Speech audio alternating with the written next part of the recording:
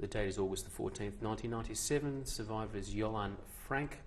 Interviewer is Ruben Zilberspick, and the interview is being conducted in Perth, West Australia, Australia, in English.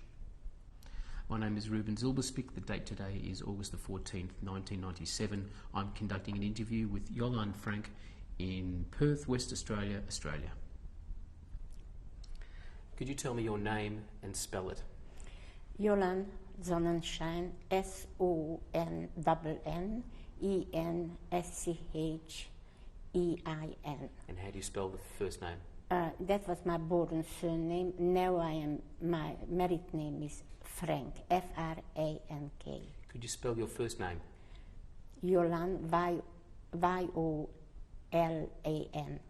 Thank you. Done. What is your date of birth? 1927. And the month and the day? 16th of September. Are you known by any other names?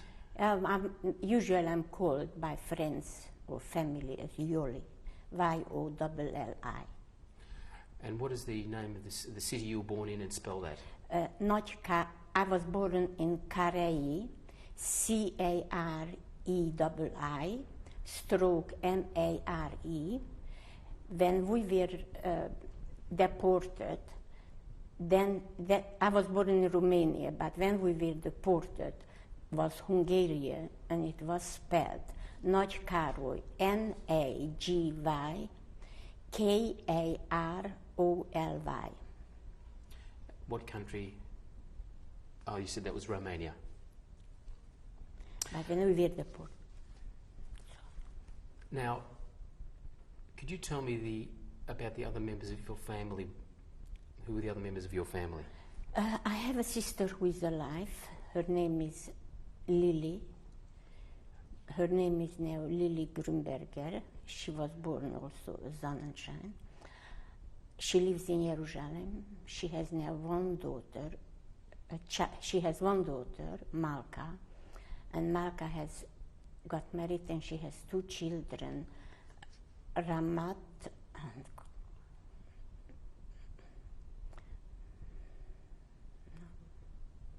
tell you later. Yep. Going back to when you were growing up in Romania, who were the other members of your family? She has a bit unusual Hebrew name, and I speak so rarely to them that just now That's okay. escapes. I'm just asking about your family members when you were growing up in Romania.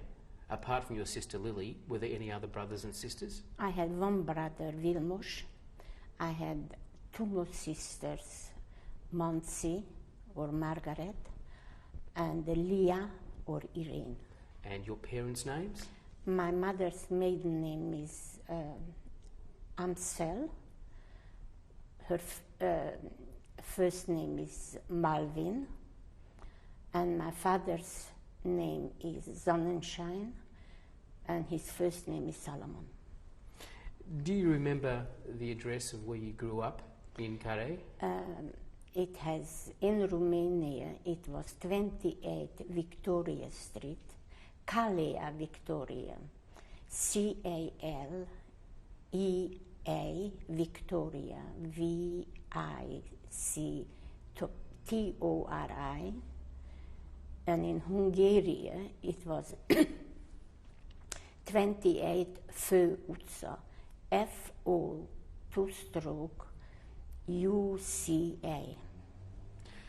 Do you remember, can you tell me about the home? My home, my father's occupation. No, the house itself, where you lived. Can you describe it? The house where we were living was a two-bedroom, entrance hall, kitchen, and pantry.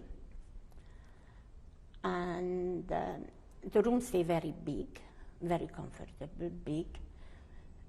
We had no bathrooms. We were washing ourselves in a bowl of water. Where did the water come from? From the well. We had a well. And otherwise, hygiene was top. Furniture was not mediocre, but whatever. Then it was the fashion. And we had a very comfortable place to live in, to that standard, to the standard of the 40s, or beginner, let's say 30s, beginner 40s until we were deported. It was a comfortable, it was not a flashy place. How did you keep warm? How was the place Oh, we heated? had oven in every room.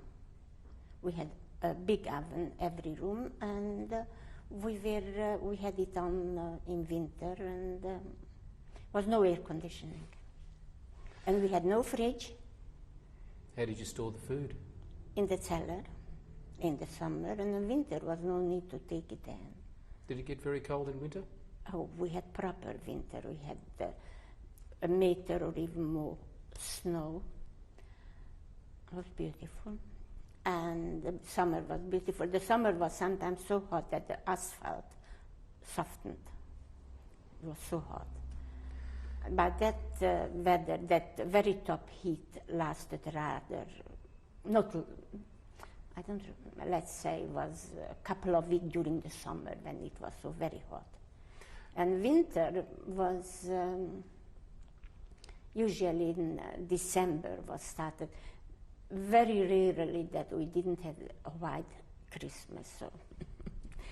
But it was very cold, snowy, and we were sprinkling on the road, on the footpath was sprinkled, because we were living on the main road. And the shops were there, so we were sprinkling salt on top of the snow on the footpath that people should be able to walk on it. And then it was easy, the salt melted it. Who put the salt on the road? Was it the local? Whoever, anybody who had the shop or the place had to do it. Otherwise, people fall over, or they wouldn't have come to the shop, or they wouldn't have gone out and do their business.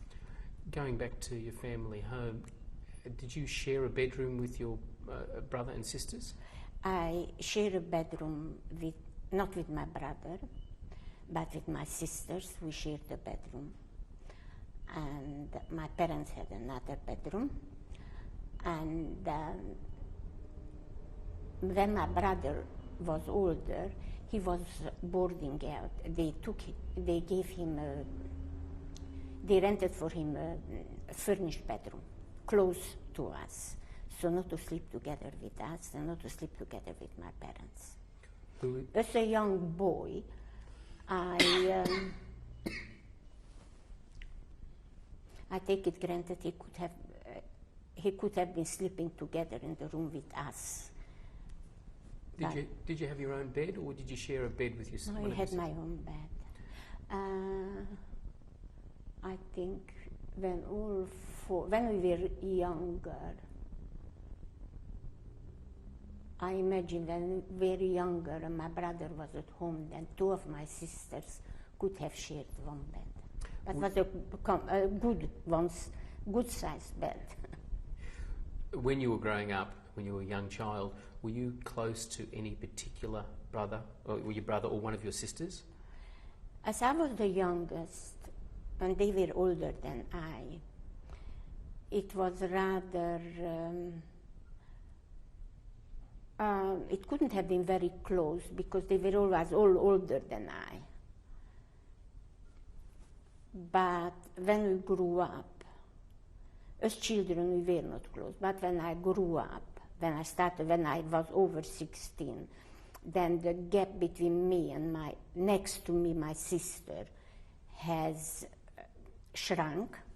But with my older sister, the difference, the gap was there always. But we still loved one another, but I was always treated like the little one, the youngest one. And I was the shortest. Tell me about your mother. She was a beautiful woman. She had beautiful big blue eyes, the most beautiful pink skin. Her body, her skin was a marmor. She had the most beautiful legs. She was just, for an artist, she was an embodiment of beauty. And she was the oldest child of my grandparents, who themselves, just by the first Rothschild was my grandfather's first uncle, just to put in something nice for my future generation. No, normally I never voice that. None of my friends know that. But I want if it comes out, my future grandchildren will see that film. They shall know that we have more than one nice, well-known people in our family, but that they are the richest or the best known internationally. And my mother was a very beautiful woman, generous, nice. My parents lived a beautiful married life for 32 years. It was, they had married life was like two doves. It was they just lived, there was no such thing what my mother would have to ask twice, and there was no such thing what my father would have to ask twice from my mother. It was just that compatible, it was just that love what is few or rare in between. And they were beautiful, and my mother was still a very, very beautiful woman when we were deported. My father was very well disposed. He didn't have high education, but when you spoke to him, he would have stood up mentally, intellectually, anytime to anybody who had matriculation. He was very popular, a very good sense of humor. He was very intelligent. He had a fantastic comprehension. He never learned music. He could play music on anything. Take two glasses or two plates or two pieces of wood. My father could play a song on it or a melody on it. He adored classic music. Did he used to sing to you as a child? No. He was a religious man. He was busy. It was not the custom, but he love toward the parents was not as demonstrative as today, but we knew that our parents adore us, and in return, we loved our parents. I mean, it was all that lot of little things all the time, what you saw other children didn't have or didn't do, and we had it. It was different way demonstrated love. My mother didn't have a good voice, so she was singing, but it was nothing like that. And she was not very musicalish, but my father was blessed with everything what a person could wish. Us, his parents, when he was young, his parents couldn't afford to educate him, and particularly teach him in music, what he adored. He didn't have musical education. His brothers already had musical education, but my father was the one who could play music, and not my uncles who were taught. But that didn't matter, because when a person has all that ability, you don't miss that he hasn't got a scholastic certificate, so it didn't matter. You said that you spoke of your grandparents and your brothers, your father's brothers. Did you have a large extended family living in Karoi or in the area? I just would like to mention one thing to finish. I don't know if you will come back to ask about my parents. My parents were so highly respected, not because we had money, because we were not rich, not even at home. We were just a normal, working, middle class or upper middle class people, but definitely not rich. We were very comfortable. That the police knew us, I mean, just from business and socially, not that we were going to them visit or they come to us visit, but they just know us and our reputation. And when my sister got once in trouble because she said that the Hungarian lost the war, the police was the one who saved her, and the police was plenty anti-Semitic, but because it was a Sonnenschein girl, they did nothing. And when after we left, when we had to leave the shop there and the house, the shop before we left the house, upstairs in the house was the Nyilas, the Főnyilas was the head manager of the Nyilas society, but that was the SS, the Hungarian SS name was Nyilas. And he told us, Mr. Sonnenschein, Miss Sonnenschein, because I was in the shop then, he said, don't worry, nobody will touch your shop. I make it sure that your shop is not going to be touched. He didn't say our home, because our home was one house away, but he knew us from the shop. And when we come home, the shop was emptied, but was emptied after the Hungarian, when the Russian come in. Until then, nobody touched our shop. Until before, the other Jewish shops were emptied and so on, like the homes, but the shop was intact. I just mentioned that sort of reputation we had, even between the anti-Semites. Now, I think that is a credit. That is something that I had to mention, because that was my. Things like that doesn't often happen, not with Jewish, but with non-Jewish also, that the head enemy shall say that, look, make it sure, I make it sure that nothing will happen to your goods. Okay? Then what was the next question? Sorry. Going back to that period before the war, did you have an extended family living in the area, your grandparents, uncles, aunties, cousins? We had a bit of extended. The Amsel family, my grandmother, had 7 children, and they were all very nice people. Now, the Amsel family was always so highly respected, in spite they were not wealthy, just middle class, normal middle class people, because having 7 children was a lot of things to feed at that time, and dress.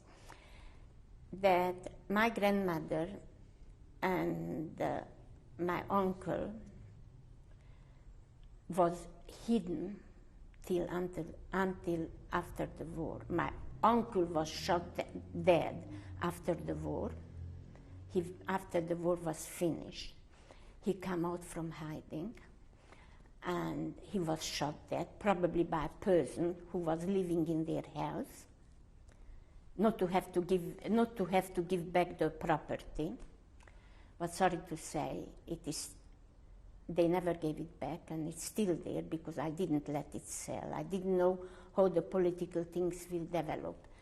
After the war, the properties had no value in dollar, and I didn't want to sell it. I didn't approve my cousins either to sell it, so the property is still there. And I'm just telling that my grandmother came over to us in 1939, in 1940, just before the Germans came in, that they were also very highly respected and liked. And did you visit your grandparents? I was very young, because in 1939, when we became, my grandfather, I never knew, he died before I was born, I think. And I knew my grandmother, whom she lived, she was alive. She came with us to Auschwitz because she came over in 40, just the day when the Germans came in. 2 days before we went up to Budapest, because we registered her as a refugee. And as a refugee, she didn't have to hide. She got a paper, identification card, and she was allowed to stay. And we were coming home on the train from Budapest, the day when the Germans came in. Before you go on about that, I'm just asking about just your general family, extended family. So that was the Amsel family, my mother's family. My father's family was the Sonnenscheins. They are very well known around there. The family is still very, they accentuate the name Sonnenschein every opportunity possible, even if it's from the mother's side, and the family has already another name, but they are all Sonnenscheins. They are a very nice family, and when my late grandfather died, what was not often happened, that somebody not being so very wealthy, 2 non-Jewish priests come to the funeral, and my grandfather was buried from the synagogue because he was, according to the Orthodox rule, I don't know exactly what was then the custom, but he was buried from the synagogue, and he was one of the main establishers to build the synagogue. And he was very liked. He was a fantastic person, and he was respected, and they just wanted to give him that last respect. He was not a rabbi. He was a very, very, very nice man, very intelligent, very beautifully spoken, and very good company. And he was still Orthodox, but his wife was very ultra-Orthodox, and he didn't interfere with it. And just to say, to be Orthodox was not unusual at that time, but because she was ultra-Orthodox, she always wanted him to have a strammel, that fur hat on Saturday. And he never put it on, he never accepted. He did everything for her, but not that. But before he died, he did her the favor and he put on a strammel. He knew he's going to die because he had cancer. And he did her that favor, that respect of love. Before he died, a few months, he put it on to make her. So that sort of family background where I come from, and the same I can say my uncle from my father's side, they had a beautiful married life. They were very well respected. They were living in, then after 40 was Slovakia. Before it was Czechoslovakia, and then Czechoslovakia was chopped up in 40. So that becomes Slovakia, so we never went there anymore. And they were highly respected. They were hidden out for a while. I don't know the reason why they were deported. They were reported later than a lot of other people. Maybe they ran out of money, what was not unusual because they were not very rich. And a lot of people thought that Jews are rich. And if you didn't have that much money, they just give you out, and then they went to Auschwitz. Did you have a religious, or what sort of religious upbringing did you have? Religious in that way that we were kosher, strictly kosher, what was again normal. My father went twice a day to the synagogue to pray. Saturday he always went. And I had Jewish education as far as that goes. And but that was just a normal thing. It was nothing unusual then. We were not that really ultra-Orthodox, but practicing Orthodox. Do you remember celebrating Passover? Oh, yes. Was it just your family, or did you have just your parents and your brothers and sisters, or did some extended family? No, we didn't have extended family because when Hungary was split up in 18, the place where my parents lived was chopped off from Austria-Hungary, and that was given to Romania. So my parents had there a living, they stood there. So the other member of the family belonged then to Czechoslovakia. So do you remember, could you describe a Pesach? It was made properly Pesach. We had separate dishes. My mother made fat, you will call it, or what, goose fat or chicken fat, well in advance for Pesach, for that 8 days. What was a hell of a lot left over, but was used that to make it special Pesach. And then we had special dishes. We ate happily matzah. We really didn't, except we had matzah, we had different dishes on the table. And it was us, my parents and 5 children. Sometimes, very rarely, everybody was at home for Pesach, unless it was a soldier, a Jewish soldier, who was not allowed to go home. And then that person depended on the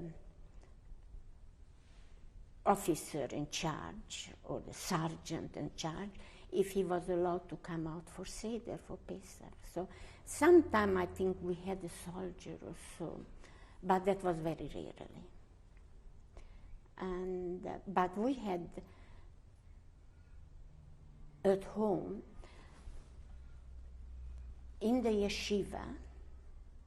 Can I come back to my parents? In the yeshiva, there were, sorry to say, a lot of people, a lot of boys, whose parents couldn't afford to send them out to be educated. And they could, let's say, pay for renting a room, sharing a room, but they couldn't pay the boarding, the food, and clothes. So those boys, some of them didn't pay fees at all for teaching, or the money was put together. Some of them paid, some of them who couldn't pay was always accepted. It was always money for education. Somebody accepted them. But it was divided. Those boys who couldn't afford, whose parents couldn't afford to pay for them, for boarding, full boarding, they went every day to eat to a different place. Breakfast. So we're just going to take a break there and change tapes. End of tape 1. The boys who couldn't eat, please continue. Parents who couldn't afford to pay the boarding, full board for the boys, were given out, were distributed between the people to have breakfast, lunch, and tea. They come 3 times a day to eat. And my mother preferred to have Sunday, because then we were at home, the shop was closed, and it was easier for her. She had somehow, that was Saturday and Sunday when we had.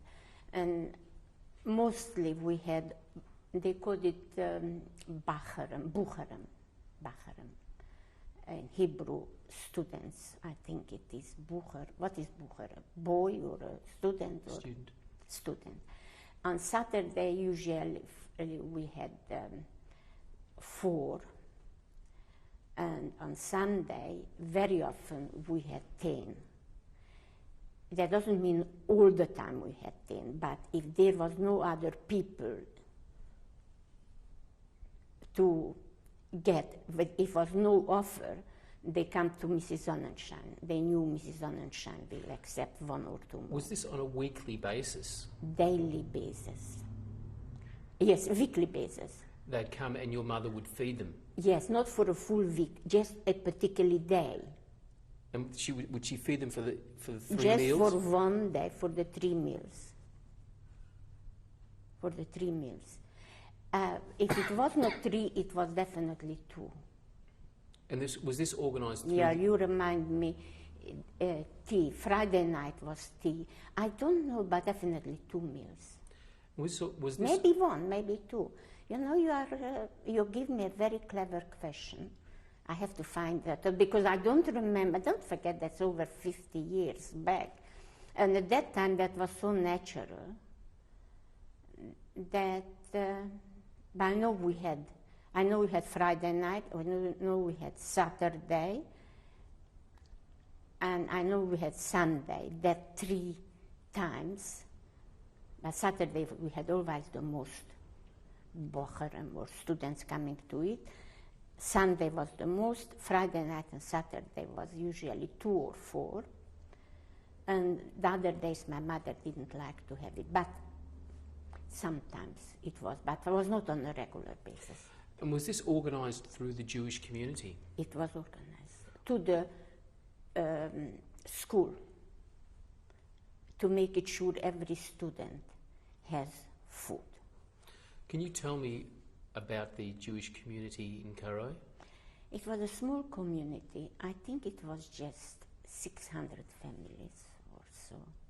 I don't remember exactly, but it was not, but sorry to say, it was 2 big shuls and almost 3 shuls, because by rabbinical argument, through rabbinical arguments, we had 2 big shuls. One was the first one, which one was Orthodox upon the time, became status school, what you will call the people were not were really very few. They were kosher, but let's say they were liberal, proper liberal Jews. All right, they were. We in our city was just 2 Jewish shops who had opened on Saturdays, on Yom Tov, but on Yom Kippur they had it closed. That was just 2 in our city. So even the liberal Orthodox, they were not proper liberal, not the liberal, because there was a section, not in our city, in the bigger cities, which one was called liberal, just liberal. Neorlog was in Hungarian, the name. What here is now liberal was Neorlog. So anyhow, what I call it, liberal Orthodox, was the first synagogue, what was built in beginning of the century, probably, or before.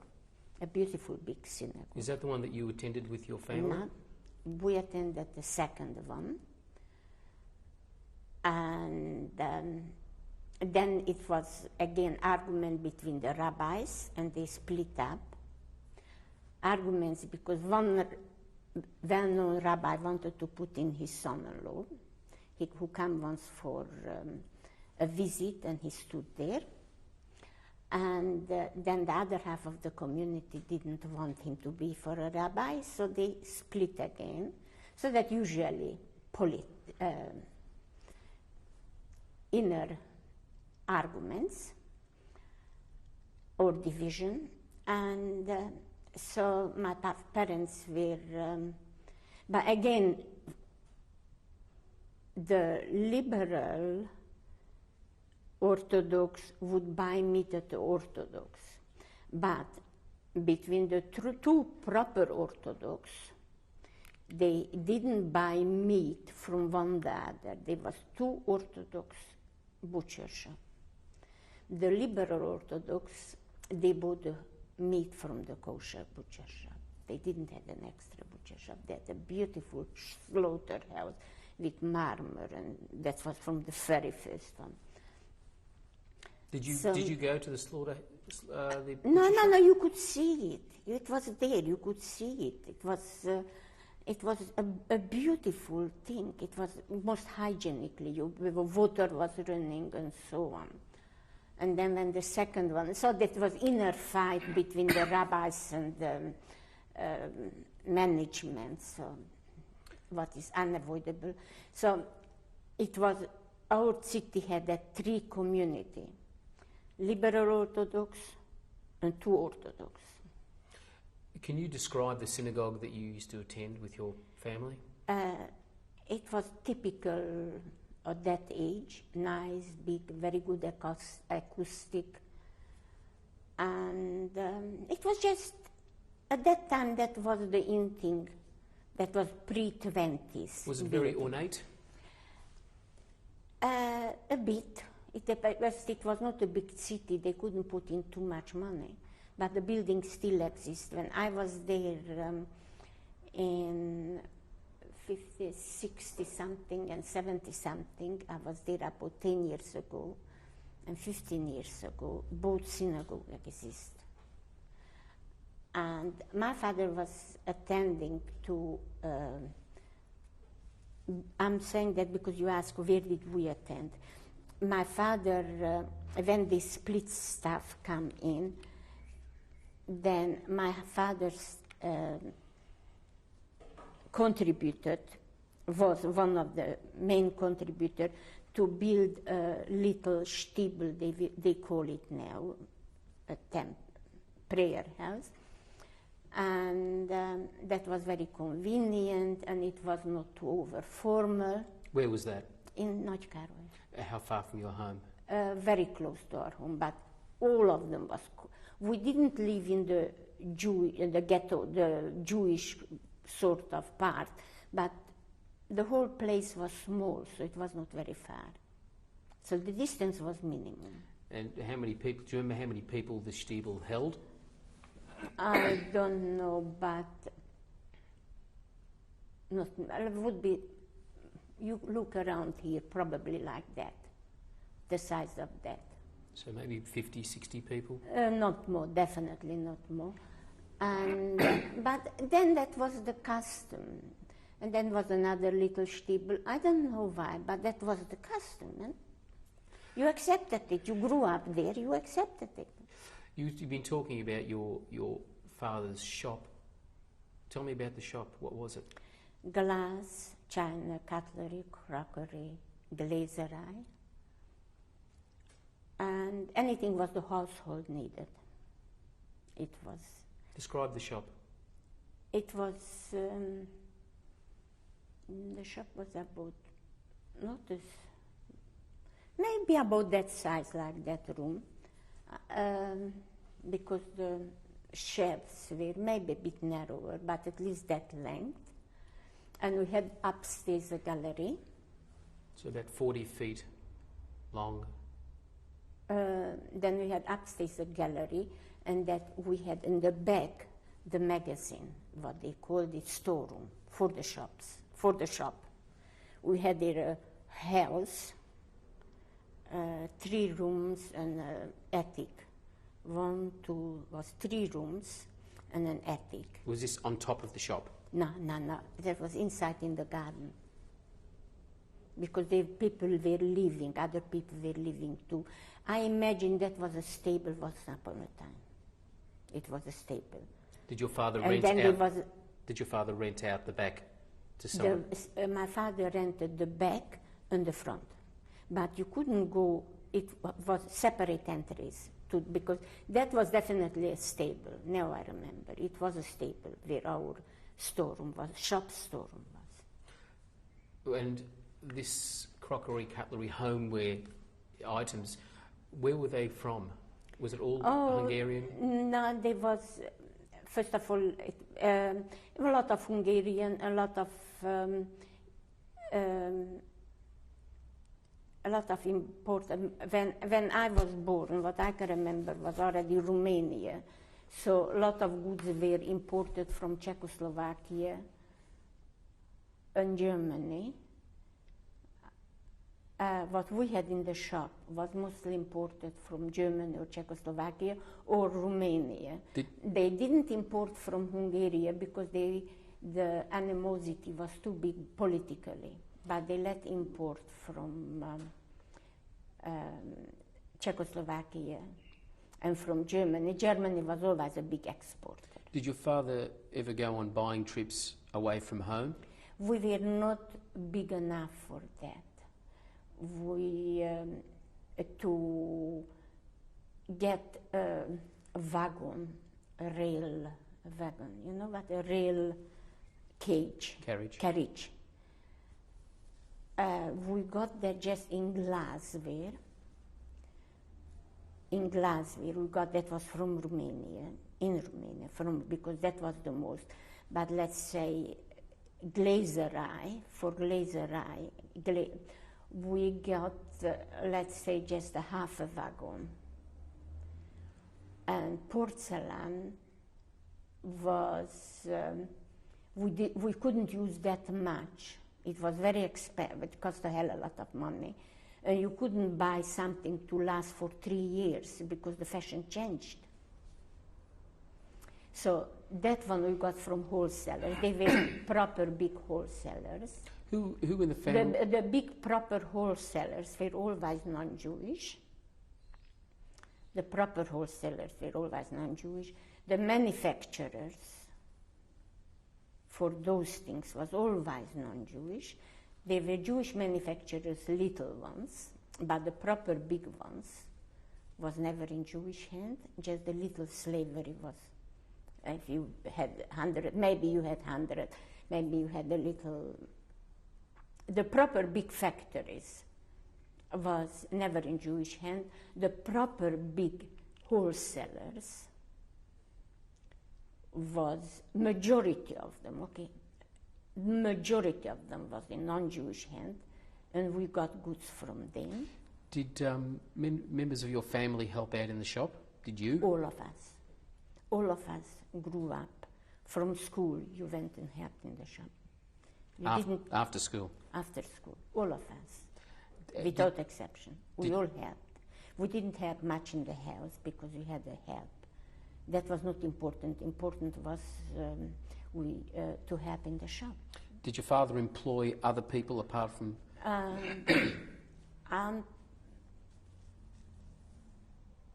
Until the anti-Semitic squeeze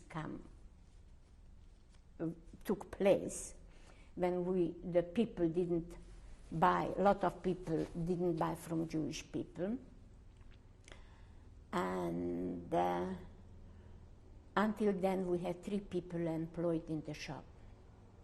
After that, when particularly in the Hungarian times, we didn't get goods, and the non-Jewish shops, they got from the proper wholesaler, non-Jewish proper wholesaler, what they didn't give us because we were Jewish. Or if they gave us a small quantity, and they always charged us more than for the non-Jewish. So we had it pretty tough, but we survived. We hoped to survive. So then slowly the staff shrunk to one. One staff? One staff. And after that, you couldn't really get non-Jewish people, didn't like even to work for Jewish people. So I think in the last year, in about after 40, after the Hungarians come in, I think the last 2 years, we didn't have people, we didn't employ, just the 3 of us was working. Going back a bit now, tell me about your school life, your education. School was like everywhere else. I went to Jewish school because like most religious people send their children to Jewish school because Saturday we didn't have to go to school. Were there many Jewish schools in Karoi? 2. The liberal Jewish and the Orthodox. Do you remember your teacher's name, any of your teachers' name? Nagyur was one. Nagy was his name. Can you I spell don't that? remember. I don't remember his first name. I remember Nagy because it is big. Could you spell that? Nagy. And another one, Vajda Yolan. She was a woman teacher. I don't remember the other one's name. My one were Romanian teachers. I don't remember. We had Which- those were more temporary. These two were because they were Jewish. They didn't change spot because they had to stay there. But the non-Jewish staff, they were changing. That's why I don't remember all their name. Did you go to the the liberal or the Orthodox school? Orthodox. I went a bit to the liberal. I went a bit to the liberal and I went to the Orthodox. Why Oh, the two? Because that crazy split in the community. That's What it. things were you taught at school? Oh, we were taught read, write, arithmetic, grammar, physics, What about the chemistry. religious side of things? Pardon? What about the religious side of? That You was studied- Jewish school and was very, very little taught Jewish. It's a disgrace. Looking back today, it's a disgrace because the boys went to Haider, the religious boys went to Haider, and the Jewish girls, they read, and they just didn't educate women in Jewish way. So we had a little pep talk about Adam, Eve, because it was a religious session. They had to give us something, but any proper teaching about etiquette or whatsoever, non-existent, because the women, they took it naturally over. Did you have a? Do you remember your friend, your best friend at school? I had lots of friends. I don't know if I had best. I had a lot of good friends.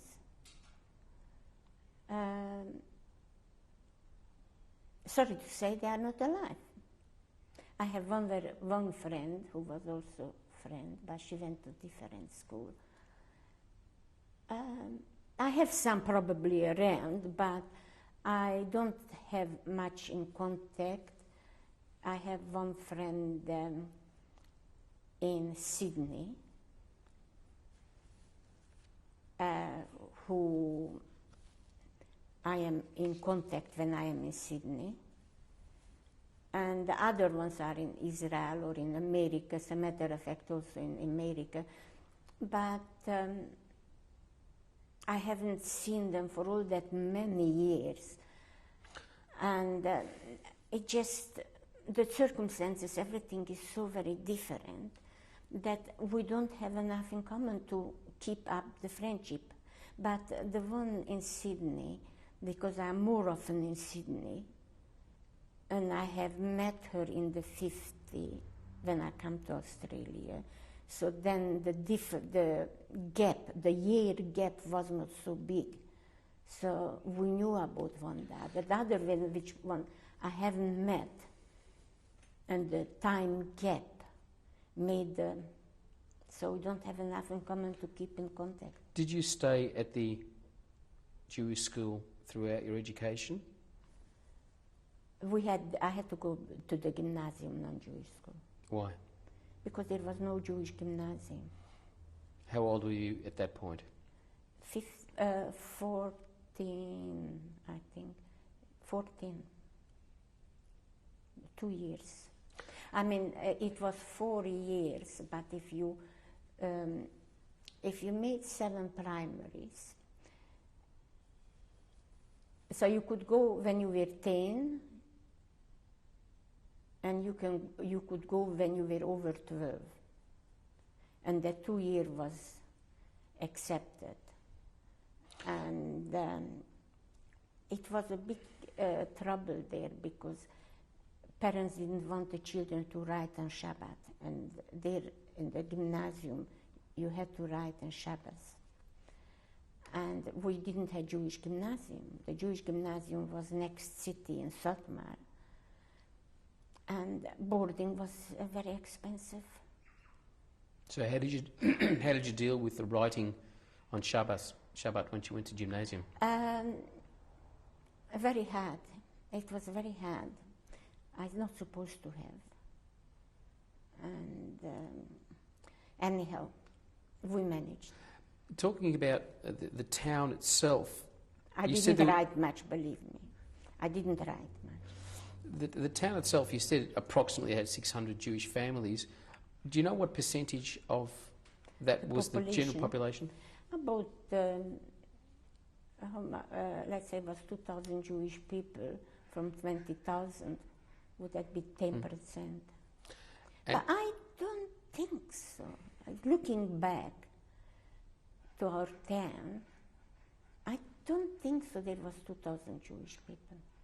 Looking back looking the Jewish area where most Jewish people lived, and how empty the synagogues was, I can't think it was 10%. Maybe it was 5 or 6% of the population. Do you remember experiencing any anti-Semitism as you were growing up? Oh yes, oh yeah.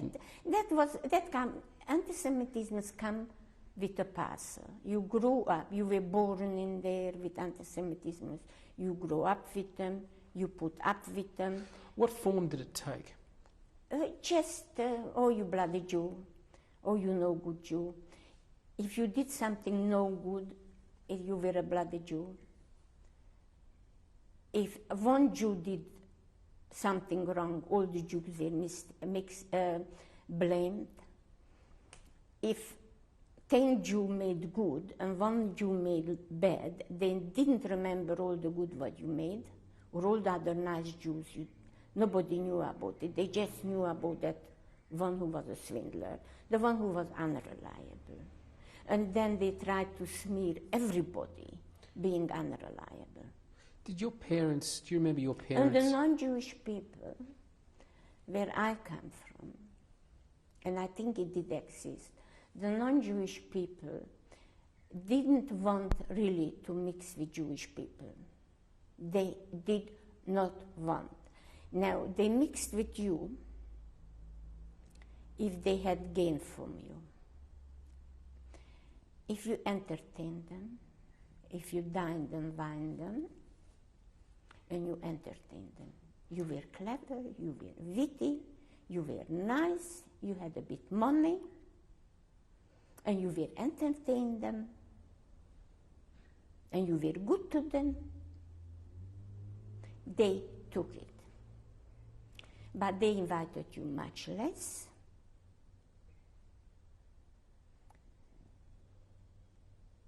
And they really, we were just growing up that we are Jewish, and they did not, unless they had, every Jewish boy who had a good occupation or money, there was always, to every Jewish boy was always empty non-Jewish girls. Now I'm talking about the non-practicing, about the liberals who mixed with them, because the Orthodox people really did not mix socially with them. But what I said, that the liberal people who did mix with them and wanted to mix with them socially, to every boy who had a bit of money or had well-to-do parents or something, there was always a lot of non-Jewish girls who was chasing them. There was a few out marriage, but mostly was in marriage. If yet girl really wanted to marry that boy, she turned Jewish. It was very common that a girl accepted the Jewish faith, but that was the normal liberal attitude, where they knew they are Jewish, and they knew the etiquettical difference between, philosophical difference between Jewish and non-Jewish. Did you associate with non-Jewish people? I always had, we always had non-Jewish people, but socially, we were not accepted. We were not wealthy enough. We were not wealthy enough socially to be accepted. And the other middle class, their social life in Europe, mostly your social life was your family. Did your parents ever talk to you about how to deal with the anti-Semitism that you encountered? You grew up with them, you learned it as you grew up. When you went to gymnasium after attending the Jewish school, were you aware of obviously more anti-Semitism?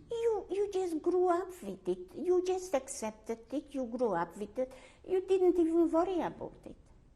You worried about it, for example, if you wanted to worry. You couldn't get a position, an employment at a state or at a city, or a no non-Jewish person who had a shop will employ a Jewish man or a Jewish woman. Jewish people went shopping there, but they did not employ Jewish people. Now, a non-Jewish factory employed you just as you were much, much, much better. You were a well-known worker, very well-known in your occupation, and they got you cheap because they always paid you less than they would have paid you less than for the non-Jewish. They didn't elevate you so high. They employed you, let's say, like a clerk or as an accountant, and you did the work of a chartered accountant. And you have been a chartered accountant. Going back just to the... So, I mean, that was part and parcel, and we didn't rebel against it.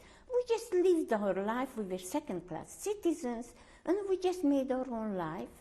We had we gave still a hell of a lot in science. There were always lots of Jewish scientists. There were always a lot of Jewish famous doctors. There were always lots of Jewish famous philanthropists, considering my grandfather was also small. He was one of them. That's why two priests come to them. But they didn't come because he was not generous, believe me. And you just grew up straight away from the kindergarten to school to the grave.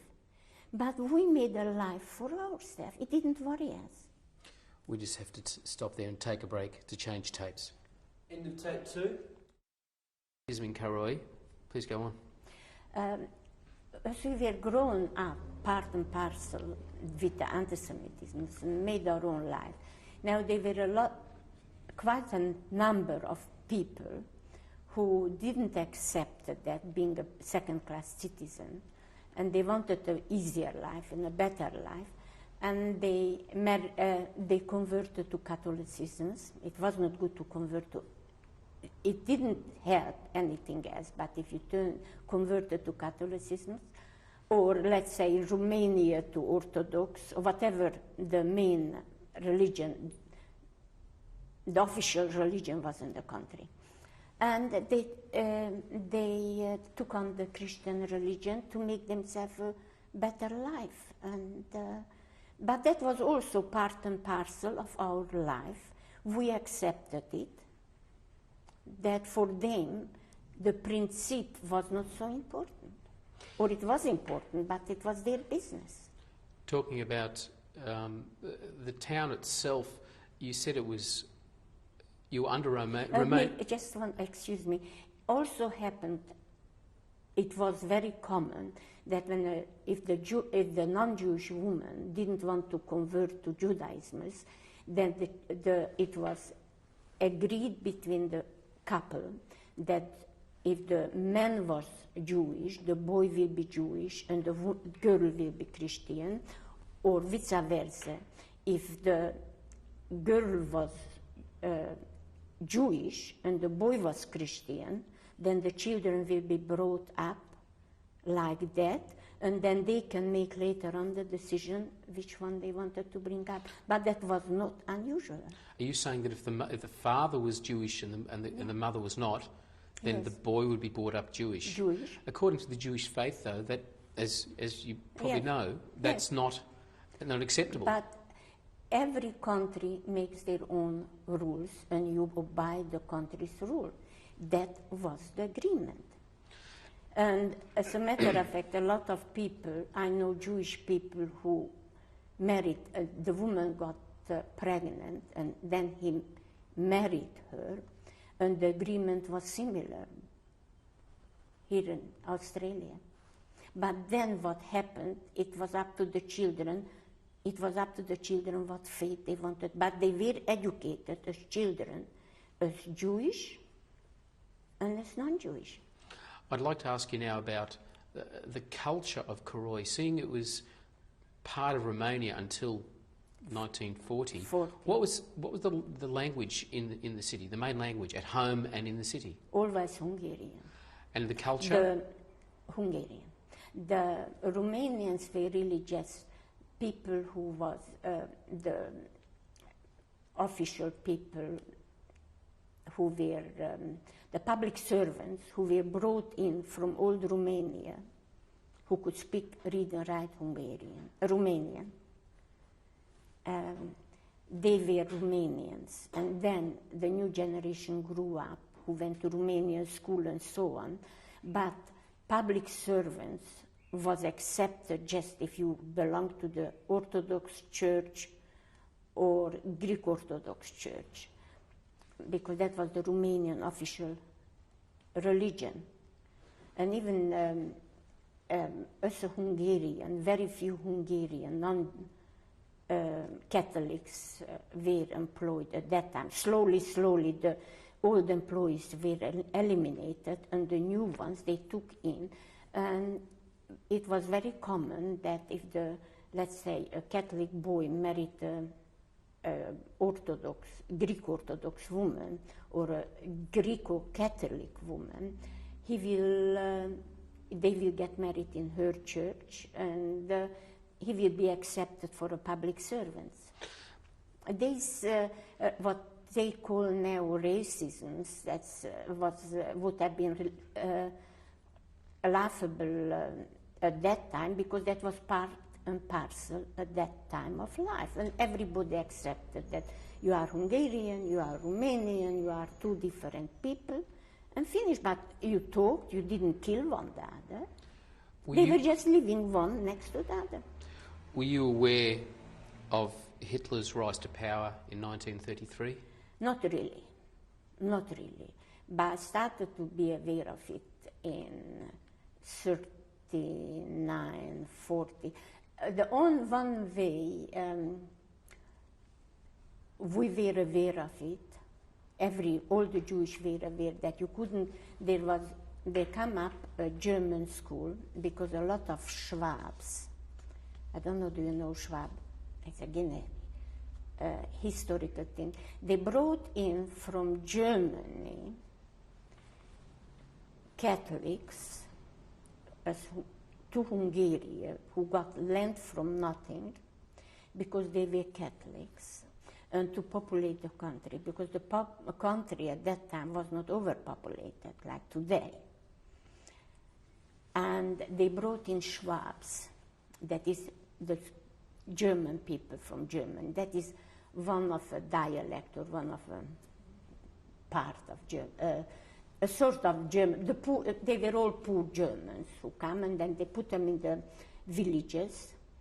Did they come to your town? Oh, their children, they were,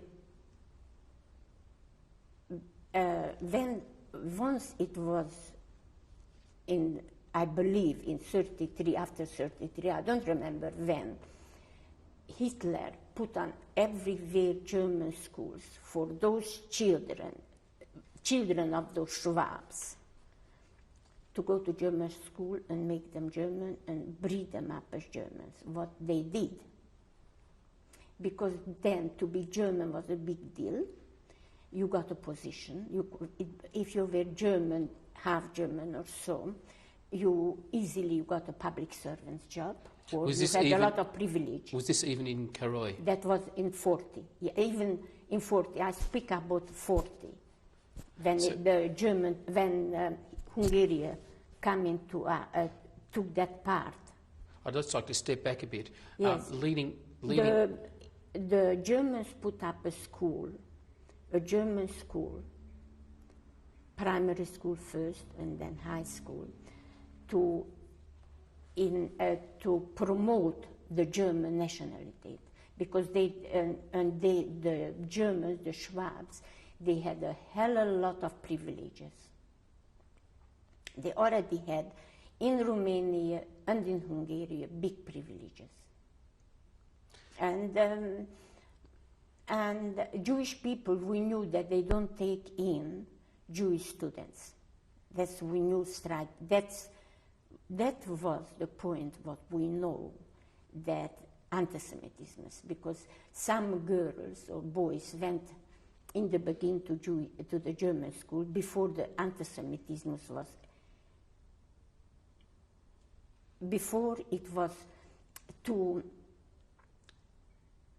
Jewish people in the German school, you didn't have to go on Saturday, and the Austro-Hungarian, all the habits, it's not big difference from German. The custom is very similar. Now, at the beginning, to fill out the school, they accepted Jewish students. And I don't remember exactly 1 year they stopped. I suppose they had enough students, because non-Jewish people sent their children there too. They started because the German language, to learn German language, because German language was not popular. And it was a good school. So to be German had definitely extra frills. And then it was, I don't remember what year, but I know it was not allowed. They didn't accept Jewish students. I couldn't go there because they didn't accept Jewish students. Were you aware of the impending war that it was about to start in September of 1939? Not really. I was very young. At that age, you don't know. You just don't know what is. You take everything. When were you first aware of? At that age, when you are so young, and being Jewish, and knowing a bit, hearing a bit the politics, talking at home and so on, we knew that the war has to be finished. We were scared because Hitler went until he didn't attack Russia. He was bombing England and occupied France and that he was blitzkrieg everywhere. We were very, very scared. You were aware of all this? Yes. Through newspapers? We were listening a bit to London and Moscow and so on. The newspapers just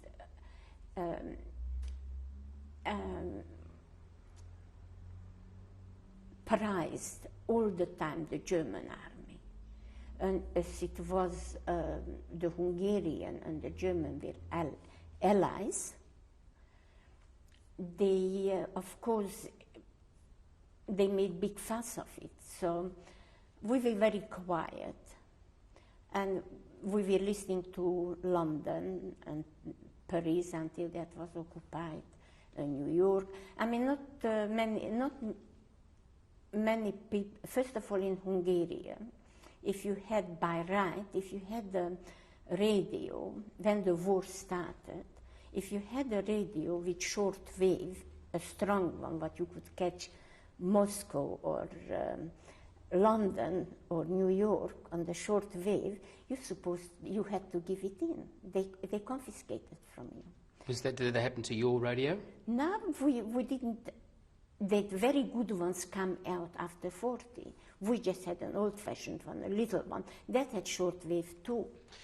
Do you remember your parents? But it was not that big one, because once the Hungarian come in, the electrical things, after 40, the electrical goods rapidly grow. You know, the technology grow a lot. I mean, niveau-wise or standard-wise, in Hungary, even to get goods in the shops was much better and higher than what you could get in Romania, while we were in Romania, because the standard was higher in Hungary. You could get a lot of things in Hungary and Czechoslovakia, what you couldn't get in Romania. In the first few months of the war, after war broke out in Poland, did your parents talk about their fears, concern about perhaps leaving where you were? We were concerned, we were scared, we were concerned. We knew there is a concentration camp, but we didn't know there is gas chamber. And that sort of elimination thing, we didn't know about that at all. But to be in a concentration camp, to be like in a jail, in a bigger area, because the concentration camp was always a camp where you couldn't get out, and you were never fed properly or dressed, and were always badly treated, you had to work hard. And particularly, you lost your liberty innocently. It was not if you go to jail, you did something wrong, you are punished. But there you were taken in to concentration camp not because for political reason or just because Jesus Christ happened to was a Jewish man. Big deal. Before you go on about that, so I was just asking about we knew a bit, but never the truth. And in those first few months of war, before the Vienna Award, where your town became part of Hungary, did anything much change in those first months between September and March of 1940? In our town, changed a lot. In those 6 months? No, in 40, when we had been attached back to Hungary. I'm asking just prior to that, so between September 39 when the war broke out and March of 40 where Károly became part of Hungary, in those 6 months, did anything change much then? When the Hungarians, when our part was attached back to Hungary, if not the war, everybody was practically happy because the standard was higher. That was a Hungarian city. So the reaction was, even of the Jews? My father cried from joy when the Hungarians come in. My father cried from joy. And he was not the only one. Jewish, non-Jewish people. Don't forget my father and mother and I was brought up as dinky die Hungarians. We were told all the history, what we learn in school, that's false. They are self-made. They are just making to prove that they have right to the land. That's how we were brought up. You're saying the Romanian history you were taught? Yes, that's what we were taught. That's absolutely nonsense. So do you remember that? And the standard was much higher. You couldn't compare the standard. I mean, you could compare the Hungarian with the Romanian, that the Hungarian standard was much higher. So in August 1940, when the Vienna Award came through, did things improve at that point? Oh, yes. Except for us, business-wise, it was worse because we couldn't officially, it was numerus clausus business-wise.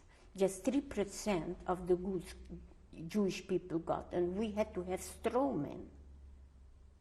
Firms to exist, they had to take a non-Jewish, they wrote over the shop or the factory or so on for a non-Jewish person Did to this get happen? material. Oh yes, straw man they called it. Straw man. How would you call that in English? Like a puppet.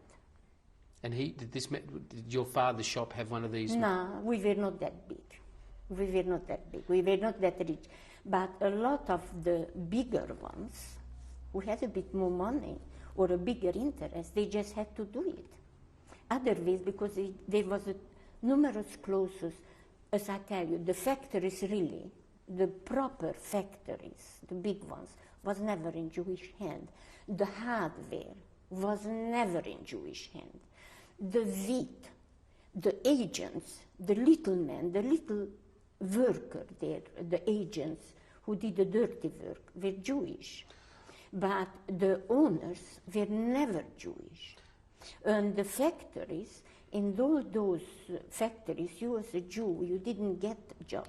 But in those little factories, where there was 20, 30, 40, 10 or 100 people, you could get from a Jew a job, but you had to work bloomin' hard. So You know, because being a Jew, you had always to produce better, and you had always to compete with the non-Jewish prices. And you always had to be cheaper than that non-Jewish. But that was again part, we could cope with that. We could cope with that. what were you doing at this point in time? It was late 1940, and you were now part of Hungary, and Hungary was allied to Germany. What were you doing at this point? Now, that was finished. I just want to tell my own experience, because my parents were not so very big. Now, from the non-Jewish wholesaler, the Jewish wholesaler who didn't take in a puppet figure or a straw man, they went down. Okay? They had from what to live. They knew, we all were hoping the war will be finished. The bigger one, who had a straw man, they could get goods, but everybody knew they have a straw man. They never get so many goods than the proper Christian wholesalers. Now, us, the proper Christian shops, where he was not a straw man, they knew it, but they accepted it, but there was a straw man, they still got a bit more. I had to go and buy goods from the non-Jewish shop in the bigger cities. In retail, I had to go to a hotel, have it delivered like somebody come from the country, and I brought home the goods, what I bought in retail, not the everyday glass, but the finer quality goods. And I had to put on a very small margin that I should be able to compete with the non-Jewish shops, because the non-Jewish shops were full with goods, beautiful goods, good quality. You could get everything there. So I had very hardly to compete.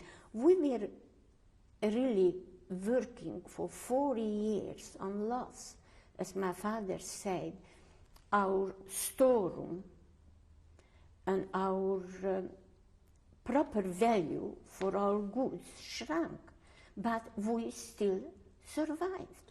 Were you managing your father's shop at this point? I helped him to manage. My father was the head, but I helped him to manage because I went away to buy goods. Where did you travel to?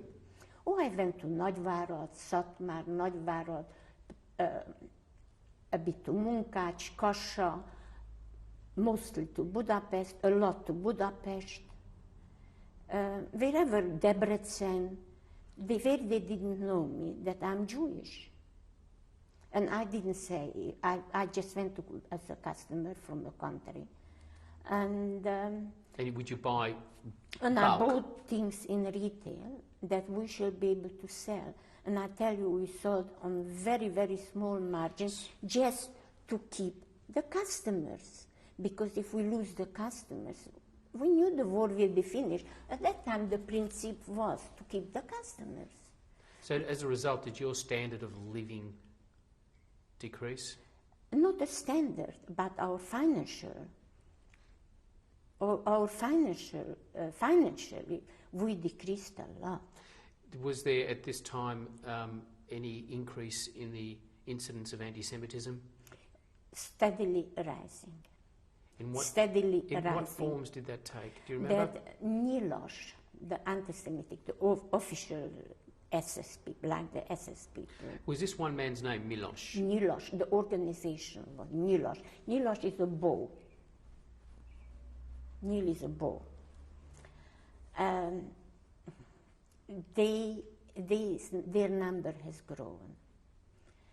And when they had a uniform, soon, I mean, at that time a uniform was respected, got attention. And when a man like that come in, or you knew her husband was a Nilosh in a position, they got all positions. You gave them things cheaper, you gave them for the price what they wanted. You didn't argue about it. It was written, let's say, this price 50 penge. Penge was the Hungarian money. And he said, oh, she said, I can't, and you know, my husband is that and that, and I can't pay more than, let's say she gave a price 10% cheaper or 15% cheaper. You just didn't argue, you just gave it to them. You didn't want argument, because if they come, they bash you up. It was quite a bit bashing up at that time. Did you know anybody who was beaten up? Of course. Children, there was Nilosh children. At that time, they were bashing up Jewish children. And it was not uncommon that one of those men or women opened a dirty big mouth on a Jewish person for anything, just to provoke and get attention and to show what a big a person they are. Did you or any? It was not uncommon. Did you? I mean, if we let them get off with a lot of things to avoid those sort of incidents. Did you or any of your brothers or sisters suffer any attacks like that? My sister was almost jailed because of that, and my brother died as a compulsory forced laborer. When did he go to that? Jewish men, they come in 41 or 42, I don't know exactly. It could have been 41 or 42. The Jewish men were not taken to the army, people who were army age, but they were taken as forced laborer, Jewish forced laborer, to go pick up the mines and do the dirty work for the army. And when was your brother taken? The trench to dig, and they didn't get soap, they didn't get proper food, they didn't get no proper conveniences. How do you know about this? Everybody knew about it. Did you? Everybody knew about it. It was not that we know when they take away, but they were not taken to gas chamber. Some of them died picking up mines, some of them died because they didn't get enough to eat. But let's say died as many people there, few and far in between, but the family was still at home. Do you remember when your brother went away, was taken away? Oh yes, he went away, and he never went there. It was in January, and they were called, and they were in Saas-Regen, that was the name for the place, and they were to warm up themselves. They were exercising, fooling between themselves, boxing or doing things. And my brother, late brother, fall, and he break his spine. Yes, I don't know pronounce it well. His spine. And instead of letting us, he didn't get medical treatment, and instead of letting us know that he got an accident, or so on, they let him die. They didn't get him medical treatment, they just kept him there. And when he died, I had to go to the funeral. I didn't let my parents go to the funeral. Where was that? In Szászrégen. That was in Hungarian. And they didn't give him doctors, and those boys didn't have, they couldn't officially do nothing. That was the official thing. If you were sick, they let you drop dead. Now, if they would have let us know, then my father said he could have taken him to a hospital somewhere and tried to treat it. But at that time, it was better he died, because people who had problem with their spine, there was no antibiotics then, and they were plaguing himself. They were suffering for years and years. Through medication, they had put in a corset, something to keep straight. It was better he died. I wouldn't have liked him to suffer. But my father said, and my father would have kept him alive. Normally, if he would have been kept alive, he could have been kept alive, if not Auschwitz, if no deportation. And then after the war came in straight away, we had penicillin, streptomycin, he could have been saved. But penicillin, streptomycin just did not exist officially either, because the Americans had it. While your brother was away in forced labour, did he write to you and your family? Oh yes, he was very short time. Yes, he wrote. We knew what happens. Did he talk about the conditions he was working under? No, they didn't. They were not taken away. They were just grouped up, and from there and there and there, everywhere. They made groups, and then they were waiting for where to go. So usually they were taken to Russia, to Poland, where the army was active.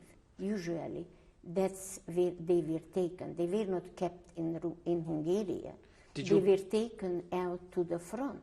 Did your brother have a military funeral or a Jewish funeral? He had a Jewish funeral. Somebody was making a little speech. He was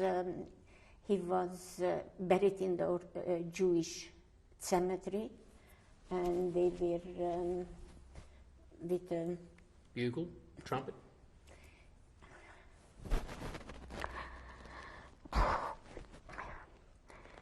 They were blowing that, you know what? Bugle, the last post. It was hard. I was there, and we buried him. And so, I don't know now, but then you could pick up and it was not nailed down. At least Jewish people didn't nail down. And we were allowed to pick up, open the casket, and have a look, the last look before they put him there. It was horrible. He looked so peaceful, and suddenly it was just so unbelievable that he died, and he's going down there, like 6 foot down. It was a horrible feeling, and all the boys were there. The forced labor boys, a lot of them were crying. I didn't let my parents go because I said it's impossible. I told my parents it's impossible, it's a mistake. Because he was so healthy. How could he have died? How could he have died? A beautiful young girl. I said, no, you just stay here. I telegraphed him. And they didn't say what he died. They just got a telegram, died in Szászrégen.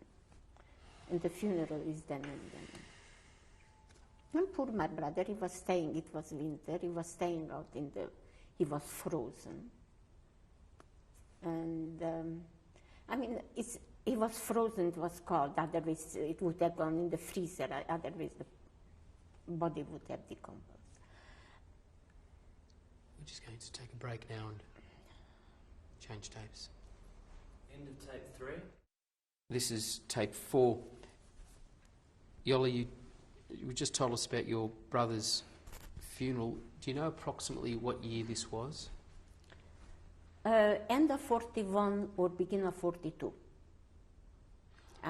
It was about that time, I don't remember exactly, but it was end of 41 or beginning. It was around Christmas or soon after Christmas, or before. It was around Christmas time, New Year time, Christmas time.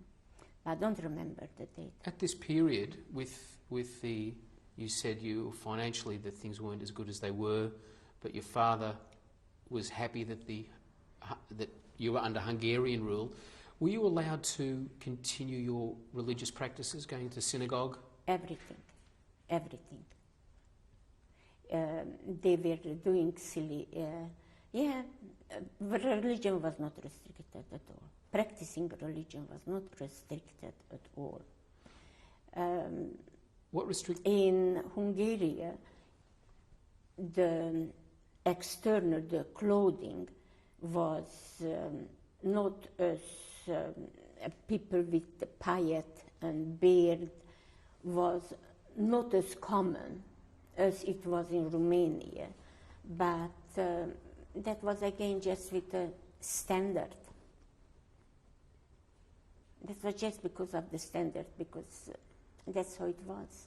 Was anti-Semitism again on the increase at this time, but 42 now, 43? Slowly and definitely has increased for the simple reason because people who wanted to make easy bucks or easy money, the Jew was very easily exploited. And they could get how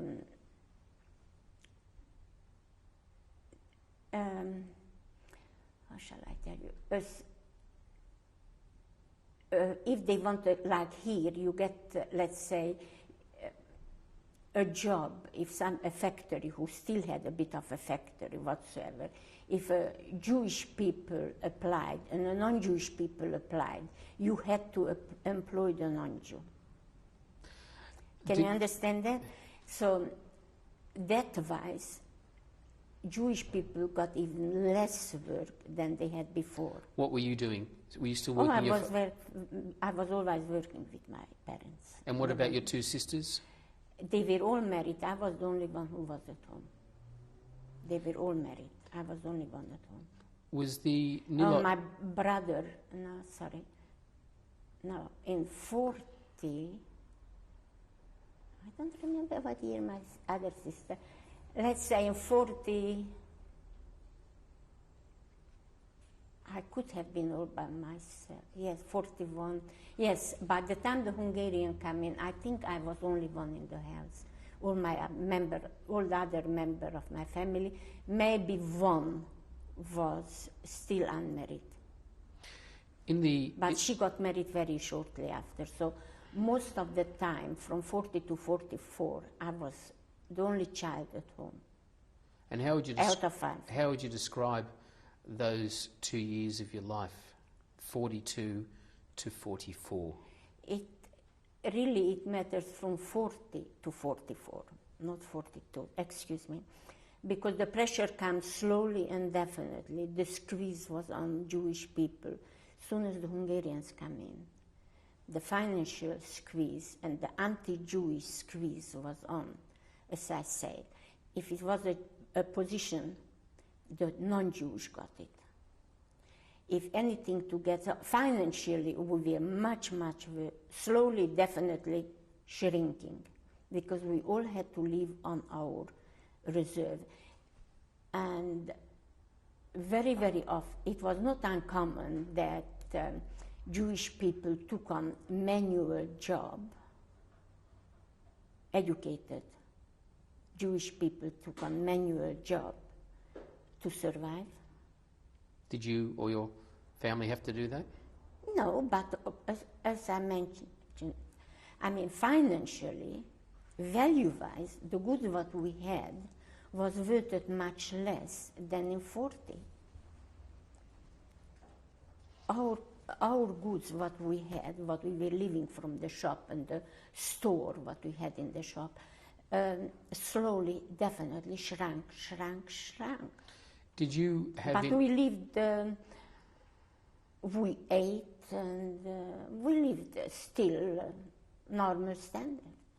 You still could keep kosher? Of course, I wouldn't have dreamed not to.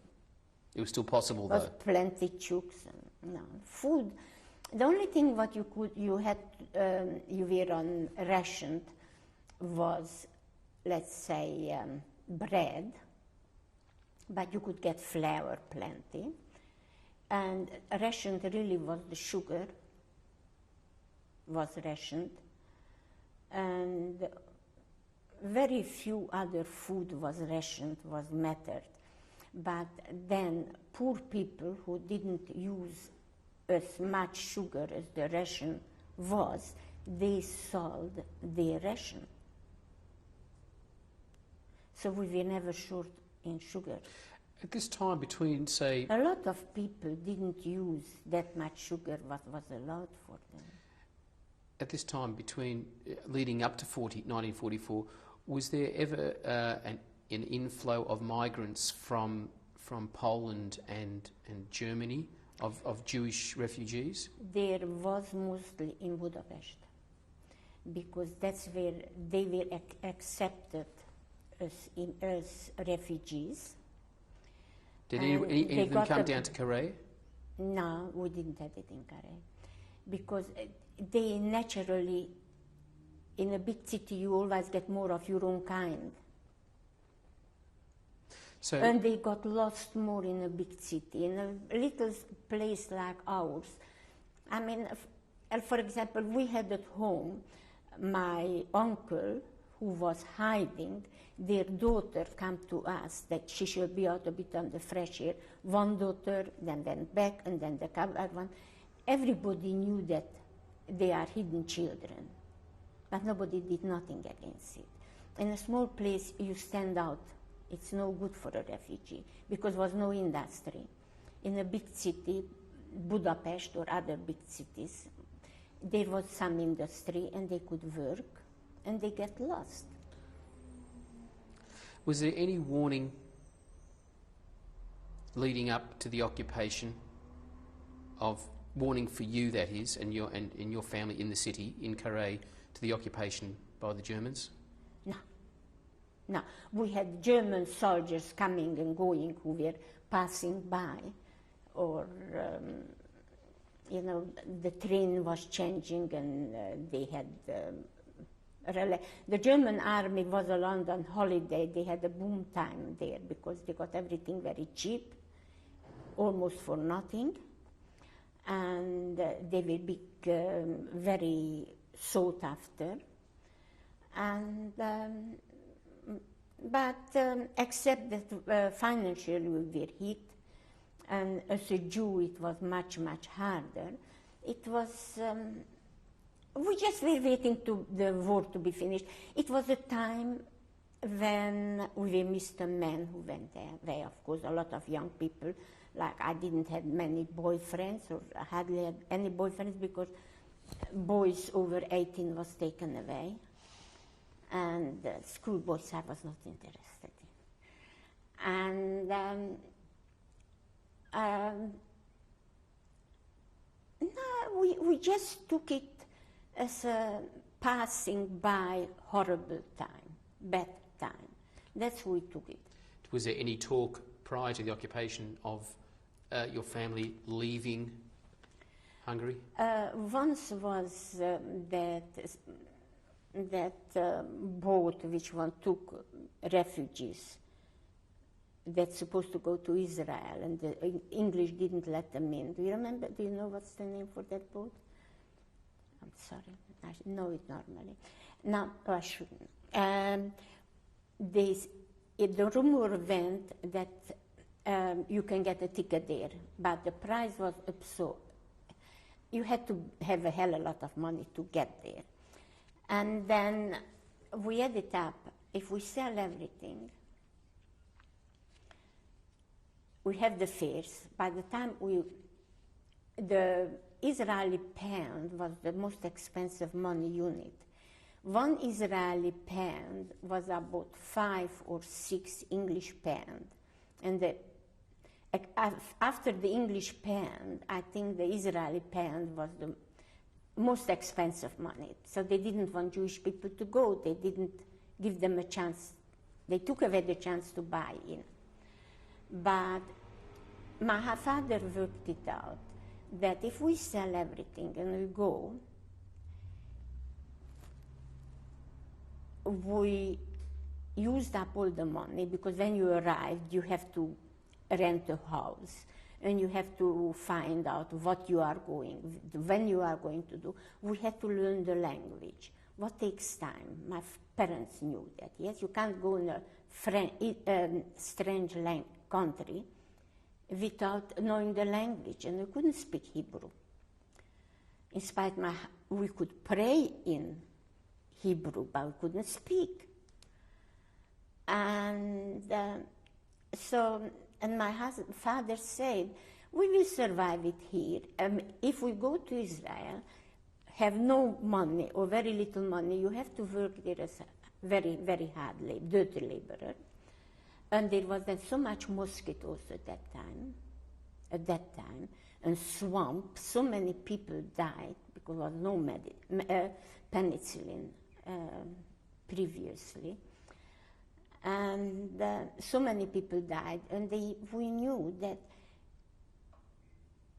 we didn't know if we have enough money to survive, to be able to maintain ourselves financially in Israel, plus to come back, and plus to start everything from the scratch. So what was the final decision? We stay and wait until the war is finished. Financially, we shrank, but the decision was that we stay. Tell me about the day or days of occupation by the Germans. It was so fast that we didn't even notice it. As soon as they come in, the Jewish shops had to be open on Saturday. That was number one. Not that we sold a lot on Saturday, but not as much. We sold anything much then. But that was the first thing we had to have open on Saturday. Straight away they give in rules against Jewish. Let's say you didn't get coupons for sugar or some other things. And a lot of privileges has already been taken away. Prior to the occupation? No, after the occupation. Prior, we were just squeezed. We were exploited. Prior to the occupation, we were always a bit more and more and more exploited. What we suffered, but we accepted it to wait it out. What? Now when the Germans come in, a few days after, we had to put on a yellow star. We couldn't travel by train. I did, but I didn't have on a yellow star. What would have happened to you, do you think, if you would have been caught? Nothing. They would give me a dirty big hiding, put me in the ghetto, or taken me away. They wouldn't have given me bread and butter. Okay? They would have treated me very, very nastily. But even people who knew I'm Jewish, for days or weeks I didn't wear the star. They knew who I am. They didn't say nothing. The Hungarian people were nothing what you hear from Poland. The Hungarian were anti-Semitic, but not that inhumanity what was in Poland. When the and then and then we had to make an inventor about what was in the shop, Inventory. inventory. In the shop and everything, because they said that we have to go to the ghetto. They didn't say we will go away from our ghetto, from our city. They just say we will go to the ghetto in a week time or 2 weeks time, and we had to make an inventory in the shop, what we did. They were blinding us so much. When we come back, if we come back, then we have a proof that that and that we had. It was everything calculated so to keep us blind and not to scare us except going through a bit of nasty time. That's all. We were made to believe that we go through a bit of a nasty time, but nothing what in the reality was. Was there a curfew? I think Jewish people were not allowed after a certain hour on the street, and not to congregate, not too many in a group to stay. And was the Nilosh, the arrow cross, did they become more violent in those post-occupation days? They become very demanding. In what way? They allowed themselves to be rude to Jewish, or be brutal to Jewish. I mean, I didn't suffer. In our place, it was not common. But I believe in some places, it was not unusual that they were brutal. Did you ever witness anything like that? I tell you, it was a small town, it was not. But if one of those arrow cross men or women wanted to get public attention, could start an argument anytime with a Jew. But it was not encouraged to do it. They didn't have a chance, because in 6 weeks, from March 19 until May 31, that's 6 weeks, yes? In 6 weeks, everything was folded up. I was a ghetto, we were in ghetto in Nagykároly for a week or two. They were taking us away to Szatmár Németi, and could have been there. Altogether was 6 weeks from the arrival of the Germans till we were transported away. It was 6 weeks. Going back now to... It was everything done so suddenly. When they said you go to the ghetto, they took a Nyilas. It was not even a proper policeman looking back. They took a Nyilas and put a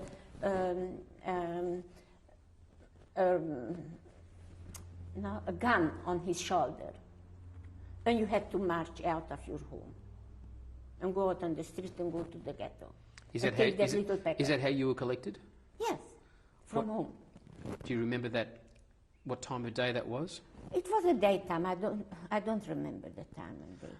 What did you take with you? But it was, I tell you, we were allowed to take 20 kilo with us. That's all. What did you take? Do you remember? I took medication and change of lingerie. What do you take? And some bedding, a few dresses, what you can wash. What can you take in 20 kilos? And shoes, you took with your shoes, because you knew that leather shoes, if they take you to work something, shoes in winter, we took all our winter boots with us. We took mostly winter clothes, what was heavy, fur coat, winter coat, or fur coat, or winter boots, or winter hats, because if we are not afraid of the summer, you were afraid of the winter, and that is pretty heavy. Were you told? And bedding. Sorry? We took bedding, underwear, a few clothes, and mostly winter clothes. What about personal belongings, jewellery, if there was any? Oh, you had to leave everything on the table at home. You had to leave everything on the table at home. What about money?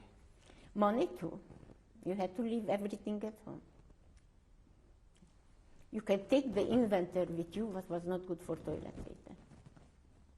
Could I just ask you to shift the scarf? Thank you.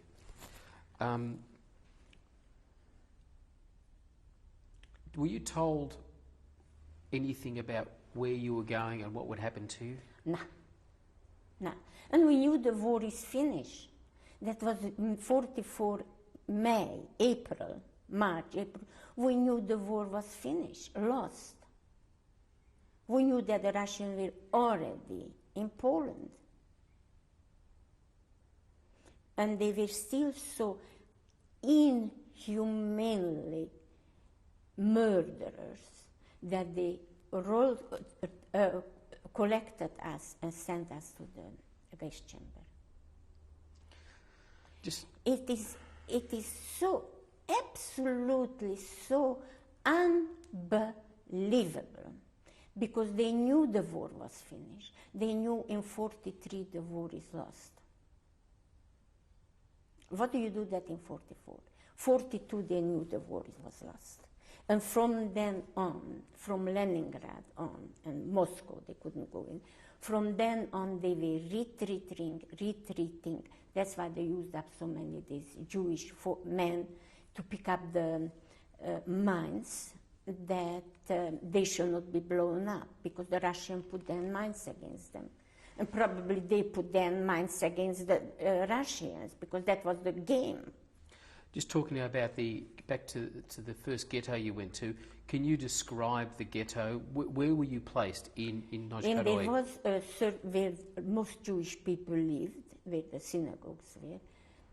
They were calculating out how many Jewish people was, and they calculated out the area, a square meter per person. So it was not comfortable. But maybe in Novgorod was not so bad, but when they were taking us to Satmar, it was horrible. Well, can you just describe the Novgorod ghetto firstly? My auntie, who didn't return, but I have a picture of her, she was living there, and she was living in that part where the ghetto was. So we went there.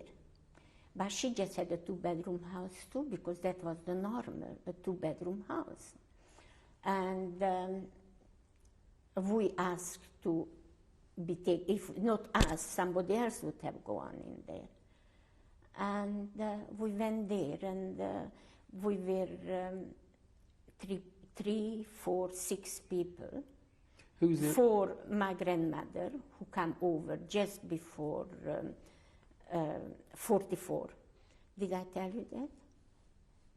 And so was my grandmother, my parents, and 2 grandchildren, and I. So my grandmother, parents, I, and 2 grandchildren. 6 people. Whose children were the grandchildren? My sister's husbands was taken away for forced labor.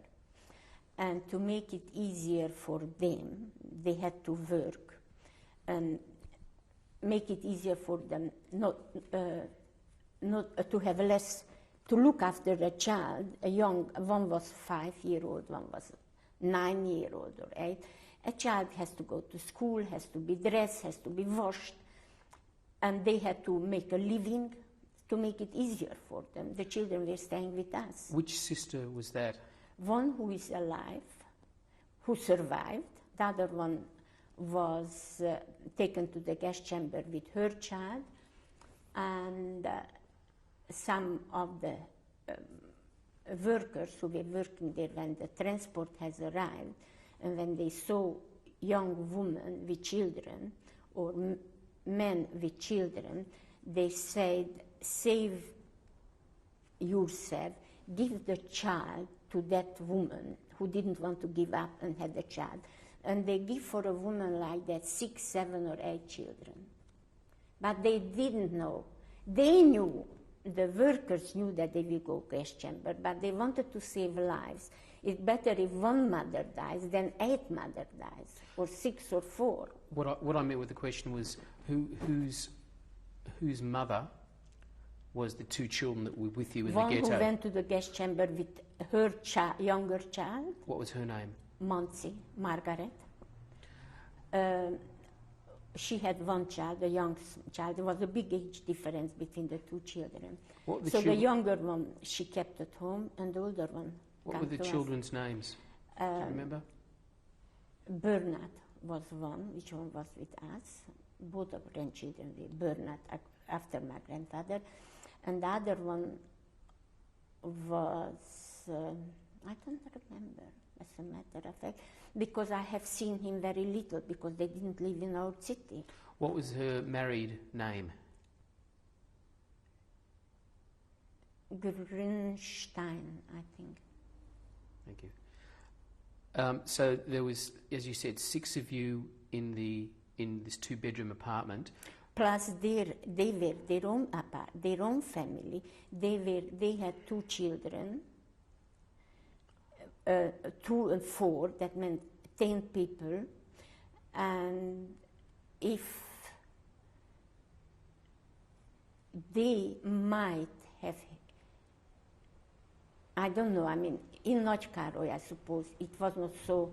They didn't push us together so very much like in Szatmár, because they knew that we are not staying there long. So they made us not, they didn't make us too bitter, too difficult. Where did you sleep But- when you stayed in your... But food was started to get scarce already because we didn't have money and we couldn't go out shopping, and they just a little bit come in what they allowed. So food was already very scarce. And medication, you couldn't go to doctor. And the Jewish doctor who was there didn't have the medication for everybody. The pharmacist they were all non-Jewish.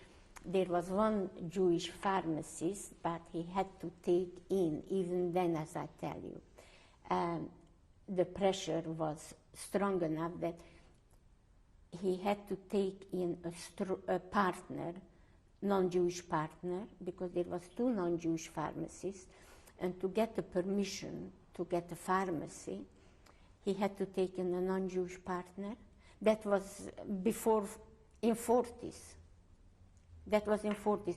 And in Romania, you had to take in a Romanian partner. But you could live with that. That was, you were just pressed financially a bit, because after all, a pharmacist made a jolly good life, so nothing to worry about that. Getting back to the ghetto, how was the ghetto surrounded? Was there some sort of wall confining? No. They didn't need it. They just had a few strolling Newlosh people with a gun around them. Were any Germans at all guarding it, or was it just the Nilosh? No, just the Newlosh. Did anybody Not in our- anybody try to escape the ghetto? We could have, but we didn't. We could have. At night time, I could have run away if I wanted. Maybe some people did. I don't know any of them. Could have. In retrospect, have you thought about why you didn't try to leave? In retrospect, I don't want to think about it more than necessary. In retrospect, God knows the truth. I'm just sorry. Most what I'm sorry is just I lost my beautiful parents, my beautiful grandmother, my parents' 2 beautiful grandchildren, and my beautiful brother and his children. The family, the life, money, normal time, you work up yourself. But in retrospect, nothing makes up with the life what has been taken away. Even the Auschwitz what I went through, if my parents would have been, if we would have been in Poland, in the ghettos, people died from hunger or from sickness or for so on. But if they wouldn't have been taken away to the concentration camp, to the elimination camp, to the gas chamber, they would have still many more survived. The fact is that if the ghetto, Polish ghetto, the way it stood with that little food and that no medication, The fact is that we calculate that in 10 years' time, every Jew would have died just the same. We have to take a break there and change tapes. End of tape 4.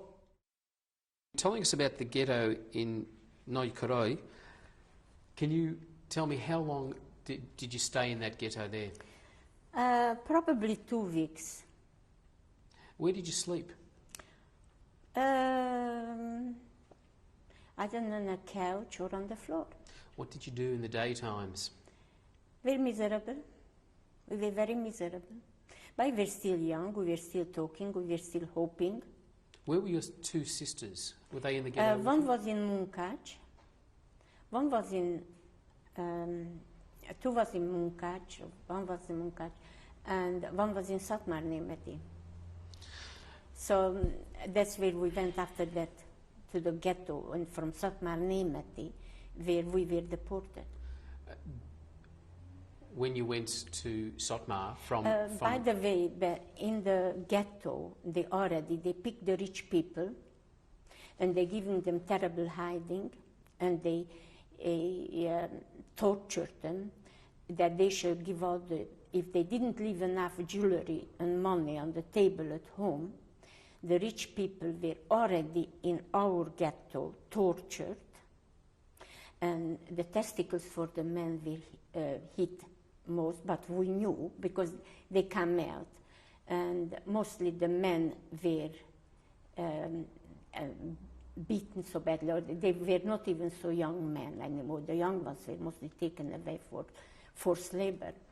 And the hardest way, the quickest and hardest way to hit them was their testicles, that they should tell where the jewelry and money is hidden. And if they have money overseas, I don't know any of them rich people like that at home, but maybe there was, I don't know anybody. And some of the women were taken also, the rich one. There was not many rich people in our place, but if you have 1 teaspoon and the other one has a fork and knife, you think the other one is rich. They were really not rich, really rich, wealthy people in our town. But as we got the name, they had the money, we had the name. I know rich people, non-Jewish ones at home. They had really wealthy people. But there was not, maybe only one family who had land, big land, who you could say was rich. I don't know, wealthy, not wealthy, but they were rich because they had so many acres of land. In the 2 weeks that you were in the ghetto there, were you aware of any deaths that occurred? No, I don't know. I don't think so, unless it was something natural way happened. It was some, yes, it happens a few, suicide was already, before we went to Satmar. A few people committed already suicide because they were unwilling to go through the suffering. And in every ghetto you knew people who committed suicide, who did not wish to go through. Do you remember anything your father may have said to you at that time? My father? No, we were all shocked. You accepted it, that people who are, you accepted it if they were not, it was very humiliating. It was very nasty. And there were a lot of people, like some people prefer euthanasia. They accepted, they choose suicide like euthanasia, looking back, using a different name. They rather committed suicide than to go through the humiliation and the suffering. Speaking of the conditions... In spite, we knew the war is finished, but they were unwilling to do it. It was nasty. It was very, very nasty. When we were taken away from our home and taken just in our place to the ghetto, it was very nasty. You couldn't walk out of that round. You didn't have already enough to eat. You couldn't wash yourself as you were at home, even if we didn't have bathroom. but you couldn't wash yourself when you wanted because people were there. People were modest. They didn't wash in front of somebody else. You wanted your privacy. What about sanitation, the And toilets? sanitation, toilet that existed, but not toilets, flush down toilets. The toilets what was common then. I suppose maybe some houses had it, but my auntie, where she lived, she didn't have it. What was your auntie's name? Weiss, Monsi Weiss. Could you spell her surname, please? W-E-I-S.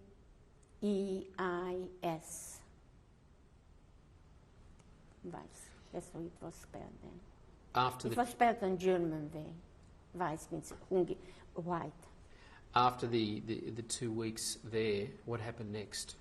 We were taken in a wagon horribly to Satmar, but that was just 1 hour journey. But is this a train wagon or a... In a cattle wagon we were taken, but we were not so compressed like when we were taken to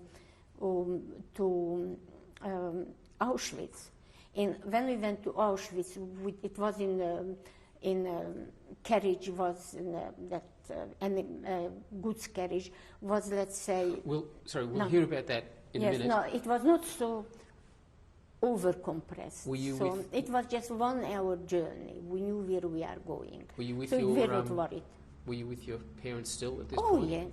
My parents and my grandmother and 2 children. Did you still have your belongings that you took from your yes. home? But I had everything what we did, that 20-kilo parcel. What were you told about where you were going? We were told we go to Satmar. We were not told we are taken away to Poland. And when we were in Satmar, in the ghetto, we were much more compressed. Then we were sleeping on the floor, lying on the floor, one next to the other. No funny. Believe me, I'm not surprised.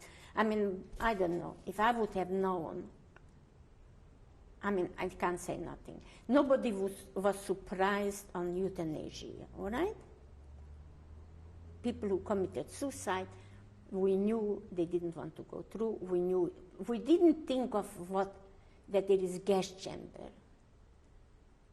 We didn't know we are taking a concentration camp. We thought we are going to a place like we are in Satmar Nemeti, where there is big difficulties. And you get little to eat, and you don't have enough hygienic things. But you never thought of Auschwitz. Could you describe the ghetto at Satmar? We were ordered to go to a place. You couldn't choose. You were ordered to go to a place. You had your bundle with you. And there was German. In Satmar Nemeti was German already.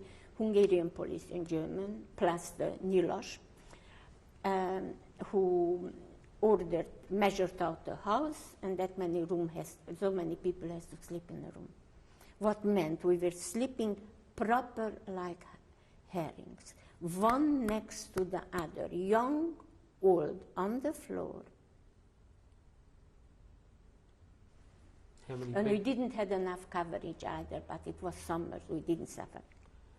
Did you have bedding? We didn't take bedding. We took bedding with us, bedding covers. We didn't take cushions and eiderdoms with us. How many people were in the one room with you? I tell you, it was calculated a square meter to a person, but was put in more. Because then they brought in all the Jewish people from the area, and they allowed a little place for the ghetto, a small bastards, because at least they could have allowed a bigger place for the ghetto. We were there just for another 2 weeks. So at least they shouldn't have compressed us so ugly, so terribly. They shouldn't make us suffer so much, because they knew we are there just for 2 weeks. It was just blinding. And to put people in the center, and easier to put them send them to Auschwitz. Was Satmar a bigger town than Karoi? Oh yes, Satmar was considered then a big town. Satmar was about 40,000 people, 50. And where it was considered a big town. Where was the ghetto in Satmar? Also, everywhere where you went in Transylvania, there was 4 ghetto. One was a Jewish ghetto, one was a Hungarian ghetto, one was a Romanian ghetto, and one was somehow people always used to live close to their own kind.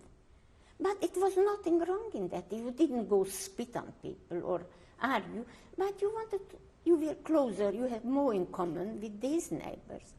So that was, and that we never lived in that very close Jewish area. But as I tell you, but it was nothing wrong with that. There were very good houses around there, very decent people, very nice houses. How was the ghetto in Sotmar surrounded? Was there a wall around this one? No, never had a chance.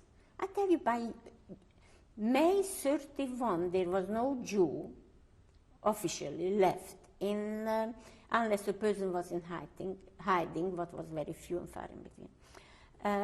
No Jew in Sotmar, nor in any of the area, in all Transylvanian area.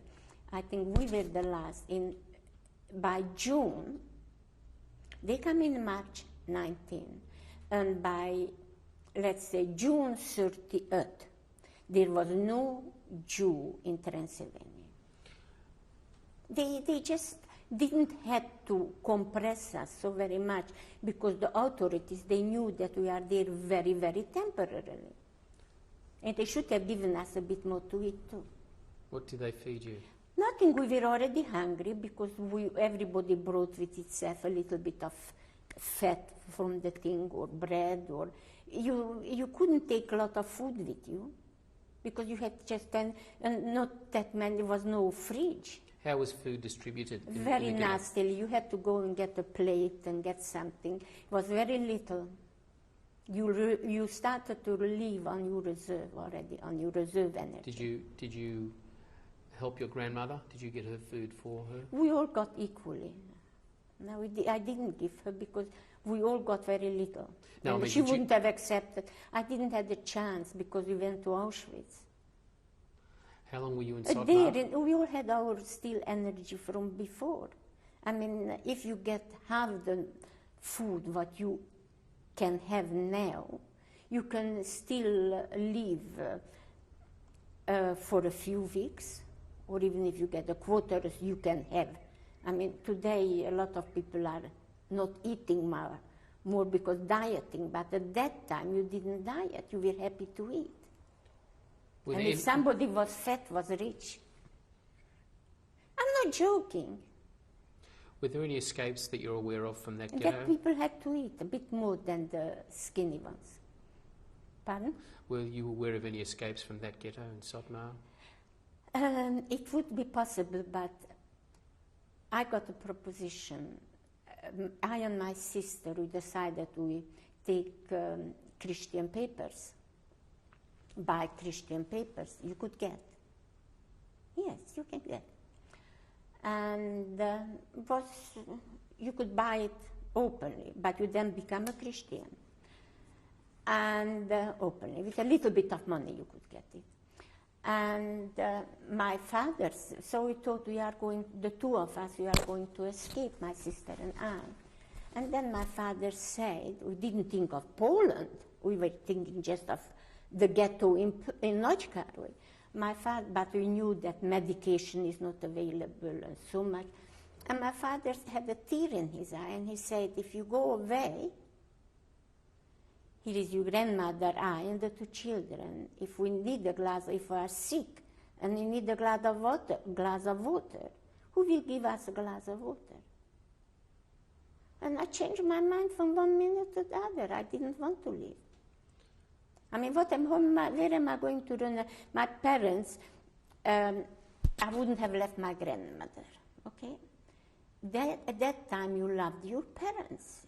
You just loved your parents. You wouldn't have let them suffer. Where were you going to buy these Christian papers from? You could get it. The Christians knew how to make it. In the Catholic Church was giving out the papers even in Vienna. And you So knew- I and don't you- know. I don't know if look. It was open. You could get it. Who gave it what and when? The authorities knew about it but shut their eyes. You said that you. No, I didn't. That's why I didn't run away. I could have easily. You said you made this plan with your sister. Earlier on, you said your sisters were in other towns. Yes, but I mean we were in contact. She was just 36 kilometers away from us. We saw one the other. We were traveling without a star. So this story about pushing The papers 2 was weeks. before the ghetto. No. Then after the Germans come in, because I knew then that we are going to go into ghetto. Did you? There in about a week or two when the Germans arrived, they were already saying they are going to go into ghetto. And the role was everywhere the same, all Hungary the same. In the Sotmar ghetto, were you reunited with your sisters? Sister, I was reunited with her, but didn't help. Not with her, the place where she was living didn't belong to the ghetto. She didn't live in a Jewish area either. In A Sotmar? lot of in Satmar. Many more people lived out of the Jewish area than in the Jewish area. Were they put into the ghetto though? Oh, When- then we had to move into So the ghetto. who was of your My sister of had your to three move into sisters? Of your three sisters, yeah. were they all with you in Sotmar No, ghetto? just one. What's her name? Leah or Irene. And where were the other two? Munkac. In that ghetto in Sotmar, Yes. how long did you say you spent there? I mean, altogether took 6 weeks. We could have been 1 week or 2 maximum. 1 or 2 weeks. Were there more arrests and interrogations as there were in the Yes, the first rich ghetto? people were interrogated and Again? Yes, and the local ones was horrible things that don't hide money, give it away. It's not worth it money to be suffering like that. But Jewish people never had that sort of money, what they were accused of. I mean, you could have maybe 2 or 3% who had money. The other, including us, we were just working and surviving. After that week or two? I mean, even if I had my own home, but I didn't let them. I didn't have houses, and I didn't have castles, and I didn't have 1,000 acres of land or 800 or 500. I mean, if we had our own home, you were a rich man. If you had your own home, you were a rich man, counted a rich man. It's such a horrible fiction that Jewish people are rich. We have the name, they have the money. And therefore, they knew who is rich, and the rich one was treated very badly, and they wanted their money, and whatever they had, they did put it on the table. They gave it to them because money is important, but life is more important. After the 2 weeks in the Sotmar ghetto, what happened? During the 2 weeks already, a lot of people were transported away to Poland. Once we were in the ghetto in Sotmar, very shortly after, people were taken away. They didn't say where, they said they go into another ghetto. But things went so fast that when you arrive to a ghetto, you don't have time to sit there and write, or you don't write until something comes. And if you didn't get letters, you were not surprised. And as I tell you, in 2 weeks' time, maximum 3 weeks' time, everything was eliminated. There was no Jew. So we didn't know what's happening. Was there some sort of selection process to take people away from the ghetto? No, they just took it street by street. They just took it street by street, and you had to go. You were told to go, you went. What happened on the day you were taken? We went with the last transport from Satmar, and the rabbi went then too. What was the rabbi's name? Do you remember? Teitelbaum, Yosef Teitel, I think Yoel or Yosef Teitelbaum. Teitelbaum was a famous rabbi. He had lots and lots of non-Jewish people going to him. And he was like, for a non-Jewish people, he was like an Indian guru. From which town was he, do you know? He was originally from our town, Nagykároly, or was born maybe somewhere else, but he was for many years in our town. When I can remember, he was our rabbi. And then Satmar, somebody in Satmar, the rabbi died, and they gave him a bigger position, better money, better that, it's a bigger city. So he moved over there. A rabbi needs money too and loves money. Everybody wants better money. And in spite, he didn't have a cent to his name. Whatever he had, he gave everything in charity. That's the difference, that the Jewish community, the official community, never had nothing, except maybe somebody left it in perpetuation for the school or for that or for that. But the rabbi was always poor. The Jewish teachers were always poor. And the rabbi is really a teacher. They all had the yeshiva, what's a high school, Jewish high school, and they were all teaching.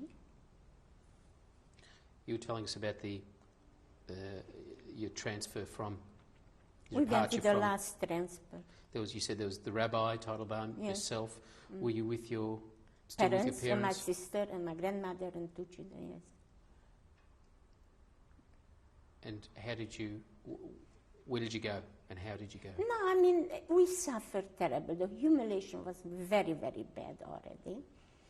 And the space to sleep was very bad because you could hear people moving or that. And you were very depressed. You were very depressed already. What form of transport were you on? No, I mean, some people were already taken away soon as after we arrived. Some people have already been taken away to Auschwitz. But we didn't know that they went to Auschwitz. We thought that they were taken away somewhere, maybe to Poland. But we didn't really think. They said they were taken away. They didn't to work somewhere in another ghetto. From the ghetto, they took another one. We thought that they are taking us to a bigger city and they will give us to work, in a factory work or munition work, whatever they needed. We were prepared for that we are going to work hard and not being paid and not being fed properly. What happened when you were taken from the ghetto? When we went when we were taken away to Auschwitz in the kettle thing, nothing. We were so depressed. We were so tired. We were waiting so long there, standing, waiting on the station with our things, and was hot or cold because it was May. And we were so depressed because we didn't know where we go. We were already so depressed, so I can't tell you, demoralized. We were so very demoralized. And one German commander, he had an eye on my sister. And he came there and he said to my sister, if you want, you can come out. I hide you. And my sister said, I want to happen to me what happens to my race, that's all. And she didn't go. She did the right thing. She did the right thing. Because if she would have been alive, I don't think so she would have suffered all her life. I don't know if she would have survived. Maybe he would have just had sex with her for a few weeks or something. Who knows? It was not uncommon that they picked up a woman, had sex with them, and was good the sex or not. It was pick and choose at that time. So, and she just said, sorry, it shall happen with me what happens with my race. That's all. She wouldn't have left my parents and me and my grandmother. I mean, she wouldn't have done it. How long were you waiting on the platform? Oh, for hours and hours and hours. No water, no food. Oh, it was horrible. It was terrible, demoralizing, depressing, demoralizing. It was just horrible. You are a prisoner, worse than a prisoner. You are a jail. Any jail in Hungary, people were treated better. Stay there for hours, no water, no food. You can't go to the toilet. You can't do that. It was just horrible. Were your sister's two children still with you? Yes. How were they? They were beautiful, darling children. They suffered with everybody else. One was 5, one was 8 or 9. And they just knew they have to suffer in war. Children, they just know how to cope. You just look when you see people on refugees. You see children cope. Children just cope just as good or bad as adults. They already have their ability. What happened when the train came? When we were put into that stinky wagon or carriage, but there was not a carriage, but how would you call it? Not carriage, what a carriage? That where they send the animals or Cattle goods. truck. Pardon? Cattle truck. I mean, they sent something else, not just cattle, because it was covered up. In the carriage, what was covered up. I mean, a lot of other things goes too. And we were put in that many hundred people in one. And you again started the same story. They brought in a bucket in the morning and a bucket at night time. And you had to release yourself there in front of everybody. You didn't get water, you didn't get food. And we were there for 3 days in the train. 31, and the 4th we arrived, and the 4th of June we arrived to Auschwitz. Did the train... Then maybe they gave a little bit of water, maybe, but food no. And twice a day they brought in a bucket. Now you had to release yourself there in front of everybody and make it sure that you don't spill the bucket. And it was a Hungarian Nyilas or a Hungarian or whatever he was, on the wagon, who took the bucket, not the German, and emptied the bucket. And they all said, do you have something? They asked me, how are you, and are you still a virgin? Are you still a girl? They didn't say virgin. Are you still a girl? Did you leave? Oh, what a shame you didn't leave. Oh, what a shame. They knew it was happening. A lot of them knew from the non-Jewish people. But they didn't tell us. That's the horrible thing. Who are you talking about now? The non-Jewish people, many of them knew what will happen to us, but they didn't tell us. When did you have a chance to speak to these people? They didn't speak to us. They didn't tell us. We know it after the war that they knew it. We're just going to take a break and change tapes. That's a sad thing. End of tape 5. About the train journey to Auschwitz, was there any point when the train stopped for any length of time? It stopped many times. Many times and was stationary for hours. Were you allowed? No, we're not allowed to go out.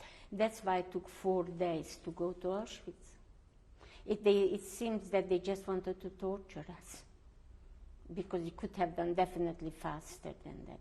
Was there enough room in the carriage for you to lie down? We could lie down, but we definitely couldn't stretch out our leg without putting our leg on another person. Did anybody get sick? A lot of people got sick, a lot of people died on the train. In your carriage? In our carriage, didn't die, but were unconscious people, very, very sick people already. Several of them were very sick. Did it get very hot during the day?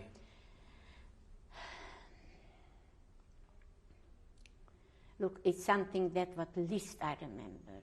I remember the horrible thing in generally, the deprivation, the inhuman condition. The deprivation, the inhuman condition is what I visualize, and I don't think so you would like me to describe how horrible it was. Because it's nothing worse than having children, they're adults, old people, they can't stretch themselves, they are hungry, they can't wash themselves. Some of them, even they had diarrhea and they made dirty in their pants or whatever, and they changed themselves. You just can't imagine how inhuman that condition was. And when we arrived to Auschwitz, we were just glad that we got out of that horrible place. On the journey, could you actually see at all outside of the carriage? Yeah, there was every carriage has a bit of a wired window. And everybody, when it stopped, everybody wanted, it's always somebody at the window to get fresh air. There was no glass on it. Everybody the other people could see that human beings, because a man was staying there with a gun. I suppose they changed the guards, because the guards were standing outside, on each side, so 4 guards was on there. And the guards were probably changed. And everybody wanted to see a little bit, have a bit of fresh air, and we see all the stations, what we passed, and where we were staying, because what we passed, even if we were railed away, we know where we are. Did you know you were in Poland? Yes, it was Polish stations, so we know it's Poland. When the train did pull up at various places, did anybody in the carriage have an opportunity at all to speak to a local person outside? No, just the guards. Every guard was asking for jewelry and money when they gave up the bucket. Every guard asked for jewelry and money. Were they offering something in exchange? No, but they just said, give it to me. If you have something, give it to me. You are better off giving it to me than taking it there where you are going. Did they say, indicate? Exactly the words what they said in Hungarian. Say that again, what the words were? That if you have money and jewelry, give it to me. You are better off to give it to me than to give it there where you are going. Did they tell you where you were going? No. No, not in your life. How was your grandmother's health? My grandmother was terrible. As soon as the Germans come in, when she came to us, she was an old, wrinkled, dried person, because she went through the borders and she had no paper. And at that time already, that was, don't forget, 44, was already people, the police or anybody stopped you, you had to identification. And she didn't have anything. And she was hungry and she was worried, so she came over. In a few days, that woman bloomed out. The wrinkle went away. She bloomed out, she became a fantastic. She was absolutely a gorgeous person. She was a pleasure to have. She was a mother, a grandmother, was pleasure to have. And I don't think so there was any child or grandchild who didn't love her. And she shrunk again, and she cried, and she said she ran away from bed, and she went back to bed. So if she would have been left at home with her son, but maybe she would have survived, who knows. But sorry to say, she didn't survive because she went straight to the chimney in the gas chamber. Um, she suffered. She suffered already in Slovakia. I don't know how many years before, when Czechoslovakia first was petitioned before us. Czechoslovakia was petitioned in 1938, I think. Czechoslovakia was petitioned before Poland was attacked. And then Slovakia, that part was Slovakia, where they lived. And in Stropkov, where my mother came from, you know, we have documents, proper documentation, that my grandfather, great-grandfather, but the family comes from Stropkov. They paid tax. They were taxpayers. We could prove it up to 1870 or 50, because to get the Hungarian citizenship for a Jew, you had to prove that long back that your parents or grandparents were living in Hungary, plus they were taxpayers. So we had no problem to get that my grandparents were living in Austro-Hungary, and they were taxpayers. How? We never had problem, and so that part, sorry to say, stopped with Slovakia, and the Slovaks were just as anti-Semites as the Poles or the Ukrainians. I think in the occupied territory by the Germans, the worstly persecuted Jews were in Ukraine, Poland, and Slovakia. How was your parents' health on the train to Auschwitz? Oh, they managed. No problem with I had no problem with my grandparents, but very tired, very hungry, very thirsty, yourself? Very dirty. I just wanted to have a shower and get somewhere. Just get out of that train. Whatever will happen, just let's get somewhere and let's become human. If you work, you eat, it doesn't matter. It just didn't matter. Get some human condition. What happened when the doors opened at Auschwitz? What did you see? They just said, as I tell you, they said for some woman, younger woman who had a child, they tried to put on the more than one child. Some mothers gave the children to somebody else because they said, save your life and save your child. The situation looked like, if you like child-minding survey, it looks like if a woman goes with the children, goes to a child-minding, we didn't think of gas chamber. What orders were given when you got off the train? That women separately, men separately. That was all. Men and women separately. That was all. Seven persons in a row. They accept that it was when they said for a mother, a young woman who was a mother, give the child to that, or give the child to your mother, or you give the child to the grandmother. They were then not uncommon to have grandmothers. I mean, who was giving the orders? That was the orders was coming from the Germans, 7 in a row, and the Häftlingen, the prisoners or who was in Auschwitz, they were doing the work, and they had striped dresses. You know that striped dresses. They were doing the dirty work.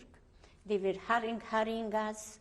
Some of them had a whip in their hand, or a stick in their hand, or rod, something. Hurry, hurry, hurry.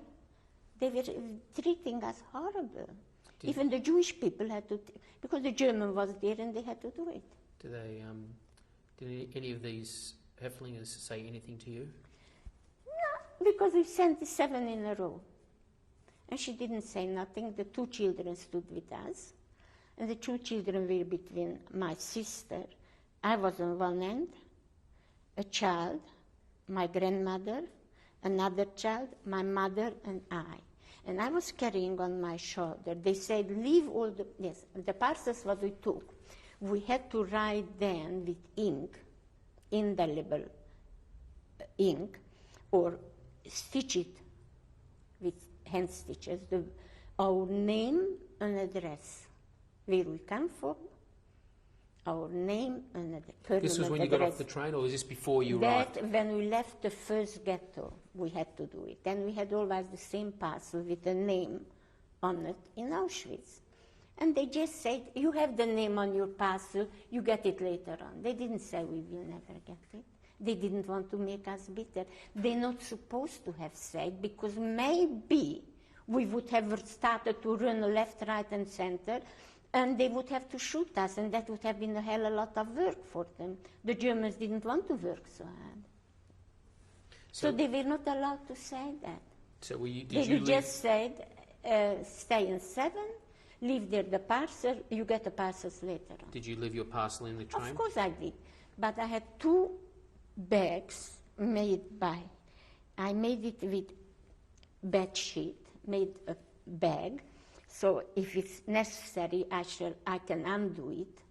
And most of us did the rucksack from sheet, bed sheet, that if we need it, then we shall be able to use it as a sheet. And I put in the medication. I didn't trust to leave. I trust everything there, but not the medication. What medication was this? Aspro, things, quinine, that was against fever, all sort of medication, whatever you could get in case in normal bad circumstances. And I bought a lot.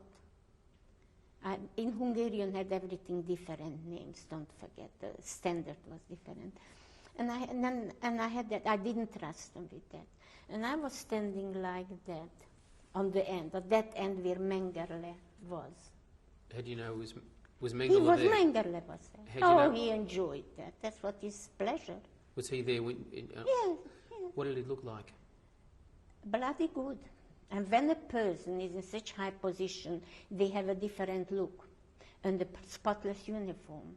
And when you are so depressed and so disorganized and so bloody poor and so hungry and so distressed, depressed, distressed, hungry, dirty, thirsty, what do you want?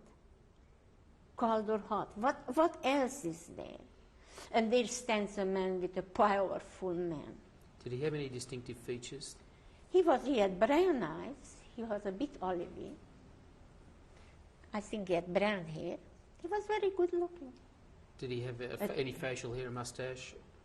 No, I don't remember that. He would have a mustache. Do you remember what time of day it was that you were there, day or night? No, it was daytime. I think it was sometime in the morning. And do you remember his uniform, what he was wearing? Grey SS uniform. Yeah, you can't forget that. And he had that grey hat. He had that uniform, that hat, and he looked so superior, so good. How far away was he from you? Oh, we just passed by him, like from here to the table. Did he look at you? And I don't know, but he told me to go aside. For some people, he said to go aside. And I thought that he's punishing me, taking me away from my parents, because I had the 2 things I'm not supposed to bring, and I want to put it down and go after my parents. And then somebody who knew me before was working already, also come from Hungary, but was already there. And she grabbed me from the back and said, don't you go there. You stay here, you will go to work. They don't go to work. She didn't tell me what happens. So you were told to step aside? Yes. And then she pulled you back with your family? No, she pulled me back. I shall not go to my family. because you didn't want to be punished. You didn't want to not to go together with your family. That's why I can't. Otherwise, I would have taken Christian papers. I just need to clarify something here. When you say Mengele told you to step aside, He just showed with his finger. You don't know what authority is. He just made so with the finger. That and meant where I was had to go where aside. was he indicating for you to go? Just stand aside on the right, and the other one went on the left. The other went straight, as it was, what they called it left. And whom he put on the right, they called it right. And the other one went on the thing with was left. Was any of your family, your mother and your sister, and were they with you on the side that you were picked? Yes, my mother, my mother, my grandmother, my sister, and the two children were all in one row. And I was on that end, close to him. My sister was at the other end, was not close to him. But he could have done like that, I don't know. I just know what happened to me. And he pushed me, showed to me to go aside. And I saw other people he showed, and they went aside too. And where did this friend from Hungary who pulled you back? When I put down my two sacks or handbags or whatever you will call it, how do you call these little pouch sort of things, what you have on you used to have on the army used to have. A saddle pack. It was like a saddle pack. Two of them I had. And I used to put the saddle packs on the horses or on the animals. So I thought, because they told me not to take it with me, and in spite of that, I did took. And they couldn't tell everything there. Just hurry, go stand there. And he just, when he did, you saw other people whom he did, they all went separately, so you did that. And when I put it down and I wanted to go back, things were very, very fast. Then that girl grabbed me from the back and said, "Don't you go back there." What happened? She said, "Your sister is there. One of my sisters who is alive." She said, "Don't you go there. They go different place. Your sister is on this side. You will go to work from." Where was your father at this point? The men went separately. Did you see women him? separately. No. Do you remember?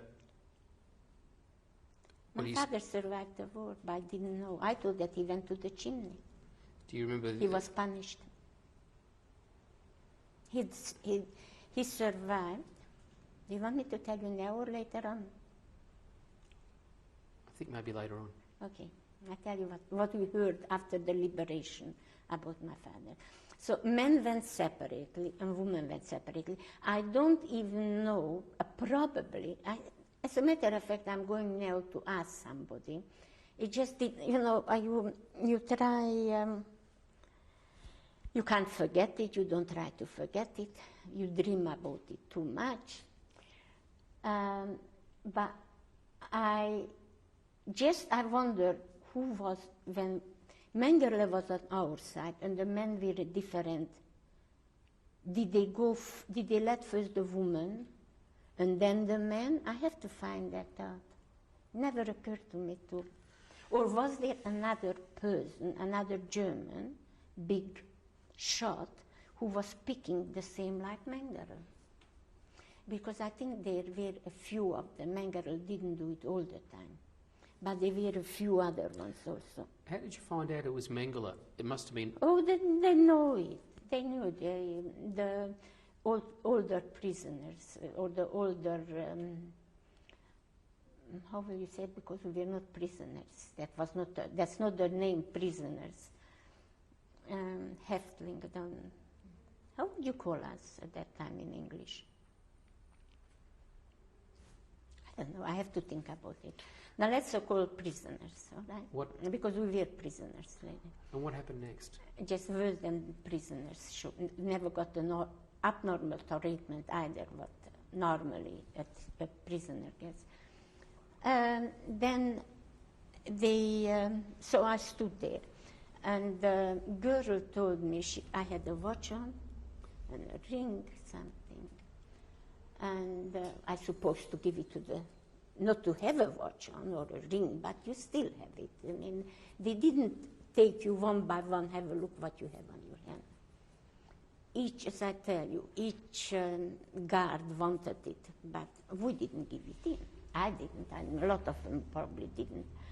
And because you wanted to know what's the time. And I had a Doxa watch. And I believed her what she said. Somehow the feeling I believed it. This is the one who pulled you back? Yes. Yeah.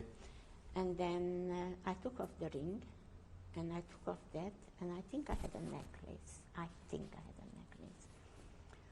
And with my hand, I made a hole in the ground because it was sandy there, and I just put it there and stepped on it.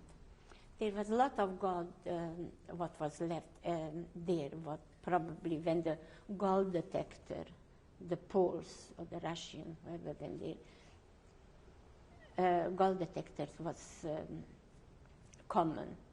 And all where Jewish people were living, believe me, after the war, when the gold detector started to be common, they went through the Jewish places to find out if they were gold. And if they find, they put it in their pocket. After you... I mean, we had a bit of jewelry hidden too at home. But when I went home, I picked it up out in the backyard. We had it too. So did you hide this stuff before you were taken to the ghetto? Some. We left some on the table. And we hid some. We didn't wear all the jewelry on us. And at that time, jewelry was a security. Or you had gold money. That was security. You bought a golden ring, or you gave a present, a golden ring. You knew if you want to sell it, it's worth a quarter of the price, but a quarter of the price is better than nothing in necessity. I mean, there was always second-hand jewelry, what you could buy, people who had to sell it for reason. Do you remember the name of the lady who pulled you, or do you know the name of the lady who pulled you back? I'm sorry, I don't remember. I'm very sorry. We were separated then in Auschwitz, and you know, you really think sometimes you will never forget names. When you are there, you think you will never forget the names, but you met so many people, and in such a bad condition, and you want to forget so much what you can't. Names are the first what you forget. The actions you don't forget, but the names you forget. I forgot. After you hid this You know, watch... it happened with me that I met somebody in Sydney whom I recognized, but that was about 10 years ago, or whom I recognized. I was together in the camp. Or when I went first to Israel, and I haven't seen those people for 20 years. Some still then were 20 years younger, yes? I went to 60, 20 years older, 20 years older than you were before. But when you are 20 or under 20 or around 20, and when you are 40, you can still recognize one another. But when you go over 50, over 60, your features are changing so much that you can't recognize much. Going back to your... But that's, I'm sorry, I can see still in front of my eye the girl, her face. Could you describe her? She was shorter than I. She had brown hair. She was a normal, good-looking girl. She was not ugly. She was not beautiful. She had her hair already cut off. She was a nice young girl. Was she wearing a uniform? She had a striped uniform. Did she have a hat on, or was it... No, she just was, then her hair started to grow back. Her hair was shaven, cut off, not shaven, just, how do you call this, hair shearer, shorn off. That's, her hair but started to grow a little bit, and I recognized her. And I said, how are you? What's it?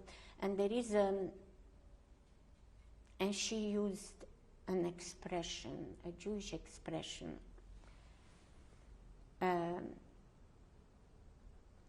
Meliptin.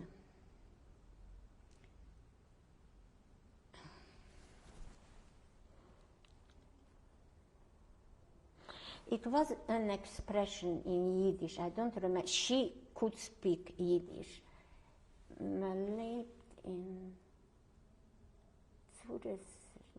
I don't know. The meaning was that if you are in need, you are happy with what you have. Something like that. But in Yiddish, it had so much more meaning. It was almost like Jewish people were depressed, were suppressed, were depressed.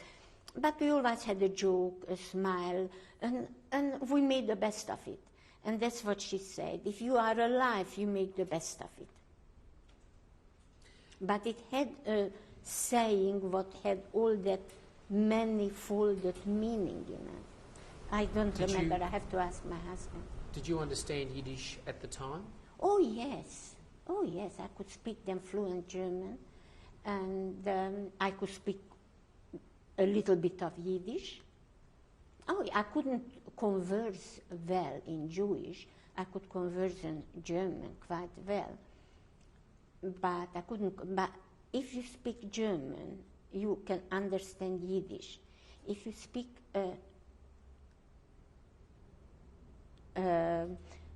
Hoch German, if you speak a German dialect, something go fast or so on, the Yiddish won't understand everything, most of them, what you say in German. But the German will understand practically everything in Yiddish because it's a German dialect. And they are used to dialect from the country. And if you say Tür or Tier, or Binkel, or Sitzen, or Setzen, so the Jewish language was really a kitchen language. It was, so... We're just going to take a break now and change tapes. End of tape 6. Telling us about your arrival at Auschwitz. After you hid those few items of jewellery that were on your body and you put them in the ground, what happened next? We went to, they took us into a shower room, a change room, where we had to change. That was normal, because you had to go to the shower. I didn't know that the shower has two meanings. There is a different shower. And we changed. We took off our clothes. And they didn't give us soap. Just hot water. You thought you are at least a washed person. And when we come out to put on our clothes, which was not their dead clothes, it was a heap of old shoes, bed shoes, and a heap of old bed clothing, and we had to pick and there again, hurry, hurry, hurry, hurry, the stick there. So you didn't want to be hit. It was nothing really what to pick and choose from because nothing was good. But whatever you could pick on the top or so, you didn't have 2 minutes time to pick. Just pick and go. And so I picked a pair of shoes and an old bed dress. I don't remember getting underwear. Maybe we had, I don't remember having underwear. And we didn't go to the toilet there. We didn't get to the toilet there. And then quickly go, and they took us to a lager. And the toilet, now they showed us there, they put up 1,000, have you been in Auschwitz? So there is that, barracks. Barracks. They took us in a barracks. And it was horrible. They put up their 10 people in one bunker, head, feet the feet back. And Did you say 10 people in one bunker? yes. We were even 11 or 12 in one bunker. How many beds? It was the big bunker. How many? Was it two Two tiers? Yes. How many people on each Well, level? one barrack had 1,200 people, 800 people. It depends how much they took it away and how much they cut. But it was in one barrack, 1,200 people. How many people in your bed? I tell you, about 10 or 12. Sorry, on each level though. How many on each level? On one level, in one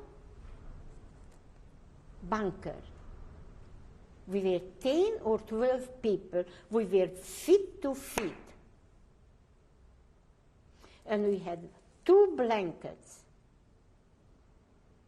or 4 blankets. Let's say we had 4 blankets, one underneath, one on top.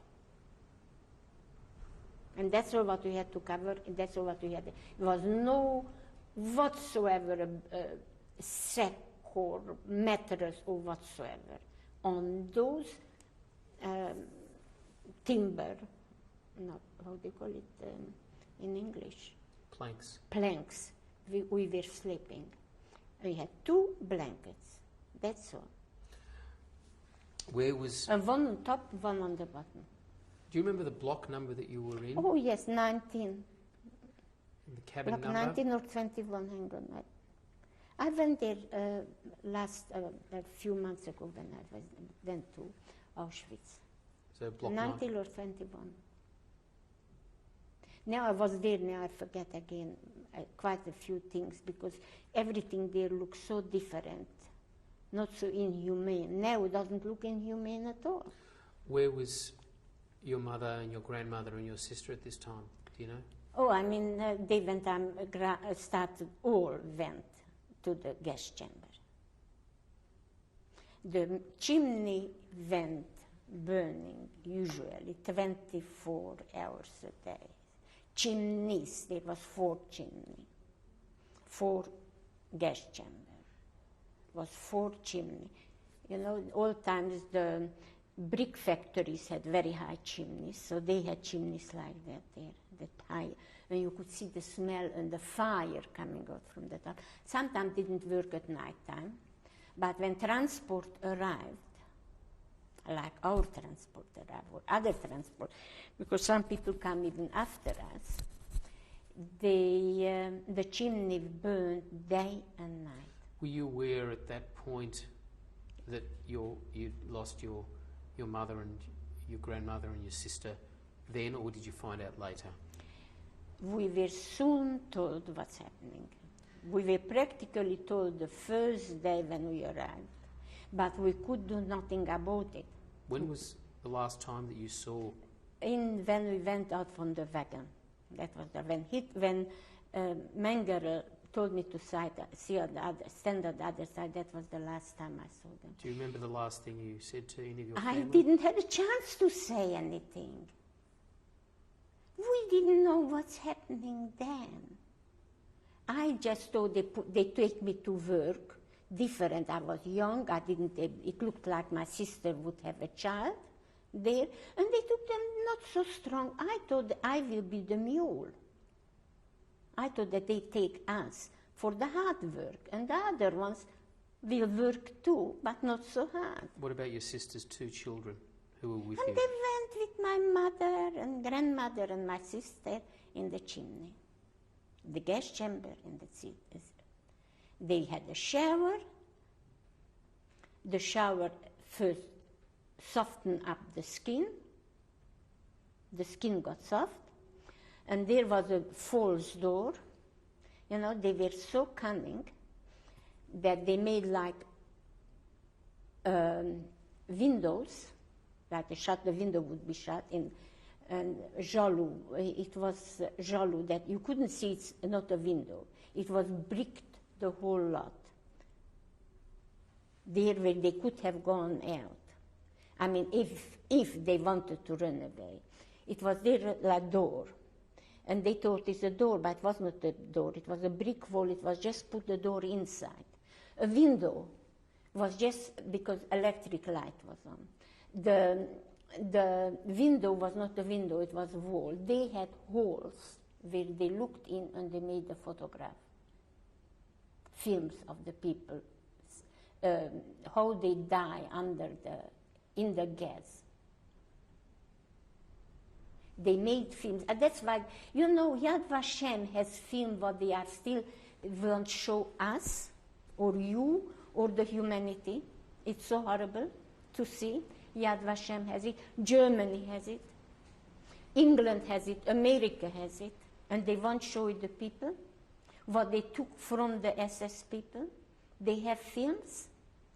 The authority.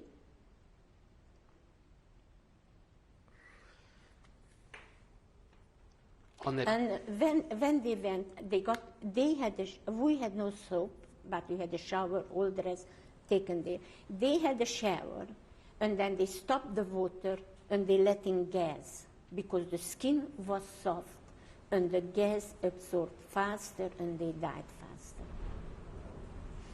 And you have seen that the places have been bombed up, and the Poles took it away, they wanted.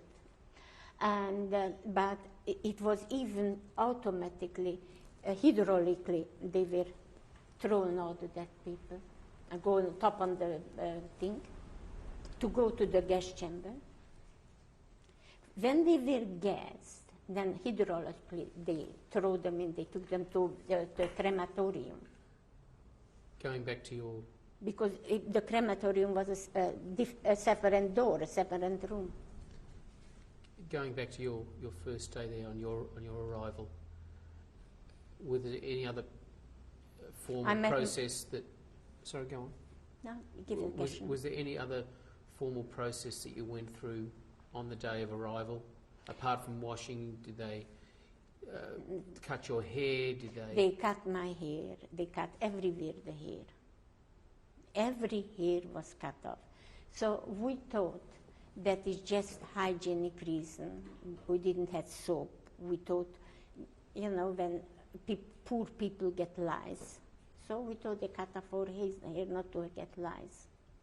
Or we were dirty on there, not washed ourselves for the last 2 weeks. And we were in Satamar. We couldn't wash ourselves properly then, already.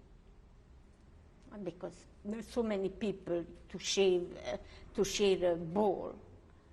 So I just thought that for normal hygienic thing, they did it. But it turned out that they used the hair for something else. So, and then I met with my sister. Which sister is this? My older, one sister, which is in Israel now. What's her name? Rivka or Lily. You met her? She was already there. When was the last time you had seen her? Oh, I saw her now in Israel. No, sorry.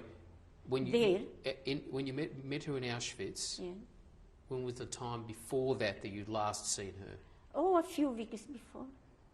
Did you know? We traveled. She came home pretty often because her son was at our place. She came home pretty often. Tell me about when you...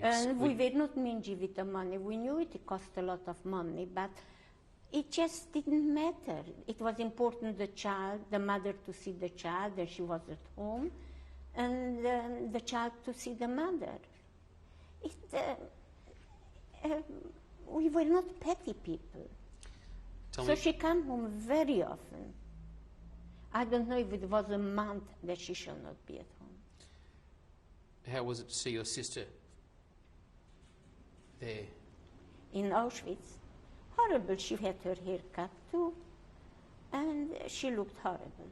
She had a dirty clothes, something on, a bad shoe. And where did she have her children? Where were her children?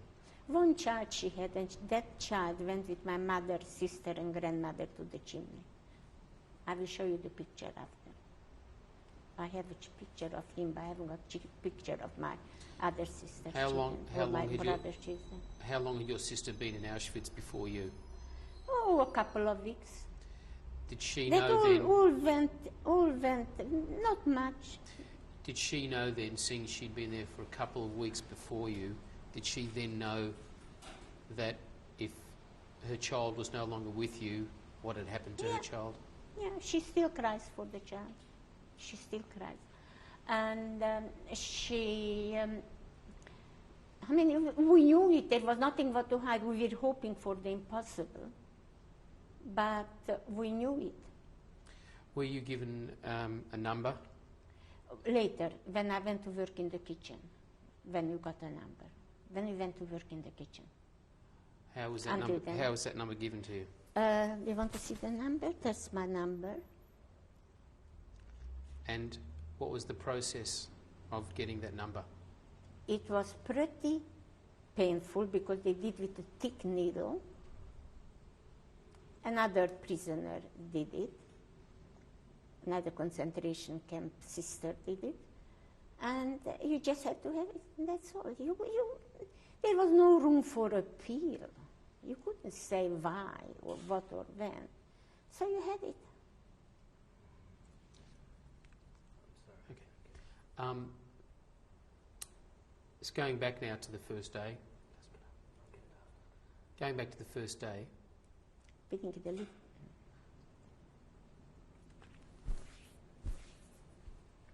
Going back to your first day at Auschwitz, were you given any food on that first day? I don't know, whatever they gave me, it was not good and I didn't want to eat it. But I was hungry, I ate a bit. The first thing what I had to do was to go to the latrina and to let myself out. And that latrina was horrible, smelly, and there were, I don't know, 50 holes. It was one barrack made for latrina. There were holes. I was looking for the latrina. I couldn't find it when I was in Auschwitz. First I went there. Now, at the latrina, there was always at the door standing 2 SS men talking. I can't imagine more horrible, another humiliation. Why did had always at the latrina stay 2 Germans? More humiliation that you could, that little bit what you had, you haven't eaten much. Water was so rusty, so unhealthy. A lot of people got sick from the water. So, anyhow, that was what they did the first. I went to the latrina because I had to empty myself. Were these SS men watching you? Yeah. Did they say anything? No, they were talking, laughing, talking at the door. They were happily conversing. Can you describe, did the latrine have walls around it? It was a barrack with 2 doors, one at the front, one at the back. Any partitions? No. And then it was another barrack where there were taps, but the water was so brown, rusty, dirty, it was not good water. You drank that, you packed away very quickly. You got very quickly sick, no doctor, they took you to the gas chamber. They know it. But people were hungry and thirsty. They ate, they drank the water to fill up themselves. They got diarrhea. So that water helped you to die faster and to get in the gas chamber faster. But to wash yourself, you had no soap to put on more and more that rusty water. It was nothing much. How did you... And I don't, I have to inquire about that again. Who often, I don't know if that, I know it was that water tap. Yes. We had no soap. How did you wash after you went to the toilet? No, there was no paper. There was no paper. You don't ask me. Some people just, I think, they just went and washed up with their hands to make themselves clean. No paper, no pad. When you got a period, very few people had it for 2 months, twice the period. Psychologically, or something was in the food. They say then that they put something in the food, I don't know what, that you got 1 period, you were not eating much, so had a very little period. The second one, you had even much less. And the third period, you never got it. I don't know, they put some hormones in the bread or what, but we never got a period there. And then we didn't get a period until after liberation. And when we had the period, I think the first time they gave us some sort of pad. But it was just, again, another very inhuman thing for a woman. So there's no sanitation given to you Never. for the women for that Not first for or the second men. period? I don't remember for the men either giving. I don't think so that men got toilet paper either. Did you hear anybody having toilet paper in Auschwitz or Birkenau or any of those things? So do you remember anything else in particular about that first day? Only good thing was that I find good and bad thing that I met my sister, because I was sure that she escaped. And she said she didn't run away because she thought Mom and Dad will come. By that time she knew, or she didn't know, but she has been told that I and my sister run away, what we did had intention. So she thought if it's a ghetto or something, her son is there. Somebody has to have my mother, my parents, and the children. And that's why she didn't run away. I said to her, you're not supposed to be here, you're supposed to be hidden. She said, I thought that you are hidden. And I went to the thing that if I want to have I wouldn't leave my son. Was she in the same barracks as you? Yes, so I was put in the same barrack. At that time, you could pick more or less. So did you The share? first day, because they eliminated every time the barracks were one day, as I tell you, 1,000 one day, 1,500 one day, 500. Depends how many people was taken away, so was room there. And nobody objected the two sisters to be together. So did you share a bed with your sister? The bunker, not a bed. Was that consoling to you to be able to? Of course, of course. I mean, I was upset that she was there. I was very upset because I would have once I was in Auschwitz, I would have been much happier to know she's out. But if she was not, she was. You know, Who's in charge? member of your family is the good and bad time are most important. The good and bad time. Was there someone in charge of your block? Yeah, the Germans were in charge, but we had the Jewish couples and Jewish elder tester who kept up order and who had to hit and be rude to us. And Do you remember their names? no. I think one was Esther. I think her name was Esther, but I don't remember her name. Sorry, it's amazing. But I never thought I will speak like that. So if I would have thought, even just to write it down, I would have written down the names. But I never thought to. How did they treat the inmates? The Good and bad. capos and the. Good and bad. The barrack had to be clean. The barrack had to be quiet.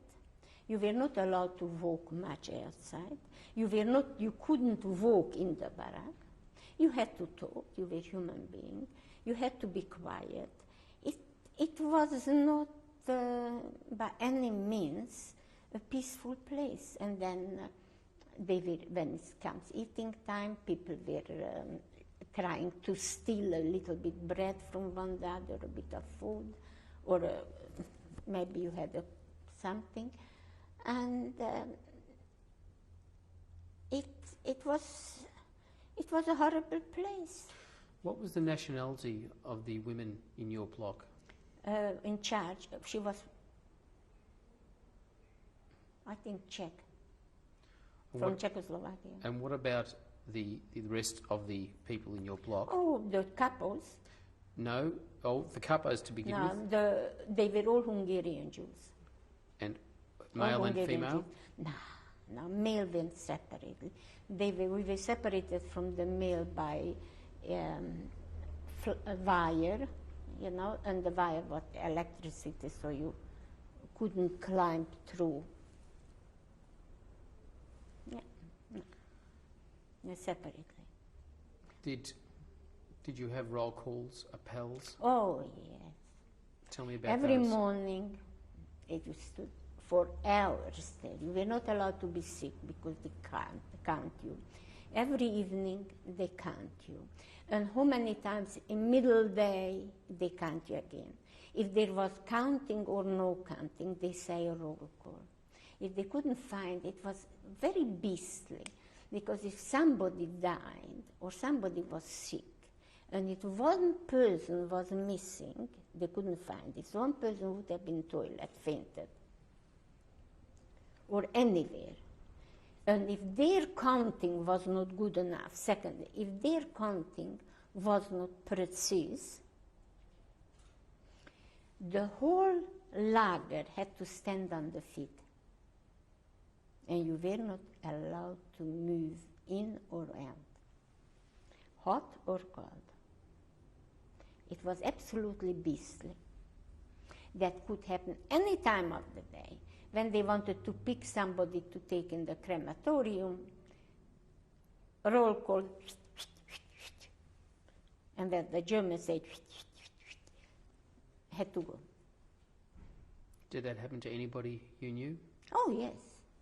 They collected people in our lager when the chimney was not over busy, when the gas chamber was not overpopulated, over busy. They just pick people. Was there any... And a lot of people even didn't mind to go. They were so depressed, so humiliated, so depressed, they didn't even mind to go. Because at least they knew that they are not going to suffer anymore. They won't be humiliated anymore. The humiliation, the deprivation, the worst thing was that you were not free. The worst thing was that you were not free.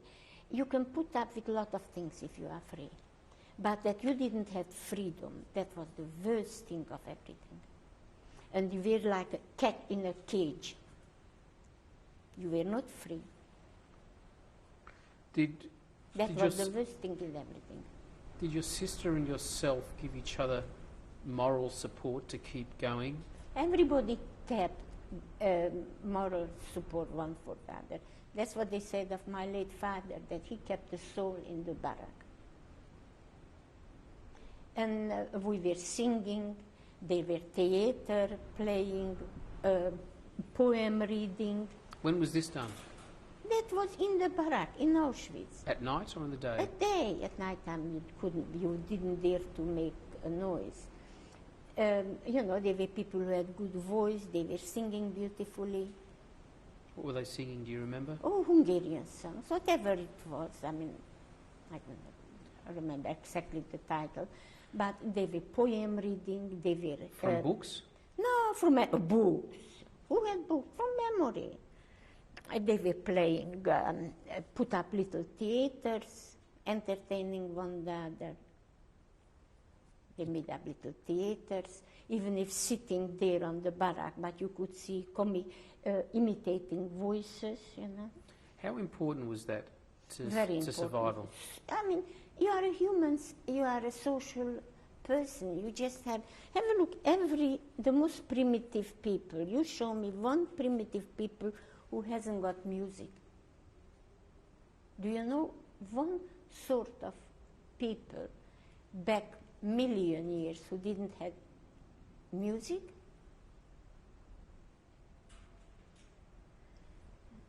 That comes with you. You can be taught to play piano. You can teach a bear to dance. But what's in you is in you. And usually you are depressed and so on, and that put you in nice memories. That puts you in, and give you hope. A lot of songs are full with hope.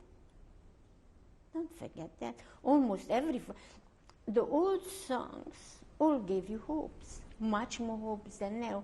Now you get a lot of songs which one are quite morbid. Maybe it was, times were so bad at that time, not just for Jewish. Life was so hard for everybody that in songs you put in the hope. I mean, today there are so many morbid songs that I don't think it's funny. It doesn't give me any lift. No wonder that children need bloody drug to put them in good mood, listening to that horrible, soulless music. We've just got to take a break and change tapes. End of tape 7. What this is? That is when we were taken to the kitchen to work.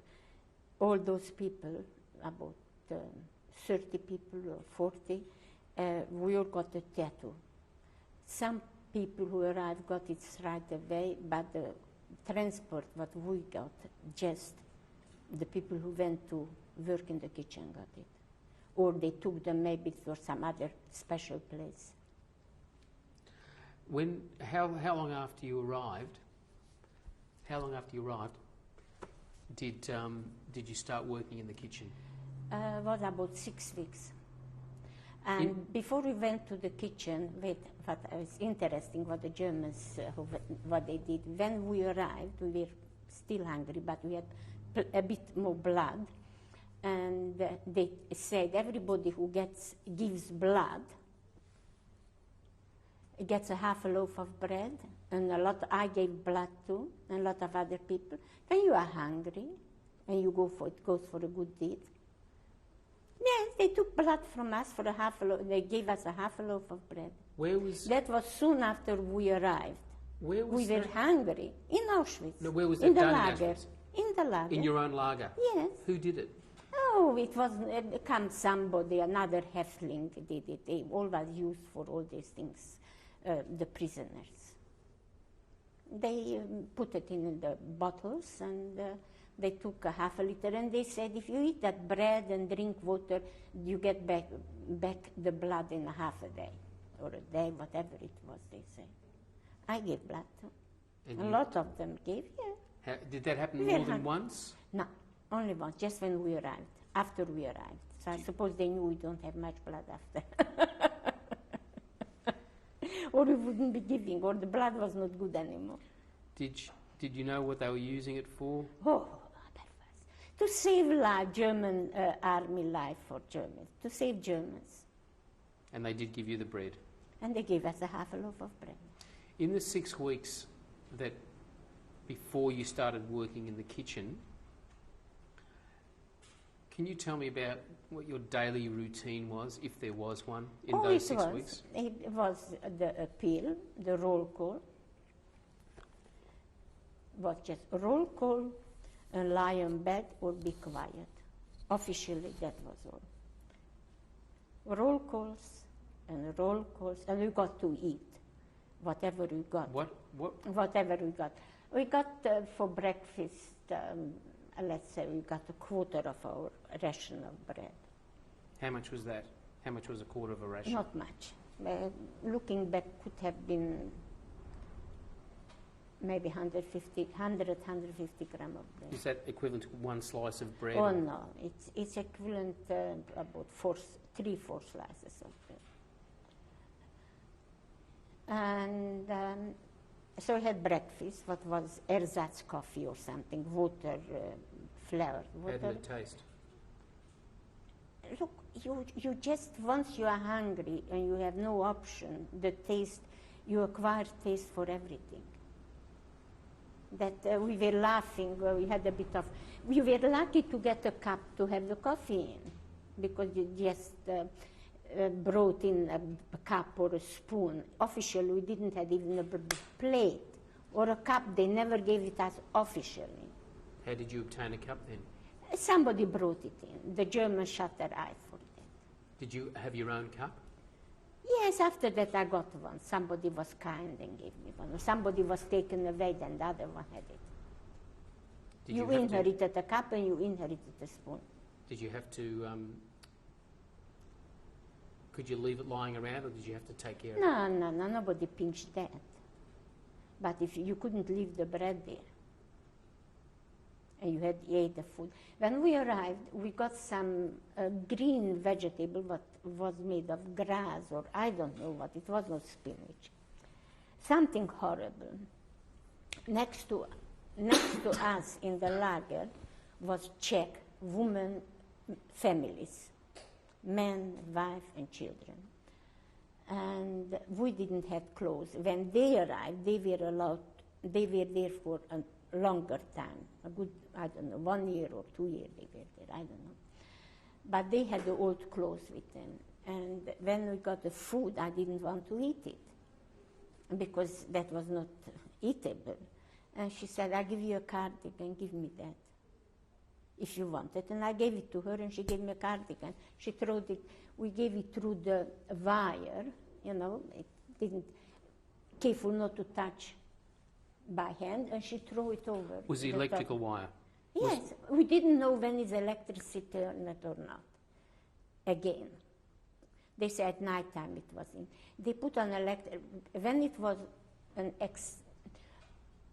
look, they were so cruel.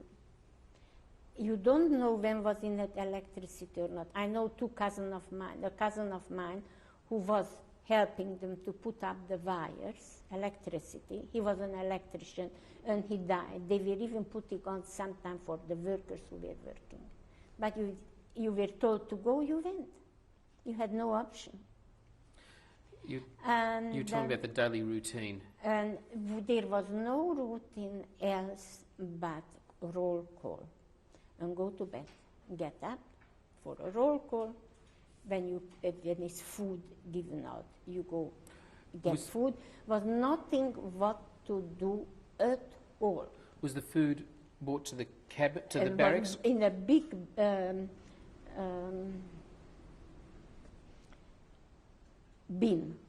Was brought in a big bin with a big cup or something what they poured into the plate. I mean, they knew they had plates, so we inherited the spoons and plates from somebody who already left. They didn't take it with them.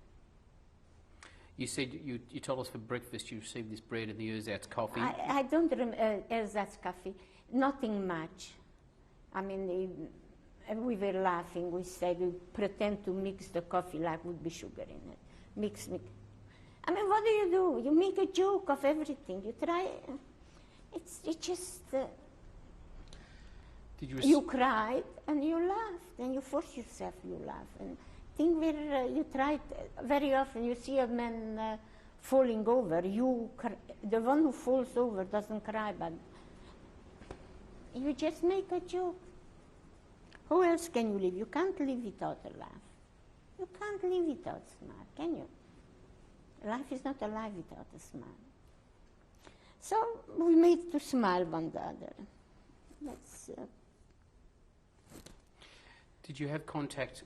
You said you spoke with the Czechoslovakian lady in the next. Yeah. Did you have contact with other nationalities in the camp? No, they were there because they had some clothing of their own.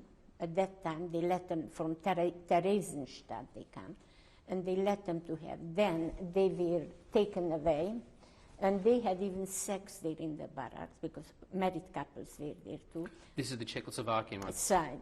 And some women, but I can't understand some men. It's really up to a man not to make a woman a child. And I can't understand how some men could have been so careless and made pregnant their wife, because some women got pregnant there. And some had the children, and they knew then they didn't want to give up the children. They went together with the children to the gas chamber. The men, the children were always with the man or with the mother. Some father did it, some men did it too. They didn't want to leave. And but mostly women were the ones who were staying, and they knew. And they knew when she was pregnant, if she will have the child, she won't have the child, she will go to the chimney. There was a woman who she was pregnant when she came to Auschwitz in our barrack. There were three sisters, come different times, but anyhow they met there. And she didn't even know at that time that she's pregnant. So she started to get a bigger tummy. And she cried. She said, she doesn't care. Let him have the baby. Whatever little milk she has, she will give it to him to eat. And we were so hoping the war will be finished. She was sure that she could survive. Now, once it started to show that she was pregnant, they took her away and sent her to the gas chamber. Do you remember her name? No, but I remember her face. I remember them very well. What did she look like? She was also very normal, beautiful skin. No makeup there, nobody had makeup. You could see the people, very nice, normal, a woman. She was married, she got pregnant, but she didn't know she was pregnant. Was she the only one in your barracks that was pregnant that you remember? What I remember, she was in our, but there many other barracks were. And you know, somehow they didn't encourage to meet, to go out much and to meet the other people. I don't know why, because a friend of mine who is in Sydney, she was in the same lager what I, and if I would have known she is there, I could have helped her with some food. Or another couple of people from our hometown, because once I was in the kitchen, we gave out a lot of food. We sent out a lot of illegal food, but not enough. And while my sister was caught, the German supervisor couldn't see everything.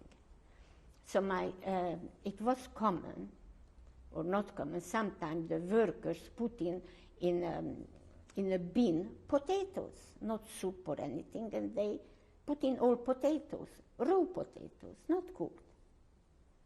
You learn the taste of raw potato there. I got pregnant. But the raw potato, as a matter of fact, tasted excellent there.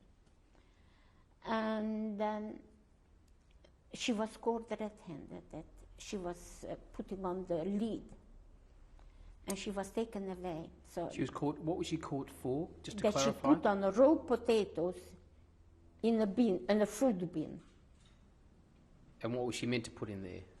Soup or nothing, soup or coffee or whatever. Was she trying to get the raw potatoes No, out to the... you find ever so often people who did it.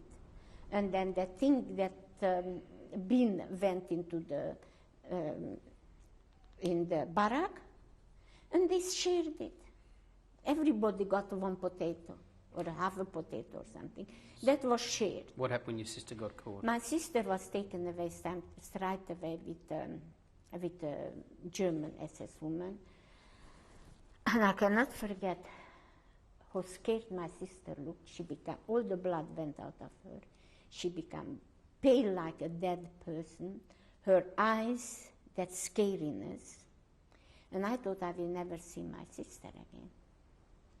And I can still see that horrible, scared, and I could do nothing because I was sure that for punishment they will take her to the gas chamber. But luckily, the gas chamber was not working just then.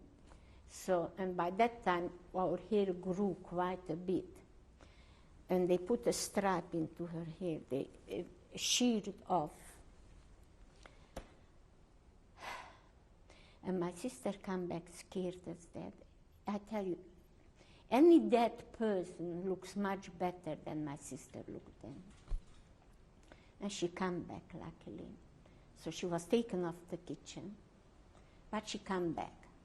That was important because I could always help her with food. Did she tell you what they did to her, apart from shaving They her just head? she thought she will be killed.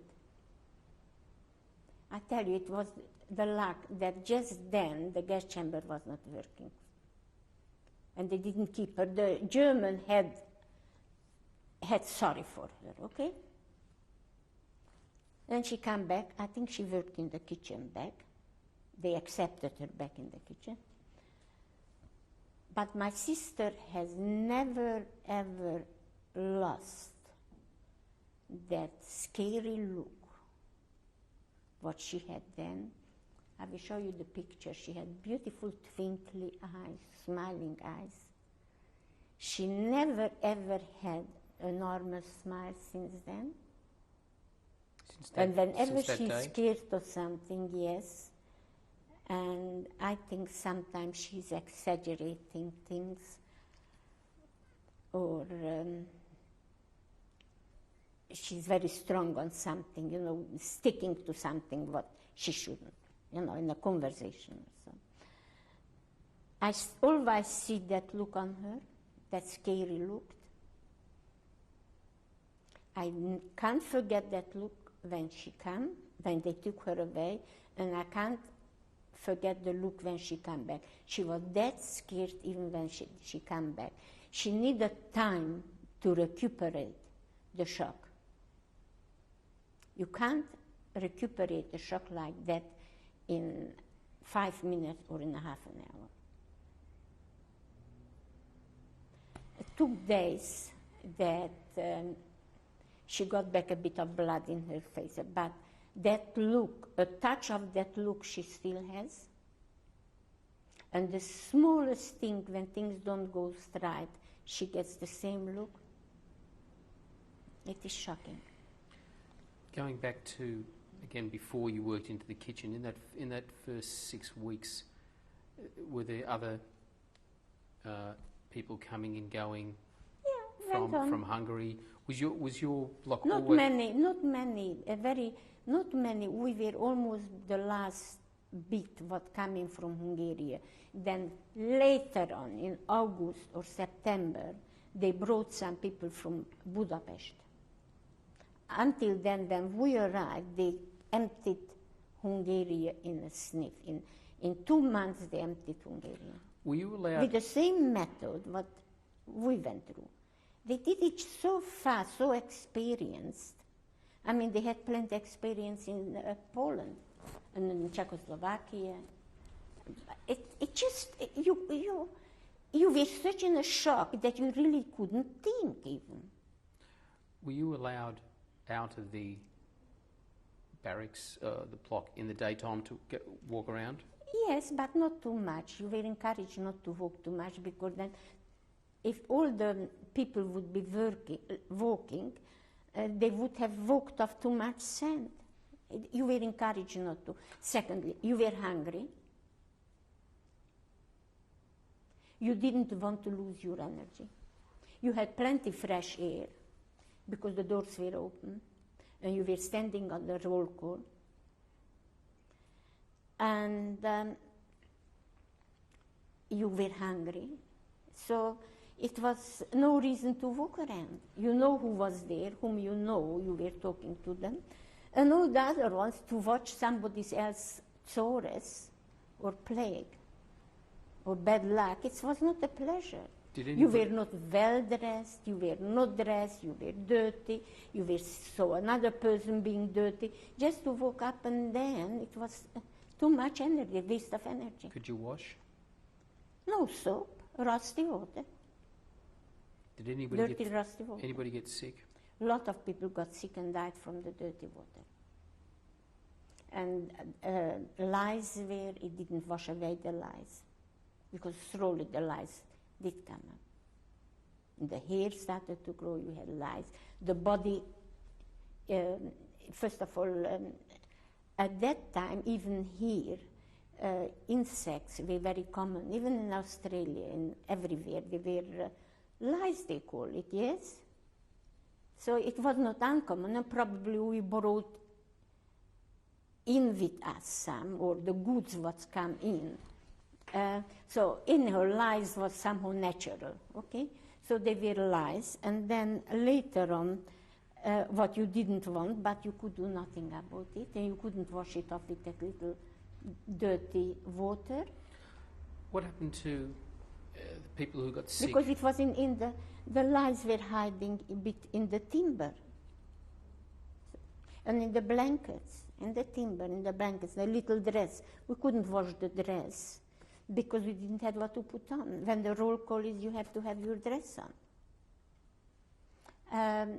But other people did it, like the forced labor worker, the men, they say that in the winter, they were, at night time, they were putting the clothes, the coat or the clothes, or slacks or shirts, in the snow, and on top an opening, and they saw how the lice and the insects run away, not to die, not to be frozen.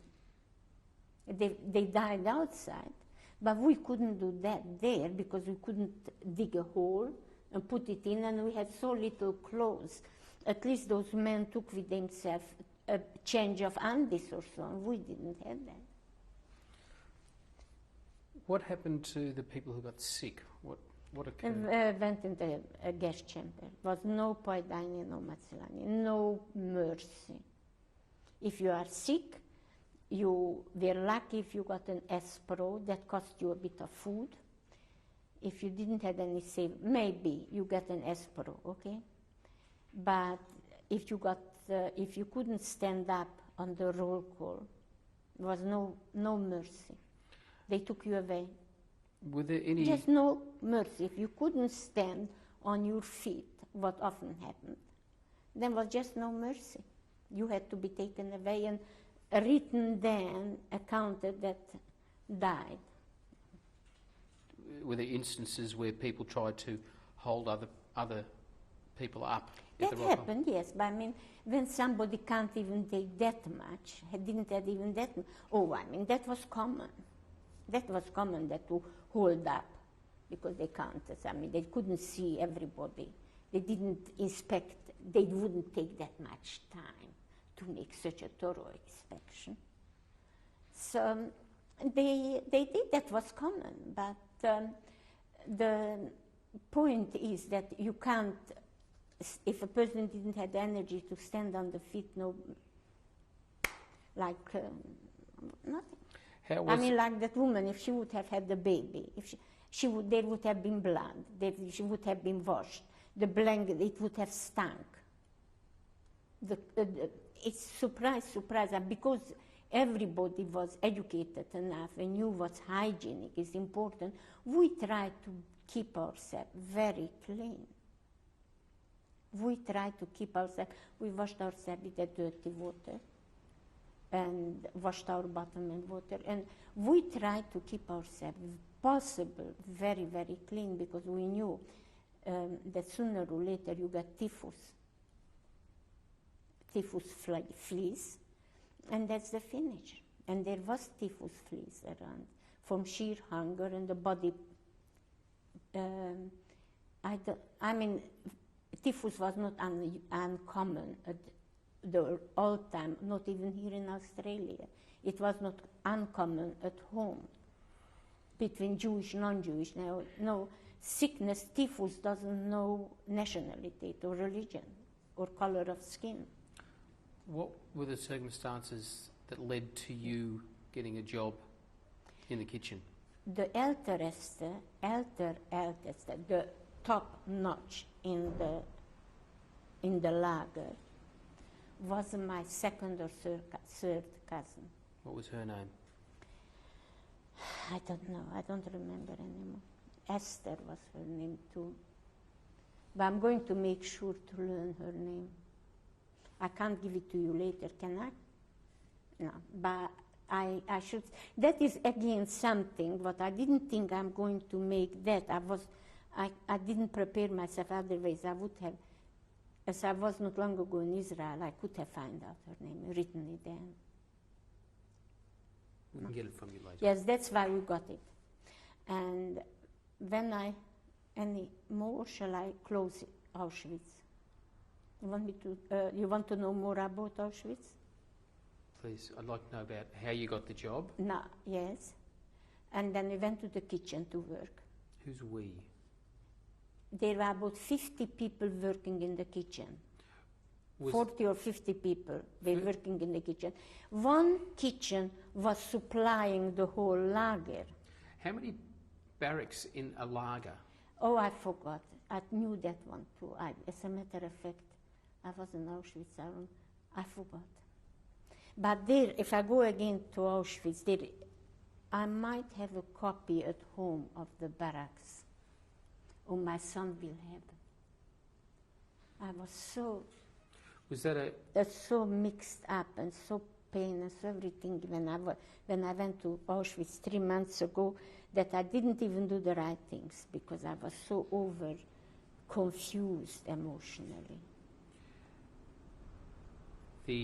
I could have done a number of things for perpetuation, but I didn't think then that I'm going to do that. Did your sister get a job with you in the kitchen? Yes, both of us got. That's why.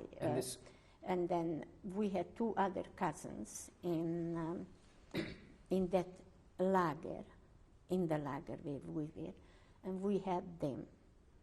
And thanks to the Lord, they survived that. They survived. What are their names?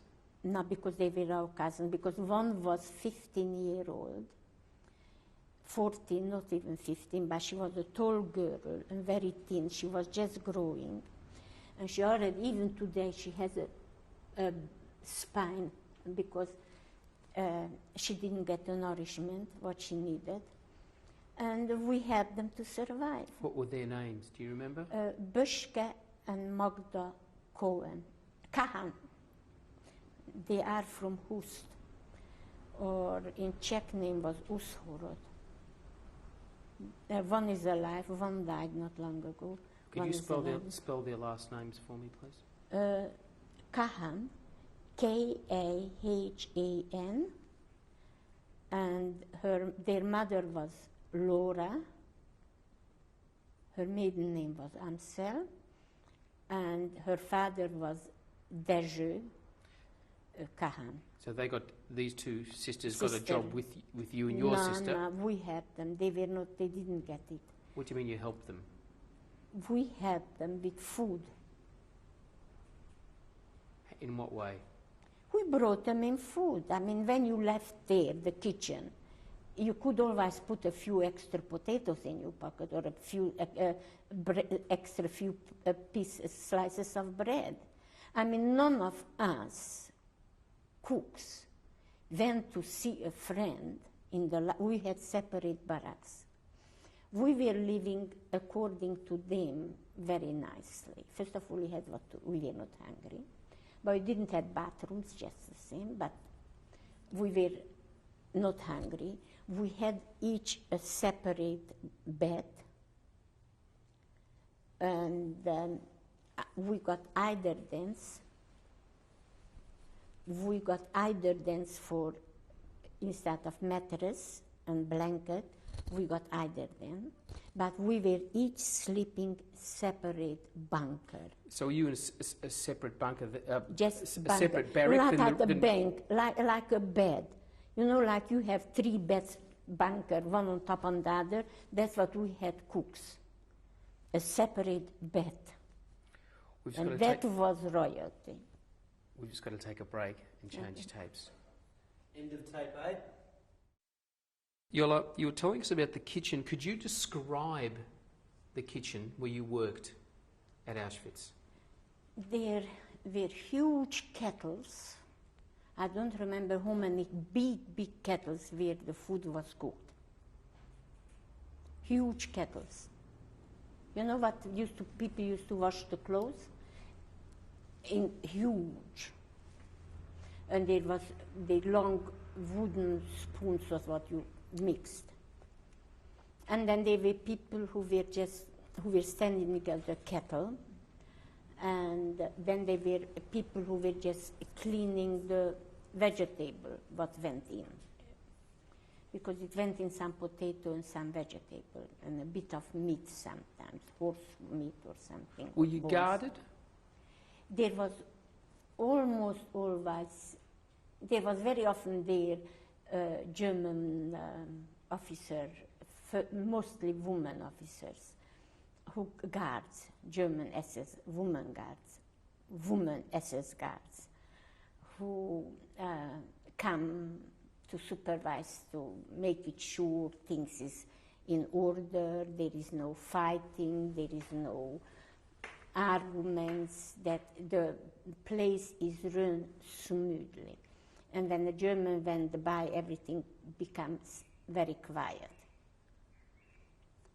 And when the German was walking, we didn't sing or play up or anything. Did you sing when the Germans weren't there? No. But there was the orchestra what entertained the SS people, a top orchestra, symphony orchestra. Did you see them play? I saw them playing when we arrived, and I couldn't imagine. I never heard playing so beautifully, because the place where I come from, there was no symphony orchestra, first of all. And that's the first time I have seen a symphony orchestra alive. Was this on the day of your arrival? Or? Yes, they had a symphony orchestra. There were a lot of good musicians always, and the one who was alive and was very good musician, the Germans used it for their own entertainment. And then when transport arrived, to soothe it, the symphony orchestra was playing on a high platform. So when such a beautiful music, you don't think of something bad.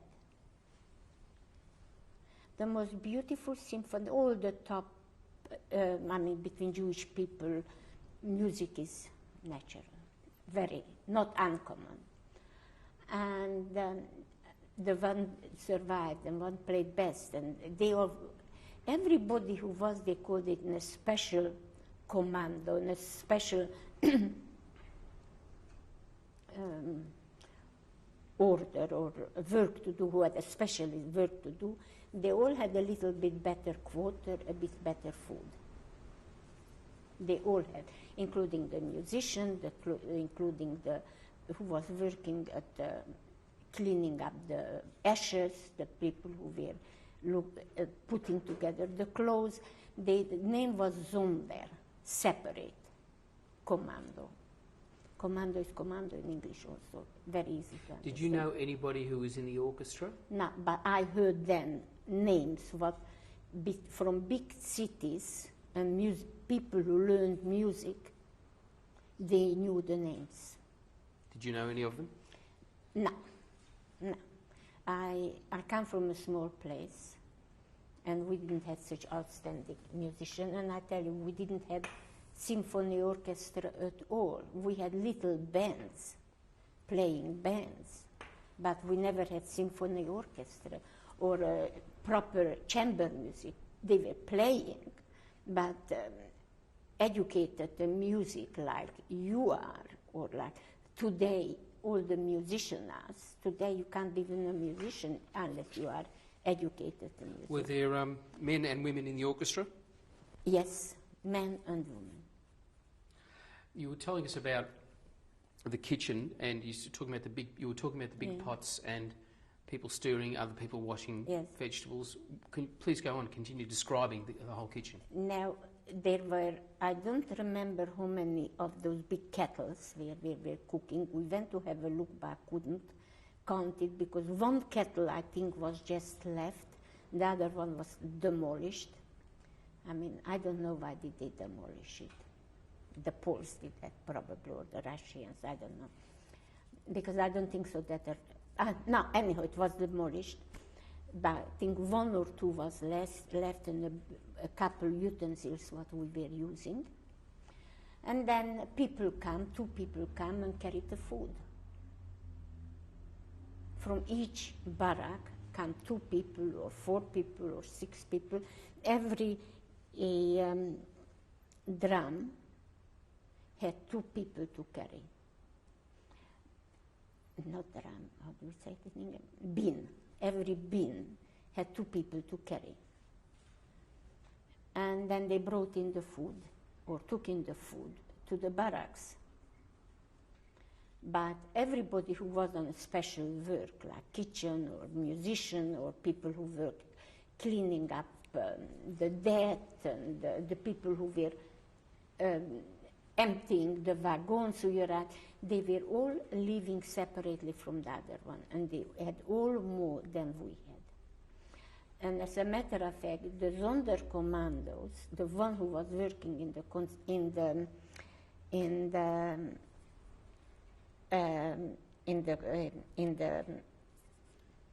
gas chamber and in the crematorium, those people were well known that they will have good everything for 2 months or 3 months. I don't remember how often they were changed.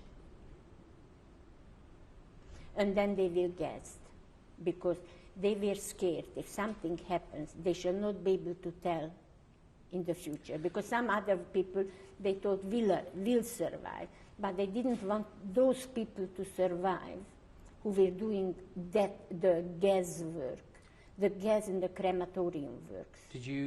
They were systematically eliminated. Did you ever get to speak to any of these people, the Sonderkommando from the crematorium or the gas chamber? I did, and one of them I spoke to a man, and he said he was working there, and he told, and some people who were doing that work, when they knew that it is time, let's say every 3 months, then after 2 months or 6 weeks, they pretended they are sick and they didn't go to work. Then they took somebody else in. That's how some of them survived. Did he tell you about what was going on? Yeah, I mean, there was no secret there. That was in Auschwitz. There was no secret in Auschwitz. There was no need for secret. You were depressed, that was the truth. What's the difference? Secrets were just until we did not arrive to Auschwitz. Once you were in Auschwitz, there was no need for secret. You couldn't go, you couldn't ring up, you couldn't write, you couldn't do nothing about it. How many times did you talk with this man? I don't know how many. I spoke to him 1 or twice. I don't even know where his name. But I know I spoke to some other ones. I know that some men rather went into gas when a German picked and they refused to go. They had an order. They had an offer: or you go, or you are going to be gassed and eliminated, because a lot of people were rather gassed, let themselves be killed, than to work there. But a lot of people went, and then a lot of them pretended they are sick, and then they were not killed. The Germans know about it, I'm pretty sure, but they shut their eyes because they didn't think they will survive just the same. Anybody who was in a separate commando, like music or kitchen or even cleaning the vases. Let's say you had the Jewish people who was cleaning the latrina. Everybody who made the special work, they all had a degree or 2 or 3 degrees better than the other ones. Where you were sleeping, once you were working in the kitchen, were there other Sonderkommando people with you apart from the kitchen people? No, they were all separate. And how many were with you in your bunker? No, one was sleeping in single beds. In your barracks, I mean? I don't remember 40 or 50 in the kitchen barrack. I don't remember about 30 or 40 people. I showed my son 30 or 40 people. I'm sure that organization, Shoah organization, has photos of that and a record of that. Were all those people in your barracks working in the one kitchen with you? Was there that many people in the kitchen? Yes. What were your specific duties in the kitchen? I was all mixing the food, or cleaning potatoes, or washing the big kettles, or washing the kitchen floor. The kitchen was clean. Were you able to help yourself to food while you were working there? Yes, I mean, the German was not standing up behind every one of us. We didn't have a German, so we could eat as much as we could. As a result, did you... Working in the kitchen, yes. We were not undernourished. But you were so worried that you still couldn't put up weight, because the dead was hanging behind on you. You didn't know when you are, even you are there, you didn't know when they are going to take you away. You said earlier that There was no guarantee for your life working there. There was just no guarantee. You said earlier that you were, there were times when you took smuggled food out at the end of your work. Yes. Were you putting yourself at any risk, any danger when you were doing that? Every time. If anybody would have catched me with having a potato in my pocket or whatever vegetable was there, any German who passed by, they would have looked, but they couldn't look of everybody. They didn't know I work in the kitchen. And they would, like it happened to my sister. That it depends who was the German also. Were some German officers or German guards not as... Beasts. A lot of them were beasts. A lot of them thoroughly enjoyed being beasts and killing people. Did you ever see that? I did not see, but I heard what they were doing. I mean, just like an example, when my husband was carrying the bricks in his hand, that was in his hometown, and a German, and he couldn't run, he was working all day, and he couldn't run fast enough. The German took the bayonet and pushed in his ass, and the blood was running out of him. Animals like that are not unusual, or it was not unusual at that time. And then that's when my husband ran away. But I mean, it was nothing. He thought he had probably a good belly laugh. That's all. Could you tell me? And over there in Auschwitz, they were even on the concentration camps. The pleasure, the sadistic things what they have done, there were so many Idi Amins there. It's not even funny. It's not even funny. And secondly, in Auschwitz, in the concentration camp, they had people instead of robbers, murderers, who should have been killed, get death sentence, and they put them for buses. They put them? For buses over the Jewish people. Bosses? Yeah. Yeah.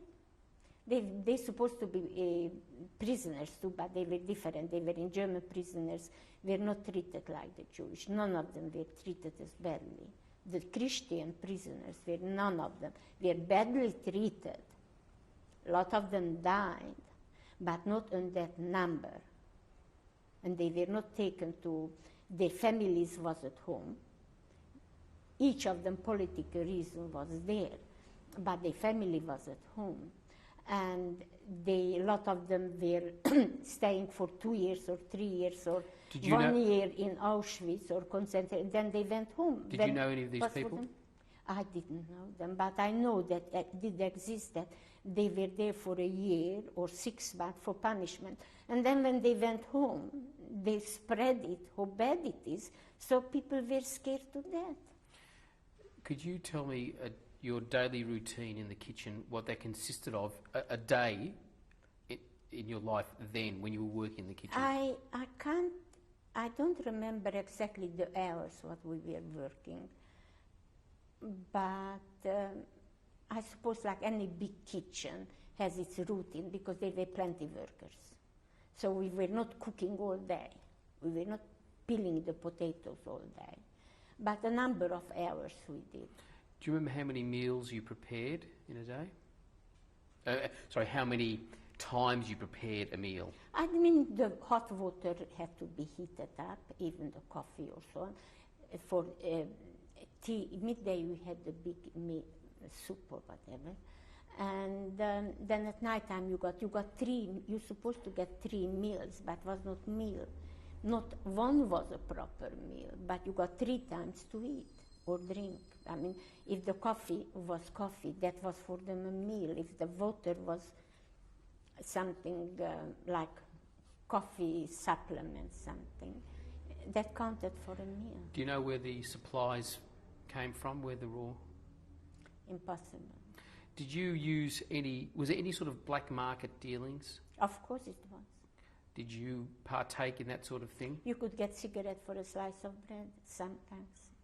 Did you ever do anything like that? I didn't do, but I got a sip of, then I was a smoker. And because when I became really a smoker when I was during that ghetto time. I was very, I thought it's good for me. You know, that's the same psychological stupidity, like before the exams, you are smoking when you shouldn't. When I shouldn't have smoked in the ghetto, I was eating the cigarette because I thought it's good for my nerves. So anyhow, that's again misinformation. We fed with misinformation. And the cigarette was always addictable. You could the smokers were addicted to the cigarette, and a lot of people gave a slice of bread for a cigarette or for a half a cigarette because they were addicted to it. And an addicted person is a sorry person. Did you? And sometime from a person like that, I got, they had good hearts, some of them, and they gave you a puff, one puff, and I thought it was delicious. Because I was a smoker, but I never gave bread for cigarette. Were you ever approached by any other people, inmates, asking you for extra food? Of course. How did you deal with that? I mean, I couldn't help everybody. I had my cousin, I had a few people. I mean, I couldn't take a bag of potatoes out every day. I did what I could, but I couldn't do enough. That was the sorry case. None of us could do enough. But we did what we could. Everyone, I don't think so. It must have been very rarely that somebody didn't bring out a bit of potato or a slice of bread or a carrot or something in the pocket. Were you ever searched by the guards? No, but we never took so much. Even the Jewish guards didn't have to see. Where did you hide it? Put it in your pocket, you put it in there, you pretended to have, you put a string around your dress and you put it in. Speaking of the Jewish guards, the capos, did you know any of them personally? Did you have any sort of relationship with them? No, but everybody had capos. Otherwise it wouldn't have been ordered. One person can't keep order over 1,000 people, or even 500 or 800 people. The capos was necessary to save Germans, because every capo represented a German watchdog. So they saved even people, their own people, to doing work with that. While you were there at Auschwitz, were you aware of any underground or resistance movement that was going on? Yeah, we know. Somehow people who were working for the Germans, they had the radios and everything, and the German was not all the time in, and they turned on the radio. You know, like a servant, you were working there. Then you heard the radio news, and you gave it, when you went back to your barrack, the grapevine for good news was very quick. We knew all more or less how far the Russians are and what's happening. We knew it before we arrived to Auschwitz, so we knew that it was just matter of days, and it was just the dirty politics from Russians and English and American. They were arguing, they couldn't agree, what do they get? If they would have agreed faster, they could have saved thousands and thousands of non-Jewish people too. Were you aware of any other forms of underground or resistance within Auschwitz?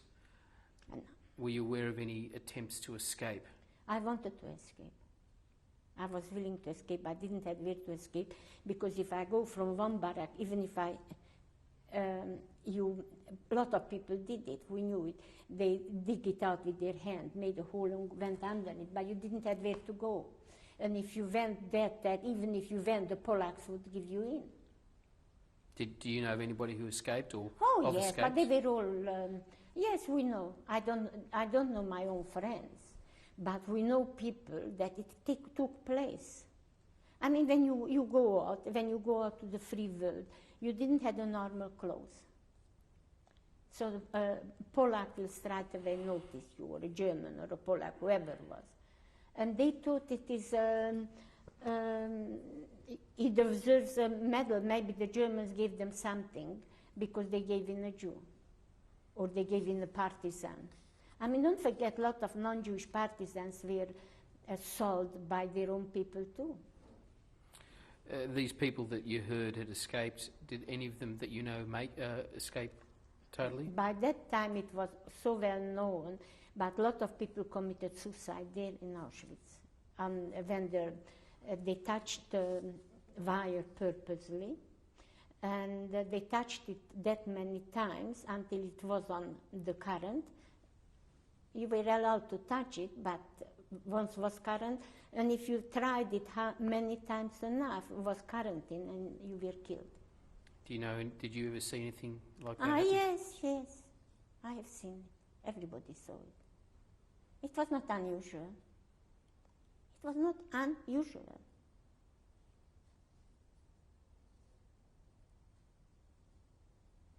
It didn't happen in our barrack every day, but it was not unusual. You knew that things like that happened. Euthanasia. How was your morale while you were working in the kitchen? Considering that other people had so much less, so many people had so much less, I had a much higher hope to survive. If I work in the kitchen, I had all the hope to survive because mostly people died from hunger. People got sick from hunger, from the fleas and flies, what sucked their blood or brought the germs in, lack of medication, lack of hygiene, lack of food. So if you have enough food, even if you lack hygiene, soap, and I think when we were in the kitchen, I think we got even a soap, but nothing properly. We had to hide it maybe. But the morale was the biggest murder. The hopelessness was the biggest murder. You said and if you are hungry, you get much quicker depressed. I don't want you ever to be hungry. You can diet, but I don't want you ever to be hungry. I don't wish to have people who I'm in contact, whom I wish they should be hungry and depressed. So constantly, not if you don't eat for 1 day or 2 days, bad enough, but not at longer time and under deprived circumstances. I don't want to wish for anybody. I don't want to know people whom I would wish that. Do you remember any memorable people or characters that you met at the camp? A lot. One woman had, for some reason, I don't know, she brought in her daughter. Sometime a fluke things happened. A very beautiful woman, very, very nice, an epitome of a lady. And she had a little child. Her little daughter came with her. And she has this classical beauty. And she was well educated. She came from a good family, educated family. You know, education does a bit better financial circumstances and education made a big difference in people's attitude, just a normal attitude. Anyhow, she was very well educated, and she came in with that little daughter. And first they used that little girl as a career. And then they know that they don't need her and they couldn't push any longer. And she went to the gas chamber together with her daughter. I can't forget that. Did you know her name? No. So what did you say then? We cried. But they didn't want to, it was not the mother in the road, it was in the road because it was a young girl of 7 or 8. And by sheer fluke, coincidence, she survived. When it was the election somehow, the child ran out after the mother. It was a fluke coincidence. Was this child living with the mother? Was coming to the barrack, to the camp, and after a few weeks, first they used her as a courier girl. Who's they? Who's they used her? Elder eldest and the Germans. The news, instead of taking in, there was no telephone, so they didn't give us telephone, not even the elder eldest. They had it, but not for us. Anyhow, they used that girl as a courier for a few weeks. Was she the only young child? Only young child. She was under 10. She was up between 8 and 10. She was quite a big girl. What did that do for the morale? When they took her away, it was shocking. We cried. The mother didn't want to let go the child and she went. And that was not uncommon. I saw that by the checks doing. Do you remember their names of the mother or the child? No. I didn't memorize it. Then there was another woman, that woman who was pregnant, I mentioned before, they took her away. Then it was my neighbor's daughter, 2 sisters, Baba and Anna. What were their surnames? Stern. Could you spell that? Stern. And they were very close. One was the mother's favorite, one was the father's favorite, what happens sometime in a family. And Baba, the father's favorite,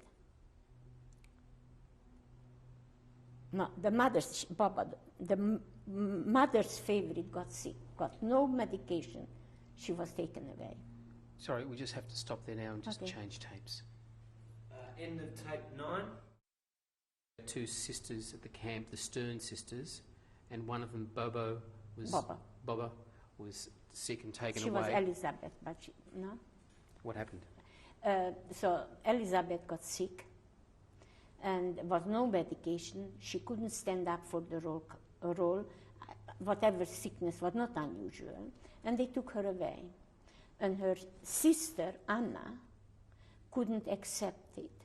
And when they were coming to collect people to feed the gas chamber and the thing, I was on the street and they were coming. Sometimes people just volunteered. They said they need 200 people. And you have to be there to see how many people didn't want to fight anymore for their life and they volunteered. And they knew where they are going. They were just didn't have the hope. They couldn't cope with it. And then I saw a transport going, because you didn't know that while you were there, you are alive. You didn't know if in a transport you are going to go in the chamber, a gas chamber, or you are going to go to work. So it was the safest to stay there where you are, unless you had some inner information that it's a working thing and it's good to go.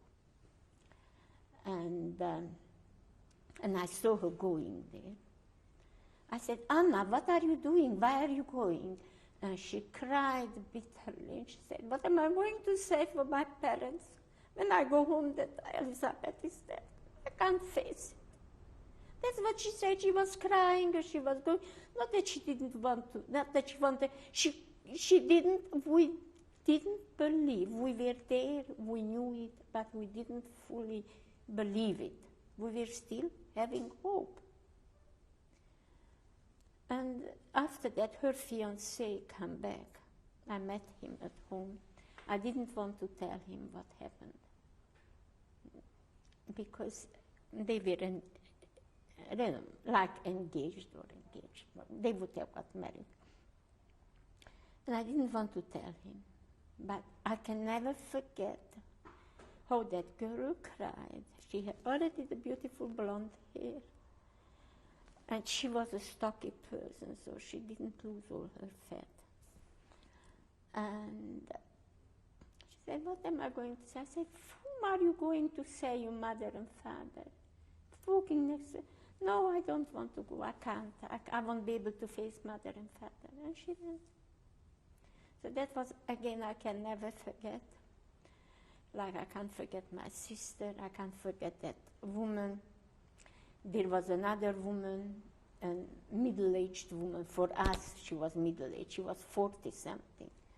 A lady and a half. Well-educated, a very well-positioned family. Her family already, when she was 4, they converted. Because a lot of people, a certain number of people converted not to get acceptance in the non-Jewish company and to get a position. And she was converted when she was 4-year-old. Her children were accepted already. They were in the army, something. Anyhow, the people the authorities shut their eyes, but they let her go, and she came with us she was in our barrack. And she looked so Hungarian and so, was also so well-shaped face, and her attitude, her expression, she was such a nice, kind person. She had a good word for everybody. And she was really a pillar of strength. And they took her away because she had white hair. What did the white hair have to do with it? She was old. She was not young. And there was nothing to dye your hair. If you were young, you had white hair, you were old. They took you away. Was nothing else wrong with her except she had white hair. And she was about 45, maybe 45. But there you looked older because the circumstances. So those are, and then when we were working in Nuremberg, my sister was caught again giving out some food. I will tell you, that is again something what I can't forget. You can't help, and everybody has something.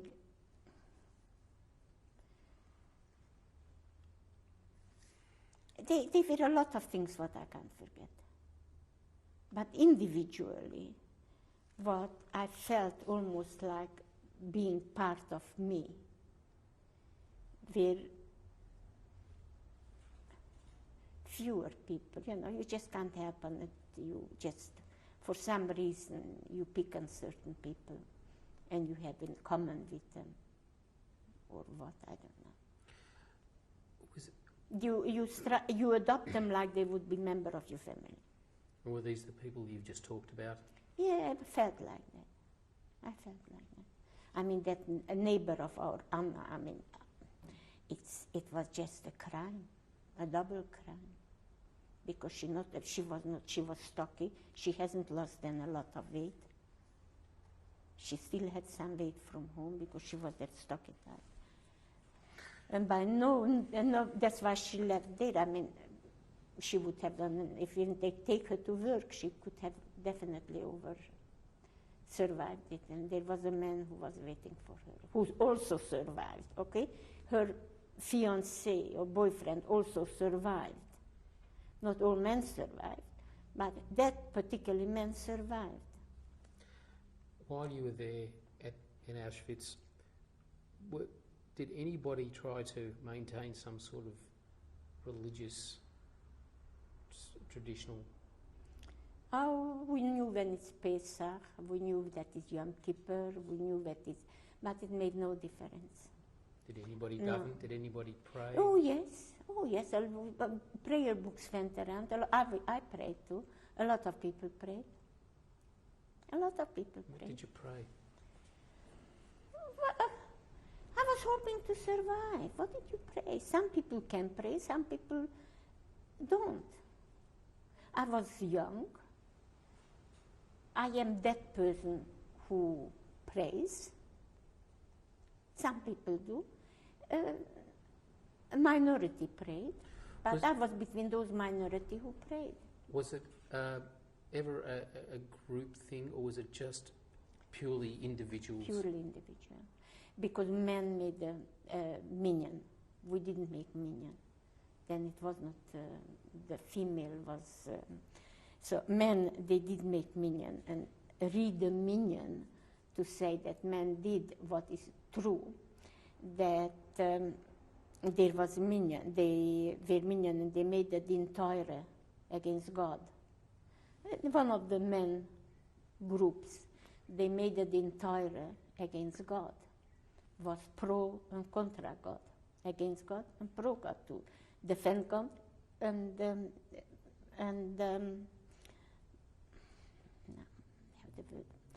accuse God.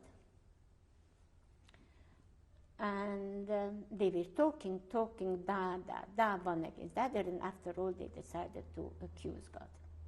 It won't accuse God. And by the time that discussion was finished, it was night time now. They said, it's night time, let's pray Maariv.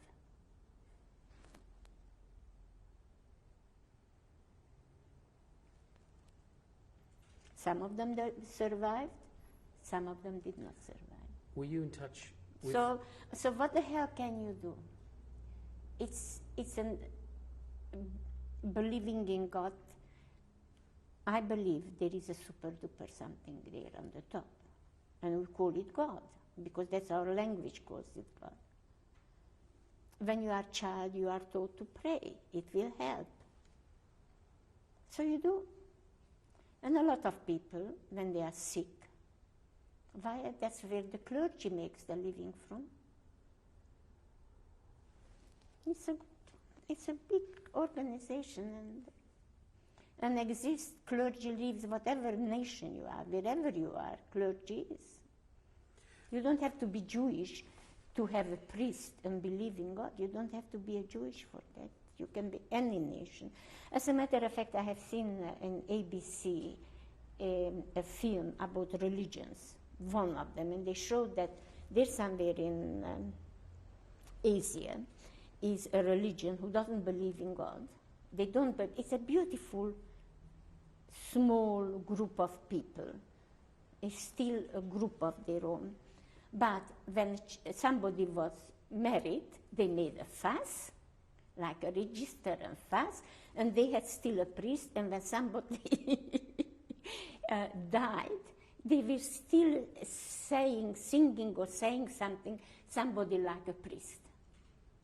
And there was no religion, no God, but they still had, maybe it's human nature that you think there is, and they had no religion, no Confucian, no God, no nothing.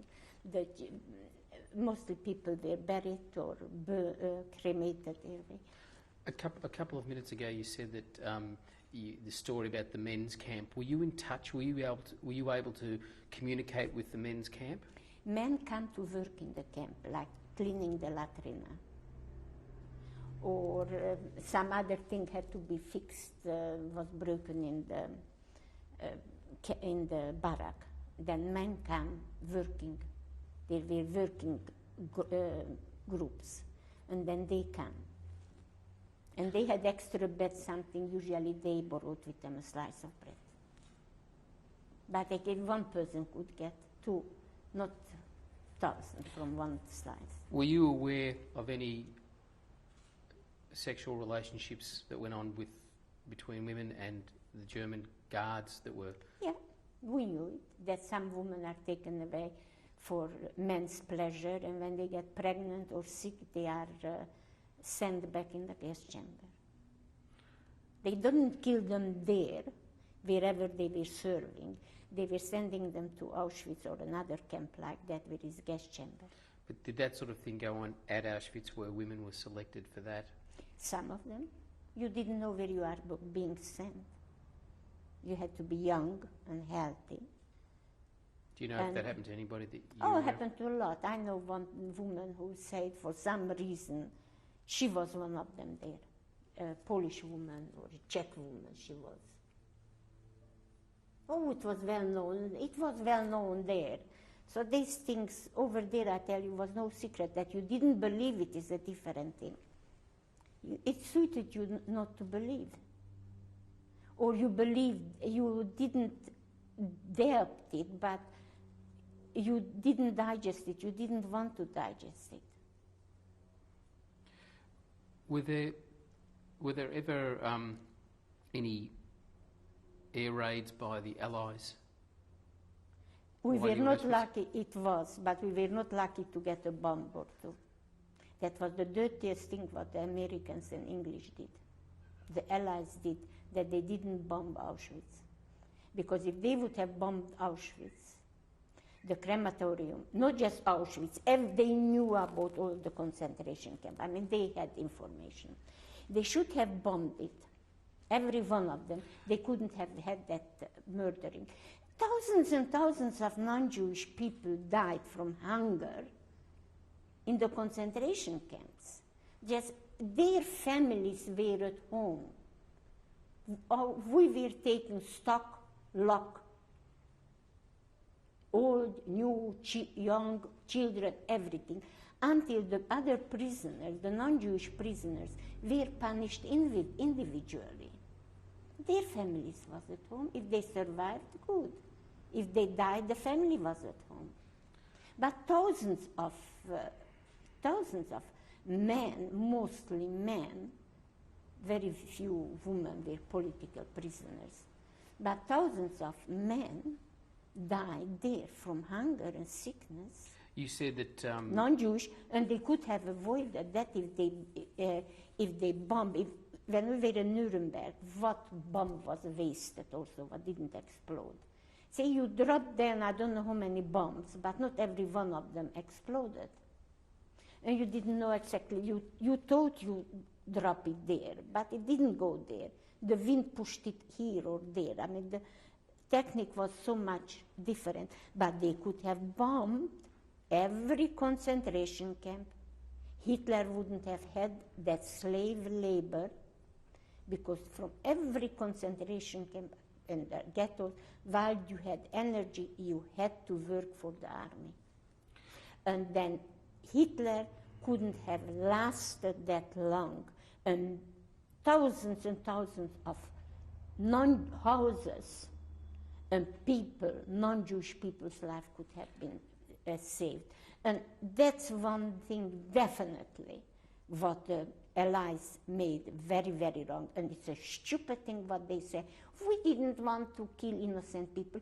You killed innocent people living there for their disposition, because they would have, even if 100 people would have died there, 200, you would have saved thousands. You said that you were it was unlucky that bombs didn't drop, but did you actually, was there any bombing around Auschwitz while you were there? Not in Auschwitz, I did, but when we went to Nuremberg was bombed. So how long did you actually then spend in Auschwitz? I was in Auschwitz when there was a revolt against, they tried to blow up one gas chamber, and then everything was very quiet, and they were very strict. A lot of people we knew were shot dead and so on, because they knew how to torture you, to take out everything from you. And so they rolled up everybody. And while that was on, no transport arrived, nothing. We knew it, we didn't know everything exactly what happened, but after that we found out the rumor was right, because it's recorded now. And just we knew differently. We were told that the German, what I don't believe, no, we were told in Auschwitz that commander who was planning and working out that exploding the gas chamber, he had a German officer for a girlfriend, what was not uncommon, okay? Love You're saying physical, yes. a Jewish prisoner Yeah, had a German officer for a girlfriend. Yeah, I mean, she called him in and he knew what it is. And if you want to be nice, you can be very nice. They all knew how to be very nice when they wanted it. So, and he was a very nice man, very honest, and she wanted him to marry her after the war. That's the rumor, but I don't believe that. And he said no. And that German officer gave in the whole lot. Information. But I don't think that. I think they find out some other way. But that information, what we got in Auschwitz. And but did you ever hear anything, any explosion? Did you? Yes, we heard it. It was not far away from us. Of course we heard it. We thought first it was a bomb, but it was a bomb, but not from the Allies. Was it? Do you remember if that was in the daytime or the night time? I don't remember. I don't remember. Sorry, I don't. But the record, it is a proper record. If you read about it, you have that detail. And did you know the people that were involved in this at all? I didn't know them personally, but when I was in Auschwitz, I've seen their picture. So at the time, you just heard the explosion, but that was all you knew that occurred? You know, the grapevine existed, and that's what it was said. We knew that somebody did it. And do you know what happened to the perpetrators? Oh, they were killed, ruthlessly, don't worry. They are not alive. Some little helpers might have survived to give the details and everything, but the main clog never had a chance. So how long did you end up spending at Auschwitz? I was until October, from June till October, let's say June 16, 4 months, 6 months, 4. From June 4 till October 6, yes, 4 months. It seems so long. I can't believe it was just 4 months. It seems so long. Where did you go from Auschwitz? We went to Nuremberg. What were the circumstances around you leaving Auschwitz? They were looking for a group, transport. And my cousin said, who was the head clerk there. The head? She was the Lagerälteste. Is this the one who got you the job in the kitchen? She told my sister, go away with that group. I wish I could go with it. Then we could have stood in the kitchen, I don't know how long, but she wanted us. She knew it's a safe, we are going to work. And she told us to go. And then we volunteered. And my 2 cousins also, we made them to volunteer to come with us. Because we knew if my elder cousin said that, it must be true, and just get out of here. And then we went to Nuremberg, and we worked for Siemens. Siemens you call it. We worked for Siemens there in their electrical good factories. I and my sister worked in... Before you go on about that, could you tell me about the journey from Auschwitz to Nuremberg? I think we were taken in a cattle train, whatsoever, but it didn't take 4 days. We went pretty quickly. It was a normal journey. We didn't sit in an apartment, but whatever it was, it didn't take long. the train went. And how many of you were there? A few hundred. Were they all 300 or Hungarian? 400. All. Because that was taken from our, then it was all Hungarians, that camp. And you, About 300 or 400. and when you say Nuremberg, was that the city Nuremberg in It, Germany? but yes, in city Nuremberg, yes. We went and we were working, we were staying in a makeshift army compound, something, I don't know exactly. But Can you describe it? Physically describe it? we had a more human situation. We got 2 persons, got 1 bed. We had a mattress. You imagine that. We had a mattress, 2 persons sleeping in the bed, in 1 bed. The food was a bit more and better, a bit more, because we went there. The 2 of us were working in the kitchen. We kept as a kitchen hand, but all the other ones were much better off. Only 2 people died there, lack of medication and of hunger. What was not bad, between 300 or 400 people, till liberation. But we were not just there. So anyhow, there we had a bit more better to eat. Everybody had a bit better to eat, more better circumstances to sleep. We had a shower room, toilet. We still didn't have toilet paper. We still didn't have soap, but it was clean water what you could wash yourself, not that rusty, poisoned water. How was it to leave Auschwitz and to arrive at something as relatively good as that? That was, we imagined before that a place like that will work.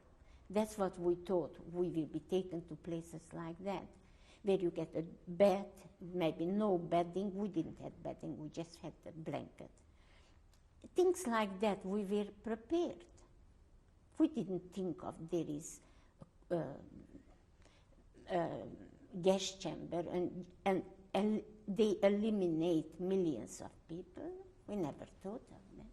That's what we had expected. We didn't have soap, so if I would have had the soaps what I brought from home, would have been enough, or medication. Now, anyhow, and there was they pulled out my tooth. One woman was a dentist and she pulled out the tooth.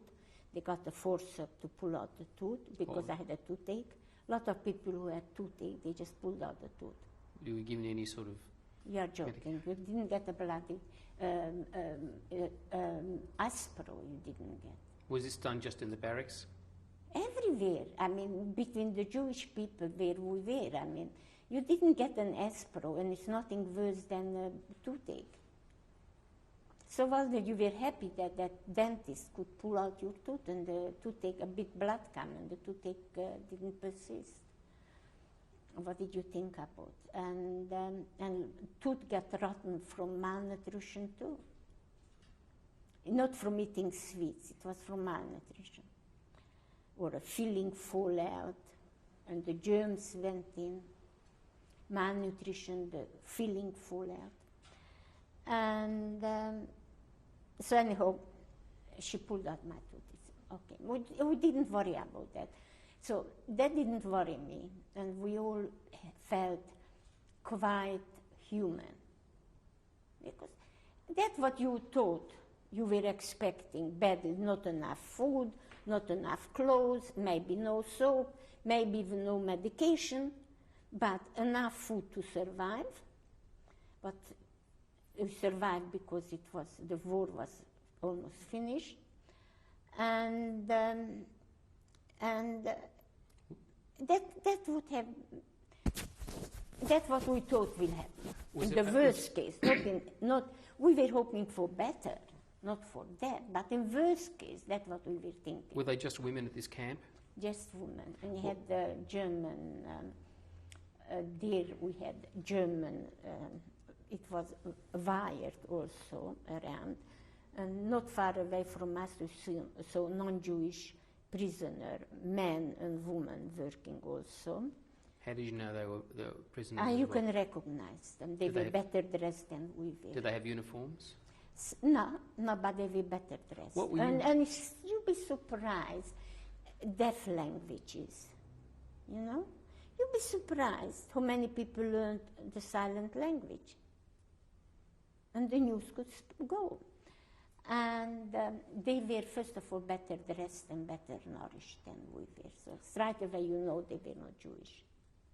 Our clothing was so bad.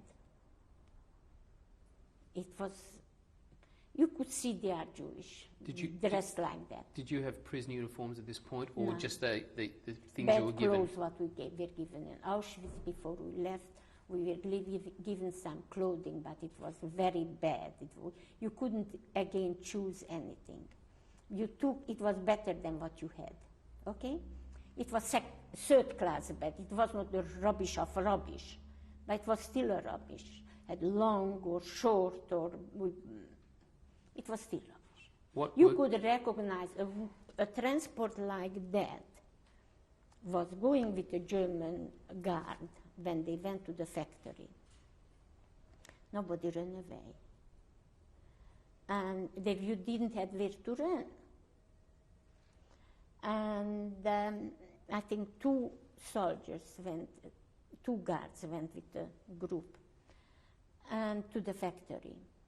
I don't know how many factories because I didn't go there to the factory. I was working in the kitchen.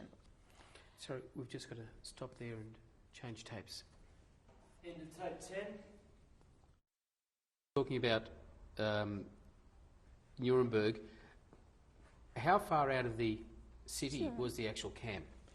I don't know exactly because I just knew it was in Nuremberg. How far, I don't know, because we have never been in that city. And we knew about Nuremberg and knew that Nuremberg is a fantastic, beautiful old city. So Nuremberg was a famous old city. We are not so stupid.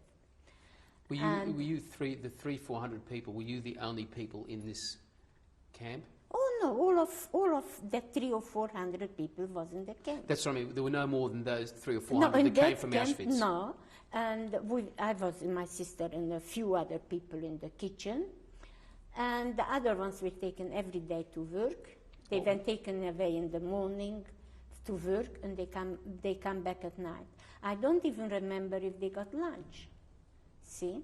Maybe they just got breakfast and lunch, except Sunday they had 3 meals. I don't even remember that. What work did they do? They were working for ammunition factories. Electrical, Siemens. And while they were gone during the day at the factory, We were doing cooking or we were doing nothing. was We your... were kitchen staff, so we were there. How many were in the kitchen at I Nuremberg? think 6. Did that include your sister? Yeah. You said earlier on that your sister was arrested again Yes. for Yes. stealing. Could you tell us about that? You know, the funny thing was that in Nuremberg, they always said, we in Nuremberg, I and a few other people, but particularly because I could speak German, not just Jewish. A lot of people could speak Yiddish and not German. And a few of us could speak German.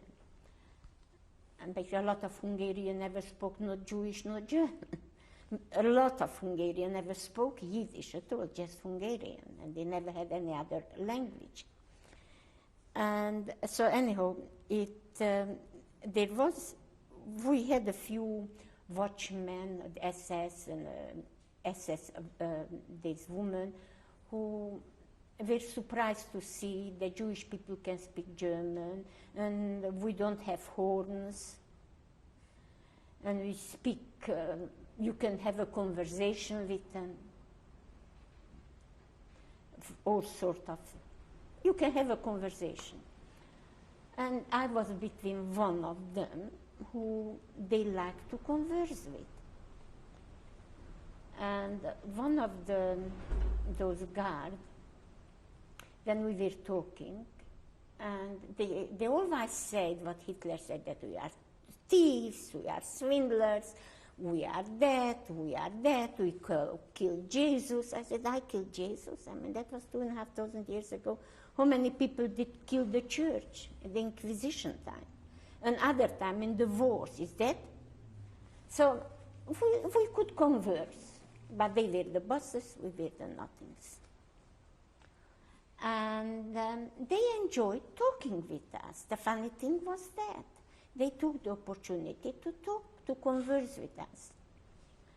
And one of them was very strict, particularly strict.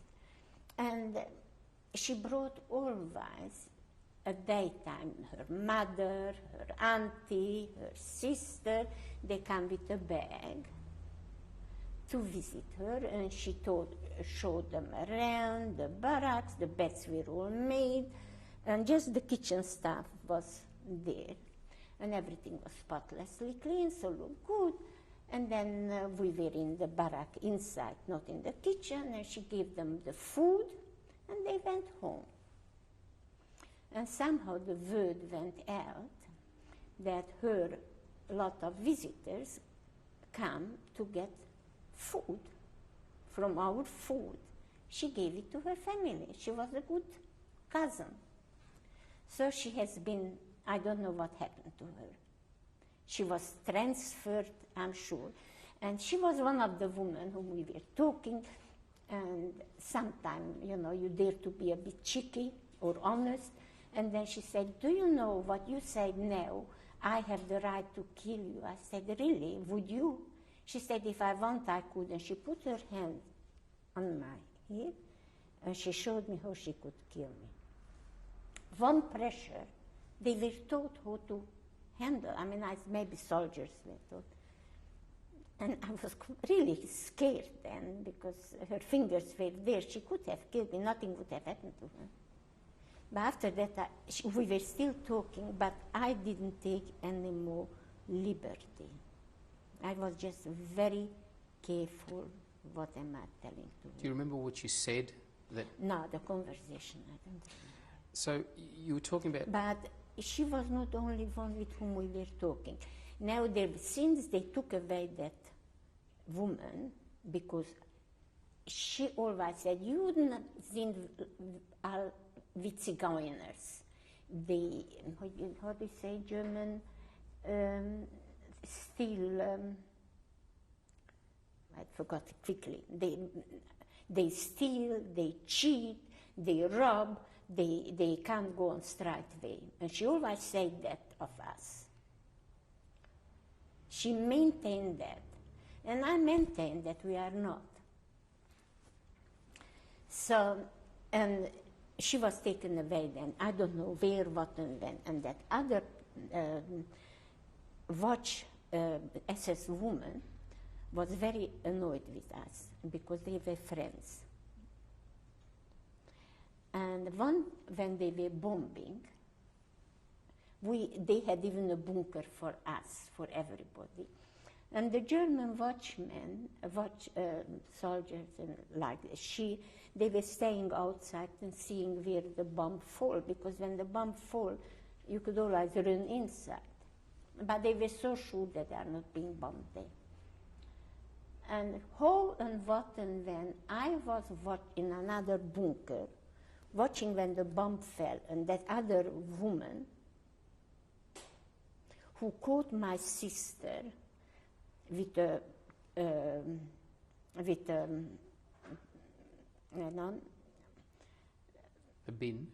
bin of potatoes what we sent in again. We did the same. She took her out of the kitchen. She didn't send her to Auschwitz, but she hated her, and my sister had to go to work, somebody else came into the kitchen, but she had still what to eat.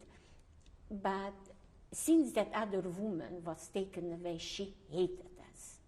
She really, you could see her voice was never ever like it was before. And that woman, I saw her and the other watchmen who were staying outside and bombing, they saw how she was killed. And she was, it was a little bomb because the bunker was not blown up. She was the only one who was killed. And I saw it because I was pushing outside my nose too. We were good friends with the watch people, with the SS people. You know, we were in talking we were in, how shall I tell you, like a simple soldier with a general. Okay, when the general wants to speak to that soldier, we speak. If the general doesn't want to speak, won't speak. So, but the situation was similar, except if a soldier is not respectful enough, he won't be killed or so on. So it was, I can't tell you, but they enjoyed talking to us. Otherwise, they wouldn't have speaking to us. So on this bombing, and that woman was bombed. Did she die? She was the only one who died from a bomb in our group. And nobody died. Did the bombs actually fall in your camp? The bomb fell, then only one, a tiny weeny bomb. You can't imagine, because a bomb would have at least torn up that bunker should have been torn up, but nothing. She was the only one who was killed. How often, or how many times? She didn't know. She was blown up so quickly that she didn't know that she's dying. In 1 second or 2 seconds, she was blown to bits. It was really sickening to see it. I felt sorry still. I mean, she was, as far as I was concerned, she was still a human being. She wasn't nice to us, but I didn't wish her to be bombed. So little things like that you... How many times were you bombing bombed? was in Nuremberg was often bombed. Do you know very often? Did you see the planes? Oh yes, I saw the planes. I saw the bombs coming, like you see it in the film. Yeah. What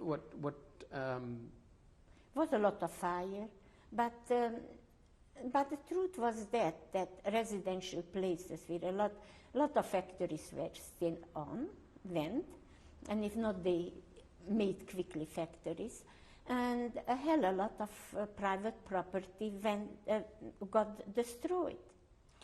Could you see what nation? Lot of private, and the private property is.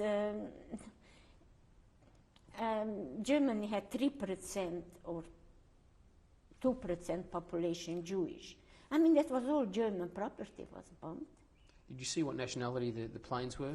Oh, no, they were high up. They were American or Russian or English. It was not French because France was not liberated. Was the barracks where you were staying? Were they part of the factory where the work was being done? Pardon? Was the barracks that you were living in and the kitchen, yeah, were they part of the factory, the Siemens factory that you were? No, those barracks probably was built for prisoners who were taken to work. And Howat and Venn, they never had enough prisoners to work. That's why they took Jewish prisoners, Jewish people to work. How far from the barracks? But I bet you that we had much less food than the non-Jewish prisoners. But as it was end of the war, the hope itself made all the difference. How far from the barracks was the factory? The factory, yeah. I have never been there, I don't know. And were you getting... I have been once, maybe I was once. I don't remember. I don't really know because I was working in the kitchen. As in Auschwitz, were you able to feed yourself a bit of extra food because you were in the kitchen? When you are in kitchen, you eat. And were you still smuggling food out to friends? Or yes. That was still necessary? I mean, that's why my sisters put in potato. The best thing was to put in a bin potato because that gives them the most nourishment. You couldn't put a bin of meat because we never got that much. And you couldn't put on a bin of bread because you never had that much, because that was counted out the bread, how much has arrived. But there were, for example, potatoes or vegetables that was roughly calculated, and you could always steal a little bit. You said there were two deaths, and that was due to lack of medication. Lack of hunger and medication, but some of them were so thin, like real Muslim. And if the war wouldn't have been finished in another 3 months, a lot of them would have died. Because so many were just like Muslims, and they were just going and doing because they knew the war is finished. How long did you spend at Nuremberg? I was in Nuremberg, I have to check that. I think I was in Nuremberg, I think until February. And from there we went to Melteuer. From September, or approximately September or October, when you said you got there till February, was your only duty in the kitchen? In the kitchen? Yes. How would you describe those 5 months, whatever it was, there compared to Auschwitz? I was not hungry. I mean, it was much better. First of all, the whole atmosphere, everything was more human. To be in Auschwitz, to know that there is a gas chamber and there's an elimination camp, and to smell those burning flesh and bones, that was in itself. I don't know how the non-Jewish people didn't get sick of it, because that was for kilometers away you could feel, because it was going on and on. It was not like a crematorium here, one person is cremated. When you left? And even so, when they cremate somebody here, you are outside, you can feel that stink. So, when you left Nuremberg, were you told where you were going? we were told we are not going to Auschwitz. We are going somewhere else. We were assured by the guard. And were you still getting on relatively well with the guards? In Nuremberg, we got on very well with the guard. In Melteuer, we did not. Isn't that amazing? In Melteuer was a bloody bastards. One of them was a Hungarian, I didn't know until last minute, until he heard me saying, I wish I could have him in my hand. He heard you say I said this. it in Hungarian, because they were bastards there. They were treating us very badly, not like in Nuremberg. In Nuremberg, we were deprived, but at least we were treated like deprived prisoners, okay? Like second-class, third-class prisoners. But there, we were treated very badly. The sleeping quarter was not bad, was not worse. Before you go into that, just stepping back to leaving Nuremberg, can you tell me about the journey from Nuremberg to Melteuer? How long did it take? How did you get there? A few hours. It was not long. It was again very normal, nothing memorable. Probably we went again in a big, in a wagon, and we were taken there. But and what? the journey was not so long, and we were just scared we are going to go back. They assured us we are not going to Auschwitz, but we were still very scared that we are going. But when we went to Melteuer, we didn't go to Auschwitz then. I didn't work anymore in the kitchen. I think they brought food from there, from German. The German people did the cooking or something. Was it the same 300-400 people? And it was, no, we were split in two. We were split in two. That's where we were split from my cousins. We were split in two, because that was a small factory. Were you still with your sister? I was with my sister, but we didn't work in the kitchen anymore. We worked in the factory. Can you describe Melteuer for me? What was it? Was it If we didn't see Melteuer, it's a small village. We knew it is a small village. It was a lace factory, and they have made it for an ammunition, bolts and nuts, and these sort of pipes and bolts and nuts, that sort of things they made up the factory. So they took there about 200 women to work there, 150 or 200. Did you actually live in the factory as well as work? Not the quarters we had out, not far from the factory, but it was still quite human. Was it surrounded by a wall and guarded? No, it was surrounded by wire some sort, but it was guarded. And again, you didn't have where to run. You just didn't have where to run. Because we were dressed badly, and if you said you are Jewish, no German would have taken. As a matter of fact, I asked a German watchman there, and he, I think he was not, he was a Wehrmacht.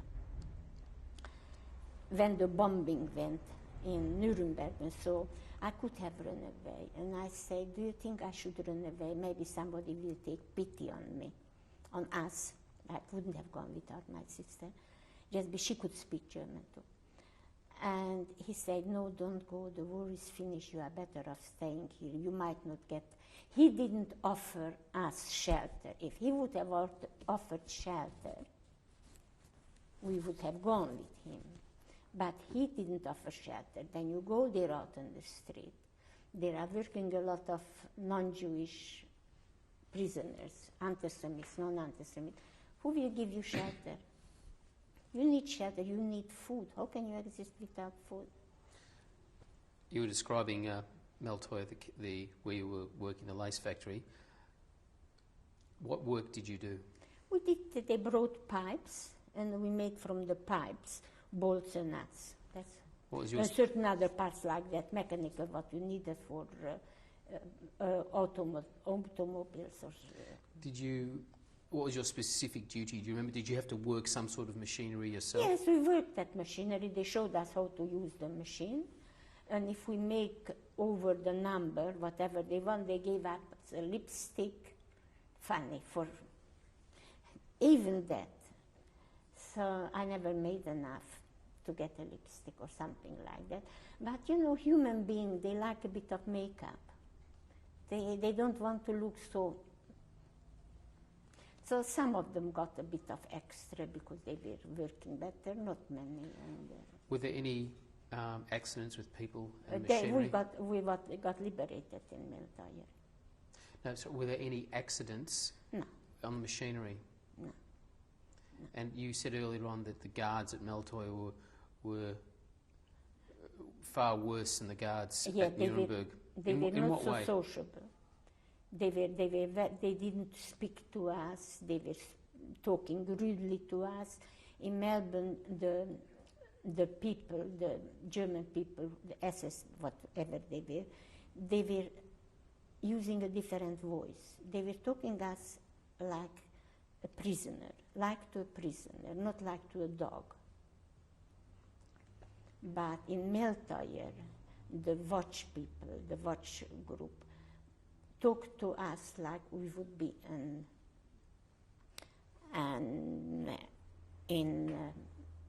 Auschwitz.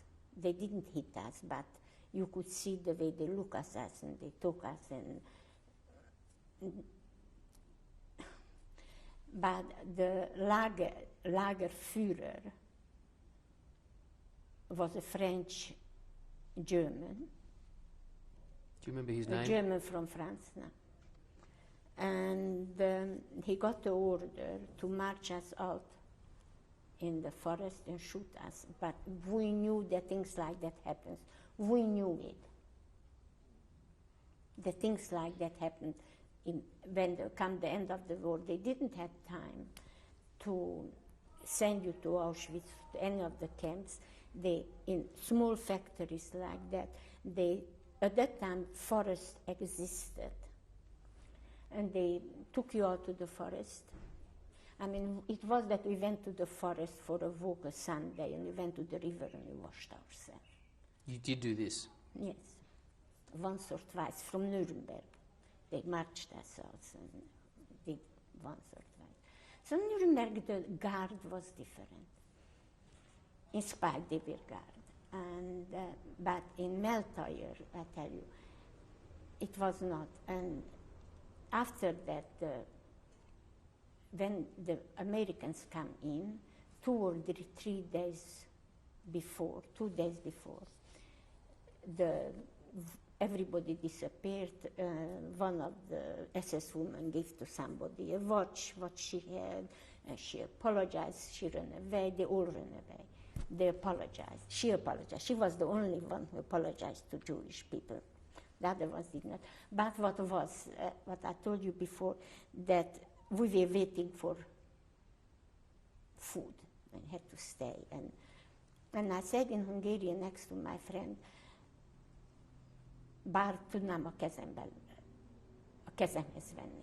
So I wish he could be under my hands or in my palm, whatever it was, Hungarian expression. And that watchman was a Schwab from Hungary, and he spoke Hungarian, and he told me, he heard what I said. And I said, all what I wanted is to have the piece of bread in my hand. But he gave me a few smacks on my face that I saw the stars. Now, it wouldn't have been end of the war. He could have shot me. He didn't shoot me. He would have shot me. Nothing would have happened to him. But he didn't do it. And after the war, before they ran away and left us, he came and apologized to me. He said he had to do it because I said that. And what the Americans were not in, by the time the Americans came, none of them was there.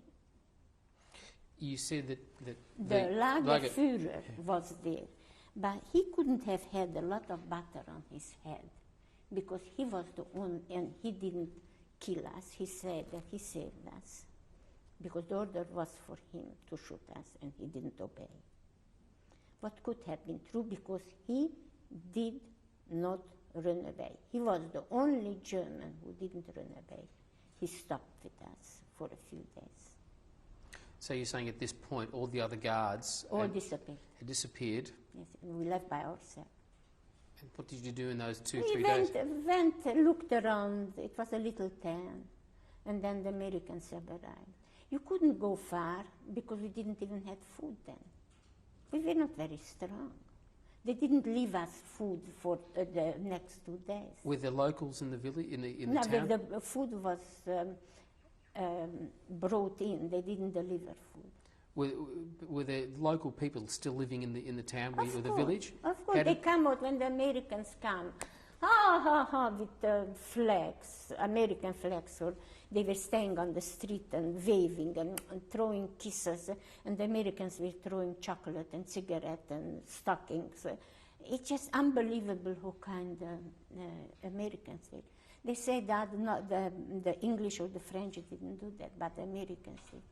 When this was the day of liberation? Yeah. How was that for I you? got a nasty diary from the chocolate and from the biscuits what I got. We all had it. But we survived it. Nobody died from eating. My father died from eating, but we didn't survive. We survived. Because in the big concentration camps, people were, didn't you see in the pictures when the Americans or English come in, they didn't have time, they were so thin, they didn't have enough time, they didn't give them to eat probably, and they didn't have time to burn them and gas them. Didn't you see it? So my father was one of those. After the liberation, they couldn't keep him, they couldn't give him. He was, now let me just say, I'll tell you after when I come home, okay, about my father. What else do you want to know? And that's we were liberated. What happened to the Lagerführer? We were staying. The Lagerführer, I don't know, he was chatting to me quite a bit, and he said, I shall marry him. He told me that he's from France. And maybe he offered the same for some other girls. I'm not saying he was offering, I don't know, he offered it to me, but he could have offered it for somebody else also to save his skin. because he was a Lagerführer. That was a big sin. At least they thought that they will be getting 10 or 15 years. They didn't. And he said, look, I'm speaking Jew, you are Jewish, and if you marry me, we go back to France. He didn't say that because I'm Jewish, I will save him. And you will have no worry in your life and so on. And I said, look, I just couldn't do it because I just would never marry a non-Jew. After all the difficulties and the suffering what we got, how can I think now to marry a non-Jewish person, a person in your position? You said this to him? Yeah. I mean, how can I? We're just going to take a break there and change tapes. End of tape 11. You just told us about liberation. Did you celebrate? Life was too precious. It was all celebration. The whole life was then a celebration of freedom. And it's nothing bigger or more precious than freedom. We didn't think of anything else except we are free. We are not under the dead threat. You are not a prisoner, you are a free person. I don't know if normal people can understand that, because we were not taken away because we did something wrong. If you commit something wrong against society or against people or against animal or against nature, it's different. But we were taken away for the only reason because we were Jewish and because Jesus was a Jew. That's the only excuse what they had. That's not enough. And that's, I can't tell you the intoxicating feeling what we had when we were liberated. We didn't have to drink nothing. We were drunk with the fresh air. And that taste is still on. That taste has still not left. I know exactly how I felt, and I appreciate another reason why I left my home. I left my home because I couldn't live there where I lost my parents, with that circumstances what it was. So, but that was one. Second, I didn't wait until I got the papers from America, because I didn't feel free under the communist. Once the communist pressure started to come, I felt too choking. Before you go on about that, just stepping back to just after liberation, how long did you stay in Meltoy for? In Meltoy, we were just a few days, and the American army took us away and took us somewhere. They gave us, first of all, straight away, they gave us a pair of slacks and a decent shirt. This is the first pair of slacks and shirt you'd worn in about a year. 2 years, a year? A year. How was that? I mean, I can't tell you. I tell you, we were just drunk. We were just happy. I don't know if ever anybody happy like that. I don't know when you have a child, if you have a wanted child, that is something very special. If you have been in a very, very big danger and you survived, you can feel that extra special something. Surviving that sort of danger. Normally a person can be a danger for a day or two or a short period, a half an hour, a minute. A person holds a gun on you, you are scared. You give him the money, whatever they want, and they let you go. So you feel a big relief, you are happy, you didn't die, you are free. So ours was much stronger than that. I can tell you, to be in love is never can never give even that that good feeling, that high feeling, what we got with the liberation. It just... So after the Americans gave you some slacks and a shirt... And they feed us properly. They took us to another place, I don't remember where, and how cruel some Germans are. We went for a walk. It was also a village, and up on the hills. The scenery was beautiful, and it was gorgeous. We had breakfast, and we went out for a walk on the hills, and intoxicated by the fresh, beautiful air, and free. And we lied there, and somebody shoot around above our head. Somebody wanted to shoot us. I was with a friend of mine, not with my sister. We went out for a walk. Even here, like you go out in the bush, there was the hills and trees, European scenery. And we saw a German having a shotgun, and he tried to shoot us. So, I mean, that just proves that they knew the village knew that they are ex-concentration camp people. They knew. I mean, we had grapevine, they have grapevine. They had telephones. So what did you do? We ran, and we never went out for a walk. That was the first cloud after the liberation. So we felt that we are still not free, not properly free. Then we were staying there, I don't know how many weeks, until they fed us up and so on, and then made arrangement that we went home. But I was too naive, and ignorant. We could have got a certificate that we have been liberated by the Americans, what the Americans should have offered us as for ex-prisoners. But they didn't offer, and we were too happy, too careless to ask for. I know a couple of people who did ask and did get it, but who were just intoxicated with the freedom. They didn't ask. And I was one of those who didn't ask for any paper proof. But as I happened to be Tate Otis one, and I mean everybody knows who was really in concentration camp. So where did you and go? then I went home. I went to Calais? Budapest. No, I went first to Budapest Who to did my you go with? sister. My sister. How did you get there? By train. We didn't have to have tickets. Somehow, I don't know how, what, and when.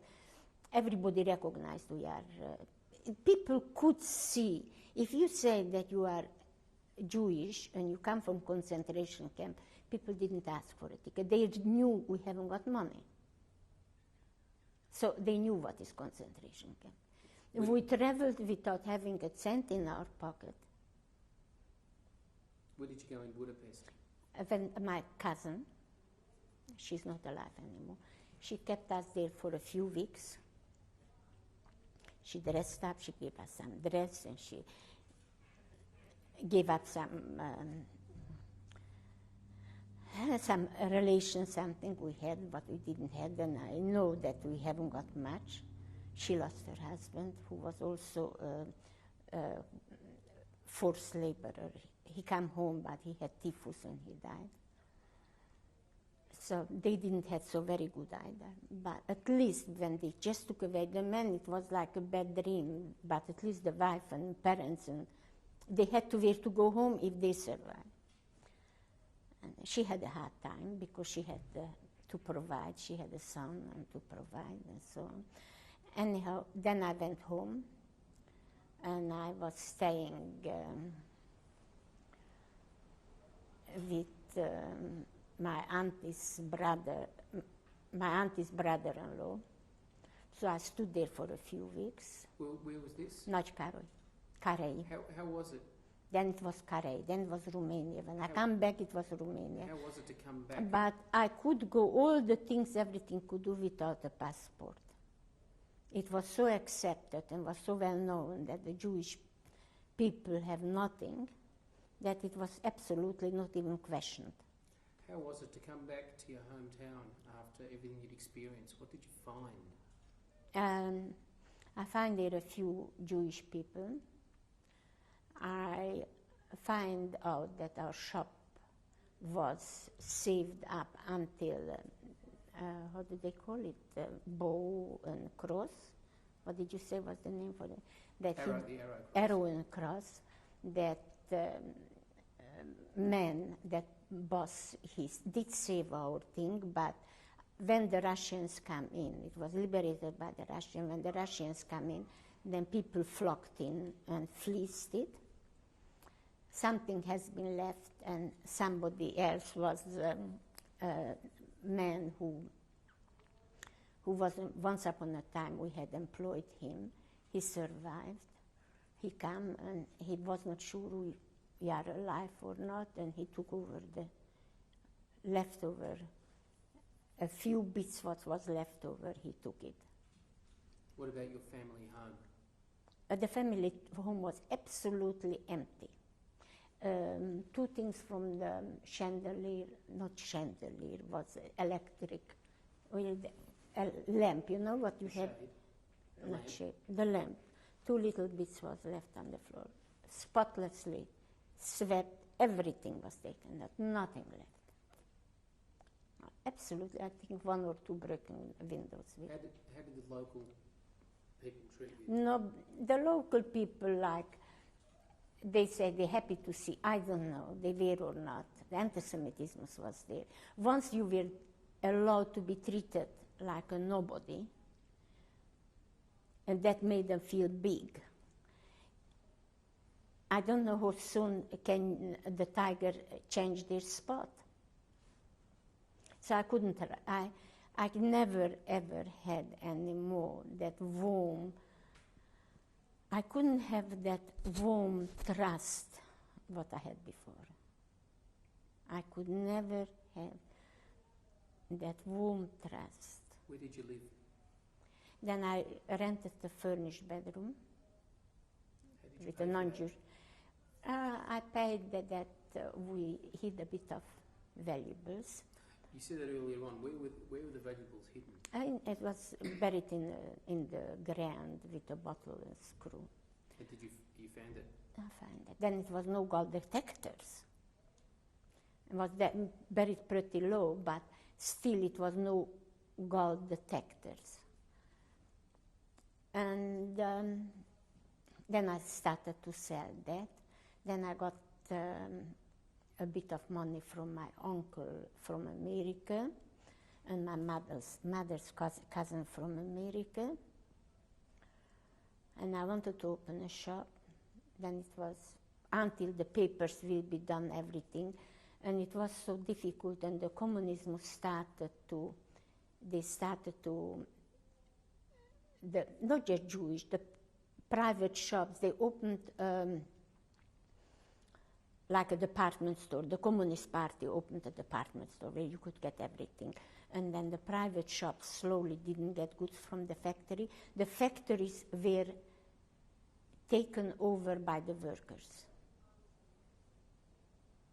That's how it started. I was at home. Small, big, the factory was taken over by the workers. Us, the workers, didn't have the experience for production and maintenance, how to manage a factory. The factories went broke. The businesses were broke because the factory closed down, they couldn't produce enough, they closed down. And a lot of small factories, Jewish people were mostly in small industry. That's what Jewish people did, like tailoring and knitting, mostly tailoring, knitting, or some other small factories, what people working between 5 to 100. What did you do? What work were you doing? When, after liberation? It's in Korea when you went. Oh, when I didn't work. You just rented an apartment? I rented an apartment, and I went a bit to see my girlfriend who was liberated in Nagyvárad with me at the same time. Now anyhow, we were in Auschwitz together. I spent a lot of time. I wanted to open a business. I didn't have enough money for that. But I could have done it if the communistic pressure wouldn't have come. Where was your sister? And at this that's why I time? didn't work, because I could manage on very modestly to live. I could manage what I had. From the From savings in the... not the savings of my parents, from the jewelry a bit, and what I got financial help from America. Where was your sister That at was this time? my sister that time. She came home also, but she got married, and she went away. We didn't have much to do one with the other. We know our sisters and so on. We had telephone contact or correspondence. Where was she living? She was living in Nagyvárad. Did you said earlier today that there was approximately, say, 600 families, Jewish families in Carre Before the war. I think so. Approximately. But I don't know about that much. How many came back or survived that you know of? Very few. Very, very few. I don't know when I come back, I don't know if there was 100 people, 100 to 150 people. I don't know, about 100 people. But between them were the people also who were, a few of them who had non-Jewish papers, and some of them who, some of the the workers who went, that forced workers, some of the men come home. I don't know if there was 100 people in our town. Did you associate mainly with these people while you were there? First of all, I had to, everywhere was where the synagogue was, or the praying house, Shtibele was, there was straight away a mensa where for the Jewish people to eat and stay. Who didn't have money to stay somewhere, they could sleep there. They was put there in mattress or something. You could sleep and eat there without any problem, without charge, free of charge. So I ate there a couple of times, but if you could pay, you paid. But if you couldn't pay, you didn't pay. But mostly people paid. And I was, and then that people left. They went back to Germany, to go to America, Australia, to emigrate out, because the communism took the pressure, and we just we couldn't take another pressure to lose our liberty. It was not, if we wouldn't have gone through the concentration camp, we would have lived under the communism, most of us, like the non-Jewish people did.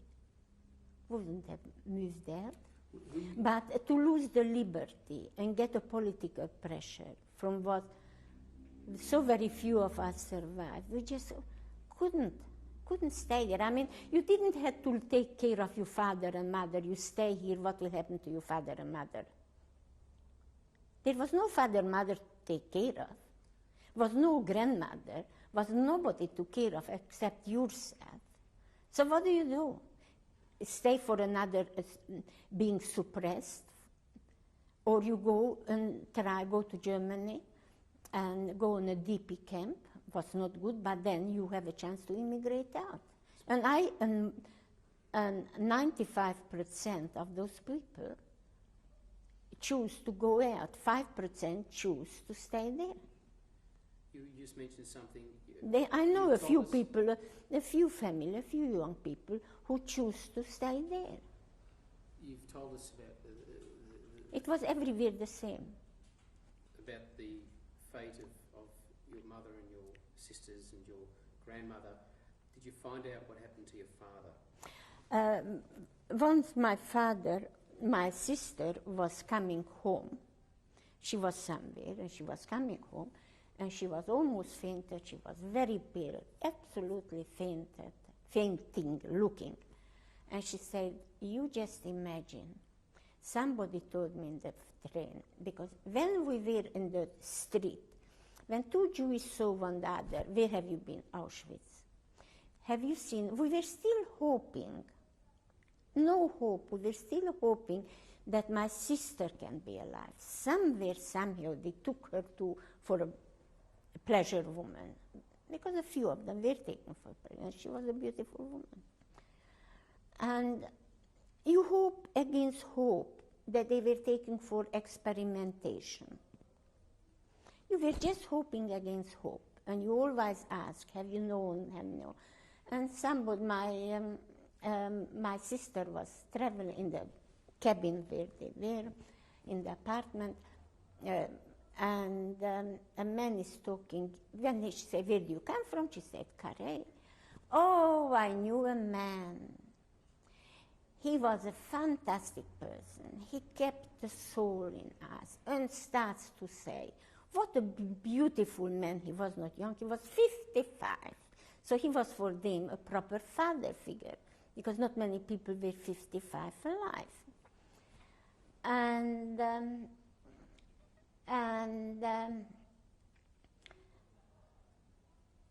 my sister, and then they come, he said he was Sonnenschein, Solomon Sonnenschein.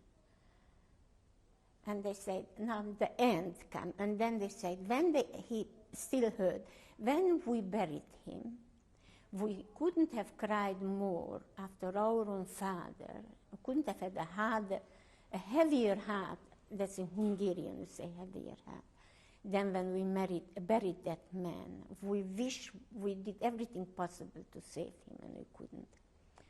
And then my sister, who was here, and he said, Solomon Sonnenschein, and my sister fainted, and everybody disappeared. They didn't want to face her because they knew what she felt, and probably they had to get out too. Probably they had to get out. You can't leave a train in the middle of traveling, but could have been just an end of the station when it came. I have to ask my sister. This happened on a train, did it? On the train. Did the man who told her... Probably they got that. They didn't know that he was our father. Did the man who gave her the news, did he stay with your sister after she fainted? I don't know what they were saying during the conversation. On the train, you would converse. I don't know. We didn't think, it was just horrible for me to know that my father died after the war. They couldn't resuscitate him. They couldn't bring him back to life. Maybe with the Americans, they had some injections, they had vitamin things, what the Russians, I don't think so, had, or the Poles. He could have been saved, but it was not meant. Do you know where he was, where this was? No, I was the most annoyed. I was upset, not annoyed. I was upset with my sister. How come you didn't? She said, what can I ask when I'm fainted? I mean, she never expected. We thought my father went to the chimney straight away. And so I'm very, very, very sorry, because I can't even go and put a stone on my father's grave. Or I can't put there a name or a stone for him. So I don't know who, what, and when. But he was so he was respected and loved even in the concentration camp. He was loved and respected. So how long did you stay? I was sorry that, and the other funny thing was that in the concentration camp, somebody got a sheet of cardboard and put on the ABC, and you know that soul, whatever they call it, like a seance they make. A Ouija board. A Ouija board, you know it. And we were making, that's another way to give you hope. And I said something, I mentioned my father's name. And the board said, your father is alive. And where was I didn't believe it. Where was this? in Nuremberg. And I didn't believe. I thought it's stupid. I mean, a lot of stupidity was said there. And then in April, we did that too. And the Vigi board brought out, you are lucky that April, that the silly April, because April is a silly month, brings you a lot of happiness. Didn't say liberation, the silly April brings you a lot of happiness. That was before April 16th. And we didn't believe because we just did those things for entertainment. Was April the 16th the day of your liberation? April the 16th. And May the 5th was peace May, the May 8th was. So even people, Jewish, non-Jewish lives was saved during that time. And it's just horrible. That's why I'm very upset with the English and American force and the Russian, because if they bomb the concentration camps, all right, they would have died a few thousand, but many more people died like that. They couldn't have had a gas chamber, they couldn't have done that. But it was nasty thing from the authority. How long did you stay in Calais for? Oh, I was often on till 48, from 46 to 48. In 48 I left. The communism started to get so bad that it cost a hell of a lot of money to go through the border. Before that, a lot. Were you working? I was not working all the time. I mean, I was hoping to leave. If it would have been another way, I would have opened the shop. I just had from what to live, that's all, but very modestly. Who were you associating with at that time? Oh, I mean, I had still non-Jewish friends, some. And I was living with non-Jewish people, first of all, I was living with non-Jewish people. I took a furnished room from non-Jewish people. And I was just living very modestly. In that time, from the money what I got from America. During that time, did you experience any anti-Semitism in those 2 years after? Yeah, I mean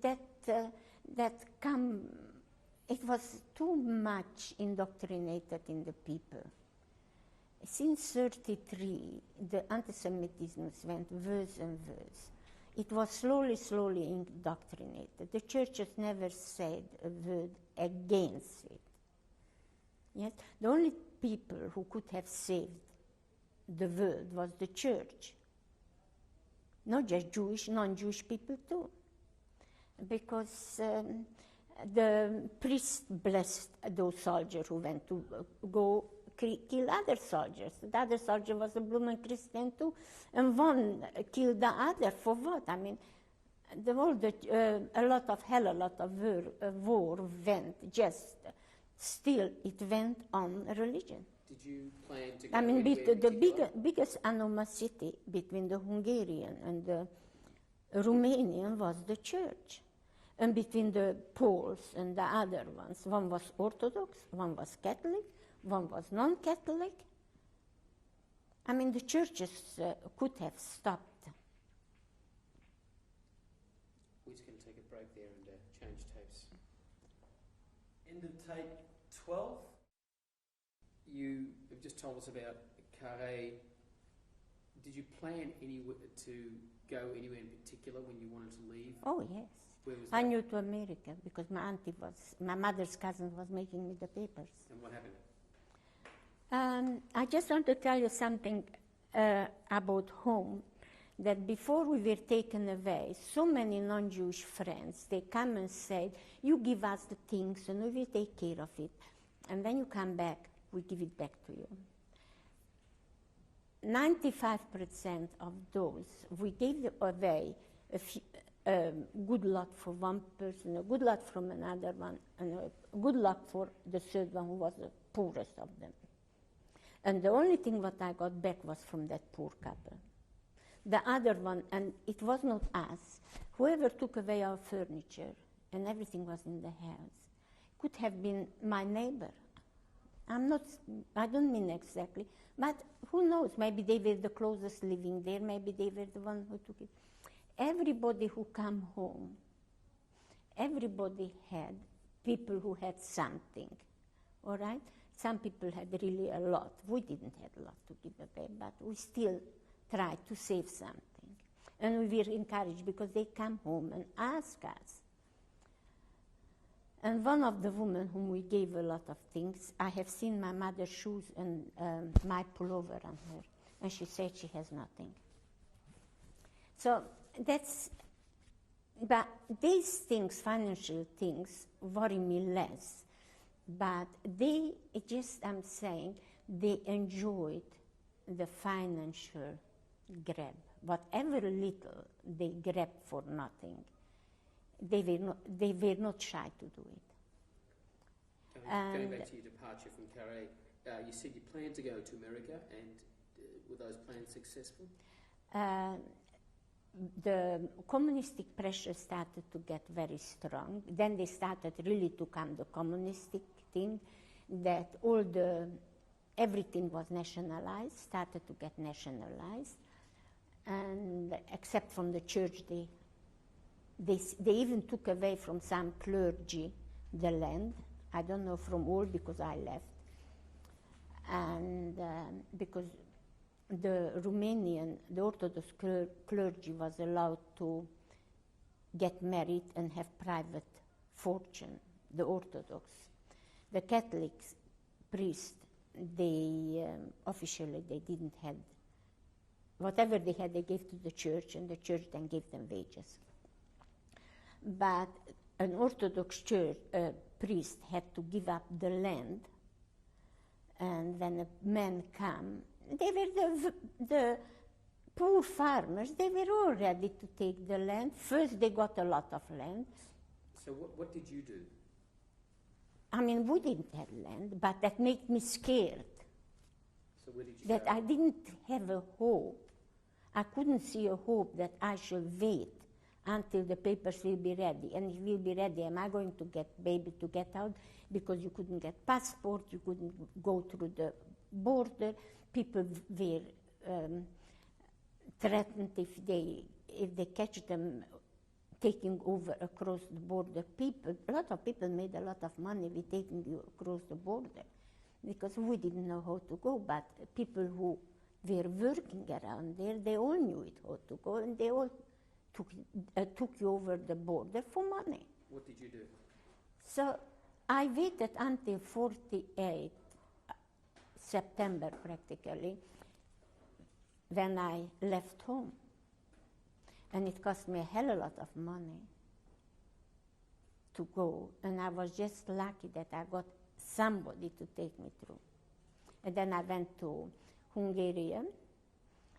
He took me through Hungary. He took me up to Budapest. And who was he? A man who took me through. Was a young man, a non-Jewish man, who took me through. Illegal?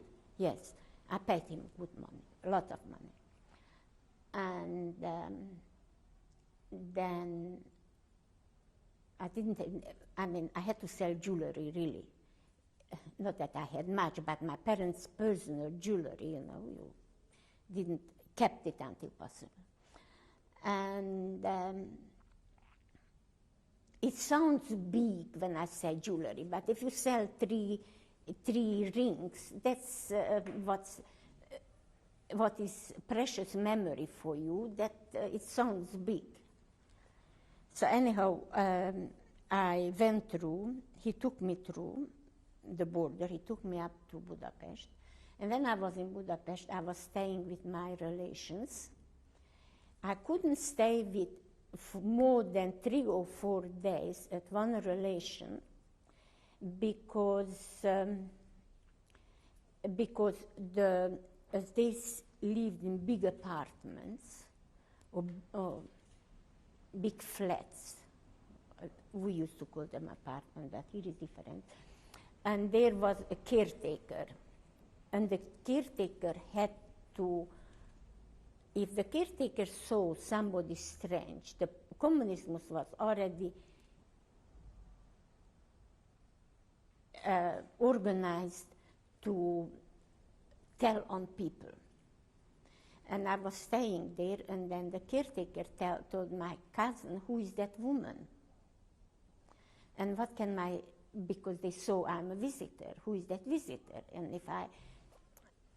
And somehow they smell you out.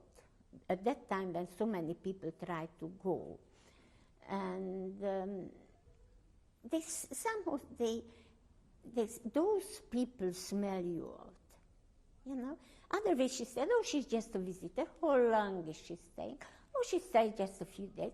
What is she doing? They knew where is she coming from? What is she doing? What is her occupation? They give you questions like that, what sounds just friendly, but what could she say? That I'm looking to go over the border? I was looking for Budapest to get contact to take me over to Austria.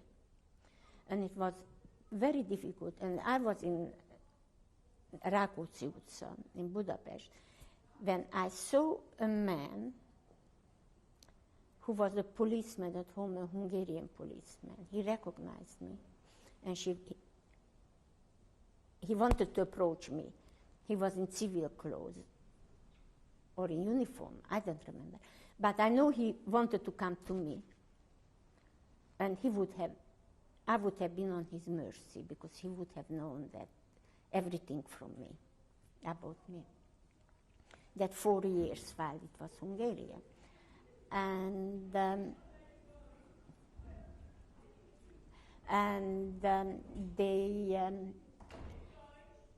somebody was there. Somebody stopped him. A man stopped him. And he couldn't get out that he wanted to talk to me. And I went. And I was very, very scared, because I knew who he was and he knew who I was.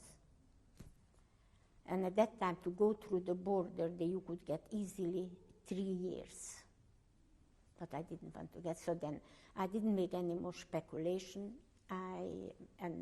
That caretaker asked. I was already staying with my other cousin, because it was hard to get contact to be taken over. And then I just tried to make quickest. I took a big risk that they will take me through, because I didn't have enough time to get information about somebody reliable, because that was pretty secretive. It was open but secretive, and at that time was very difficult, because they give a big jail sentence. And I just had to take whoever came to take me through. I paid the money, and we tore $1 into, or a $10, a $20 piece, something. I gave them the money, what they asked. And he said, that's the half dollar, the $10, $20 piece is yours, that's mine. And when you go through, then I send after you your clothing, that whatever I had, a suitcase just. Again, I left everything there with my landlady where I was staying. Whatever I accumulated at 2 years, I left them there. They knew I am going away. In Carhaix, you lived? Yes. They knew I am going away. And as a matter of fact, I got the man to take me through them. And that's why I knew he's reliable. And I have done that at home, but in Hungary, I had no option. I just had to disappear, get out. I was lucky. So I never got back my clothing. I was left in one dress, one shoe, and so on. But it doesn't matter. That is just a few rags, because you can buy yourself clothing. And we went, and then that girl wanted to leave me just on the border. We went through, and she wanted to leave me. A girl took you across? A non-Jewish girl who took me through. She took me through, but she didn't take me to Vienna, and I didn't know how to get a train or anything. And to go to Vienna from the border, we went to a farmer where she knew them. and they were relations or something, and they have eaten, we didn't eat anything up through that whole, I don't know how many kilometers we walked. Did you walk? Did you Oh, yes. catch a train from anywhere near Budapest to the border? Yes, to the border. And from there I had to walk that number of kilometers to the town. First she wanted to leave me on the border. She said, no, that's no border. I had to trust her. So I said, no, look, I mean, if you take me through, I get you a Jewish identification card. So I knew she wanted to drop me there, so I didn't know how to go. I go back to the Hungarians. I didn't know where to go. I mean, that was not straight what she did, because at least she would have taken me to an Austrian village. I didn't know how to go to a village. I could have gone back. So what happened when you got to this farm? So then she took me to the farm in the hope she will get a Jewish identification card. And we were pretty hungry. And they were eating. They gave to eat to the girl. They didn't give to eat to me. Tea. Why? I was a Jewish girl. So you say no anti-Semitism. I mean, you know that they are hungry. She walked that much. They gave her to eat, who was their relation whatsoever. They left me outside, sitting and waiting. So if that's not anti-Semitism, what is it? How long did you stay there? Oh, we stood there. We had a bit of a rest. And then we got the train until the train was due. And I had a few dollars. And we got a ticket to Vienna, and she took me up to Vienna. And in Vienna, she took me into the Rothschild place where the displaced person were. And I said, look, I told them what happened, and they didn't want to give you. I didn't tell you that you are Jewish, but I told her you wanted to leave me there. If you wouldn't have done that to me, you would have asked me. Maybe I would have done it for you. So anyhow, I explained it to her how I feel, and I feel cheated, and I don't feel obliged. I don't know how many people has she left like that, because I know the rumors did go that some people take you money, and they leave you on the border, and you are nowhere, and you go back, and you are nowhere. And then it was the heavy jail sentence. So it was not, it happened. And he wanted to do that to me. Who knows to how many people she did it. So I told her that if it would have been an honest thing, I would have tried to give you maybe not a Jewish, a non-Jewish DP card. But by right, she could have gone. She wanted a non-Jewish DP card she could have had. Because non-Jewish people went through the border too, and they say they are refugees from the communists. But she wanted particularly to have a Jewish one. So like you have two false or three false passports. Where was this DP camp that you were at? No, that was in Vienna. Then in Vienna, to go where my sister was already in Germany, in Heidelberg, close to Heidelberg, they were in a DP camp. So I had to go through the Russian border again in the train. And I really didn't have much money then left, because I paid a hell of a lot there for that. These people to bring me from Hungary to Austria. It cost me a hell of a lot. And the other one, I was just really penniless, almost penniless. And some Jewish people were also then involved in taking you through, who were bribing the guards on the train, or if a Russian come in for identification card, they bribed that Russian. So they had, Jewish, non-Jewish people had knowledge how to do that. By sheer coincidence, I met in the camp a Jewish boy in Rothschild there, a Jewish young man who liked me, who took a fancy on me, and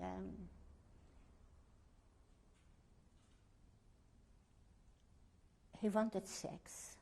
And I said, sorry, you can't get that.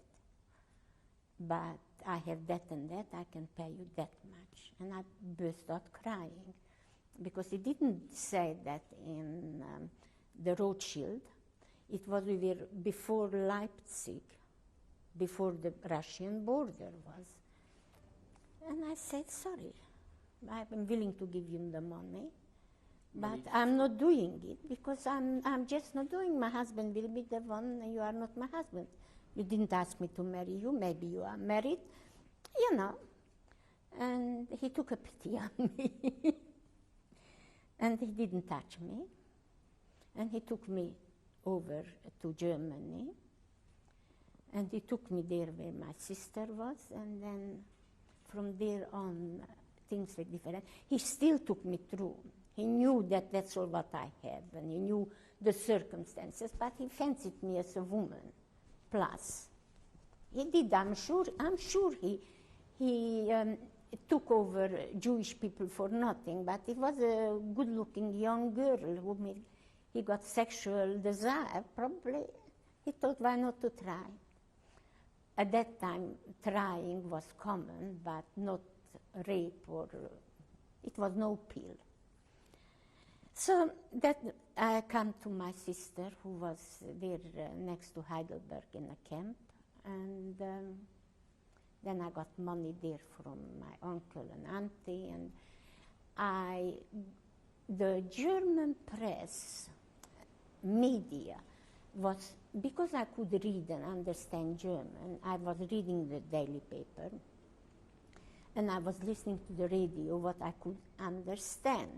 And you thought that the Cold War started then, was strong, and I thought the bombs will fall tomorrow. And I just didn't want, if it's a war, I didn't want to stay in Germany. So I registered myself to Australia, to New Zealand, to Canada. I didn't want to register myself to Africa. They asked me to Africa, and I did not.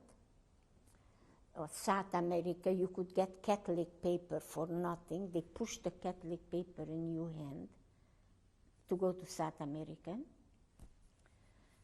And not to America, just to South America. They pushed the Catholic paper in your hand. For no money, for nothing you could get that. But I didn't want to go to South America, and I said, whichever comes first, I go. Were you still waiting on papers from... I was waiting, and when I arrived, and the first one has arrived, that application and interviewed was New Zealand.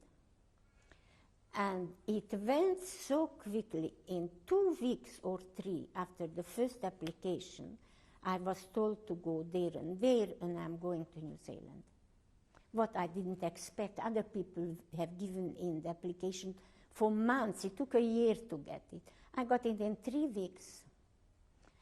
So I was very happy, and I was so naive that I thought, I go to New Zealand, and from New Zealand I will go to America. Because my mother's cousin didn't have children, and she wanted somebody from the family to stay in the town, in the city where she was. And when I was in New Zealand, I wrote her everything, and she said that the papers come back to her that I already left Germany.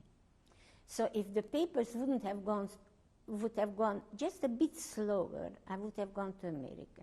Now, when I was in New Zealand, I wanted to go to America. Before you go on about that, let's just retrace a bit. You left Heidelberg, and what year was that? That was in 49. And how did you get to New Zealand? Oh, when I went by boat, I went to Italy first. We went, I think, to Frankfurt, but then we went in a group. Was it all Jewish refugees? No. I was put in a non-Jewish refugee group. About 3%, even less than 3% went Jewish. And where did you catch the boat? Pardon? Where did you catch the boat? In Trieste. but I didn't have money to look around because I didn't sell another ring. Did you? Not that I had that many, but I had still, you don't leave yourself totally penniless, because if you are sick at that time, you just have to have something. Do you remember the name of the boat you were on? No. Could you tell me the ports that you stopped off It on was, the way? it was like a cattle thing. It was very, very horrible. Very horrible. How long was the journey? Was almost a month. Do you remember the ports that you stopped off on the way? Not really. I know we went to that Egyptian part, and I don't know that the boat was hired by a Jewish man who was an ex-serviceman, and the non-Jewish, everybody knew he's Jewish. And the non-Jewish people, who got fat once from Jewish money, they thought they will come to New Zealand or Australia and they will spread there and get fat again on Jewish money or Jewish blood or whatever. Anyhow, they were looking for an easy prey, and they were hoping to prey on Jewish people there. And they were criticized because we didn't have much to eat, and we were sleeping in bunkers. But we know we are going somewhere. We didn't get, and everybody was seasick. Almost everybody was seasick. And that's a horrible sickness. And whom do you blame? The Jew. If you can blame somebody, was a Jew. The boat was really managed by Italians.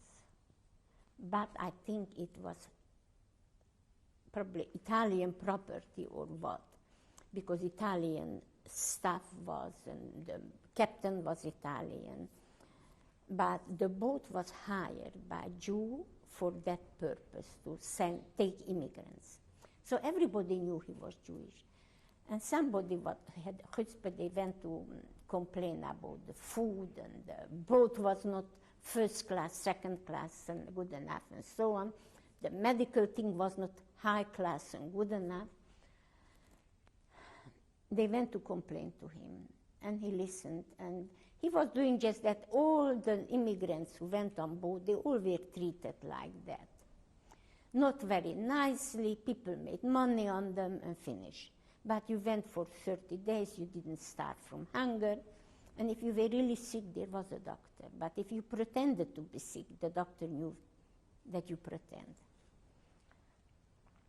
And somebody said, oh yes, you bloody Jew, you do that and that. And he went and he gave him 1, 2 on his face, so that that man fall over like I got from the German. He said, look, don't ever touch my nationality and my religion. Don't say anything about English, and don't say anything about Jewish.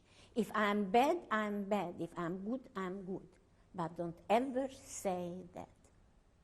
And since then, nobody, you never heard again, they had the highest respect for that man. And I think the sorry thing was that we were just too soft. You know, we accept Jewish people just, we never rebelled about anything through the whole history. If you didn't want us, we went somewhere else. And we made a life. Speaking of making a life, did you have any connections in New Zealand before you went there? No. What happened when you were I said I'm a glazer. They asked me the occupation. I said glazer, because I knew glazer from home. So I thought they will take me for a worker. But they took me for a nurse aide. They took me for a nurse. How did you cope with the language? We had to learn, you learn. I started to read the Reader Digest, what I could understand with the language. Reader Digest is very easy. And you just hear and learn. If you have to, you just... I didn't have anybody that boat. There were very few Hungarians in that group. And those Hungarians, they all know I'm Jewish. None of them tried to be close friends with me. So did you make any close friendships with anybody on the boat? No. I had a boy, a young man, who who was an Ukrainian, who tried to flatter me, who also wanted some physical thing from me, but he didn't get it. I mean, he was not rude, but he tried. And that was not unusual. And Where did the boat land? Pardon? Where did the boat land? In Wellington. And is that where you stayed, firstly? And then there, not far away, Lower Hutt or something Hut was where was a hospital, seniors hospital, what used to be a army hospital. They put their senior peoples. And there I was working for 2 years as a nurse aide. I was paid as a trainee nurse for £2 a week. And I was working as a nurse aide who should have had £3.50 a week plus Saturday, Sunday overtime. Now, because I didn't have relation or friends, anything, I didn't mind if I worked Saturday, Sunday. I didn't mind, so I worked. They put it, oh, Yoli will work. So, when you arrived, did you get but I haven't been paid as a nurse aide, and I haven't been paid for overtiming. So that beautiful matron, she knew I'm Jewish, and she did that maybe with, I don't know, with somebody else or not, but I was working for 2 years, and she had nothing from that money, but she shortened me with quite a bit of income. When you arrived in New Zealand, in Wellington, did you receive assistance from any Jewish group or any group whatsoever? Yes, they offered, they come out, they offered, but I didn't need assistance. I was working. So I had to manage on £2 the way I could. The nursing quarter provided, at that time, training nurses and nurse aide. Nurse aide could live in or out. We're just going to take a break there and change tapes. Okay. End of tape 13. Establish a relationship with any Jewish community there? I knew Jewish people, they were very supportive, but we didn't have enough newcomers, and I felt lost. Because when you are a newcomer, you have more in common with other newcomers. And the New Zealanders then thought that we come from dark ages. They thought that we come from a hut. There was no civilization. For them was civilization just in New Zealand, Australia, and England, nowhere else, and America. So they didn't know that we had an iron, or we had an electric that, or an train or tram. Oh God, I mean, they thought. And I felt lonely. So after the 2 years, I come over to Australia, to Sydney. Why is it Sydney? I had a friend of ours, we were living in Sydney. I got acquainted with him in Germany. And then I didn't stay in Sydney. I went over to Melbourne, where I had relations. Who were they? My cousin Lily and my cousin Tibor. They were all my mother's first cousin.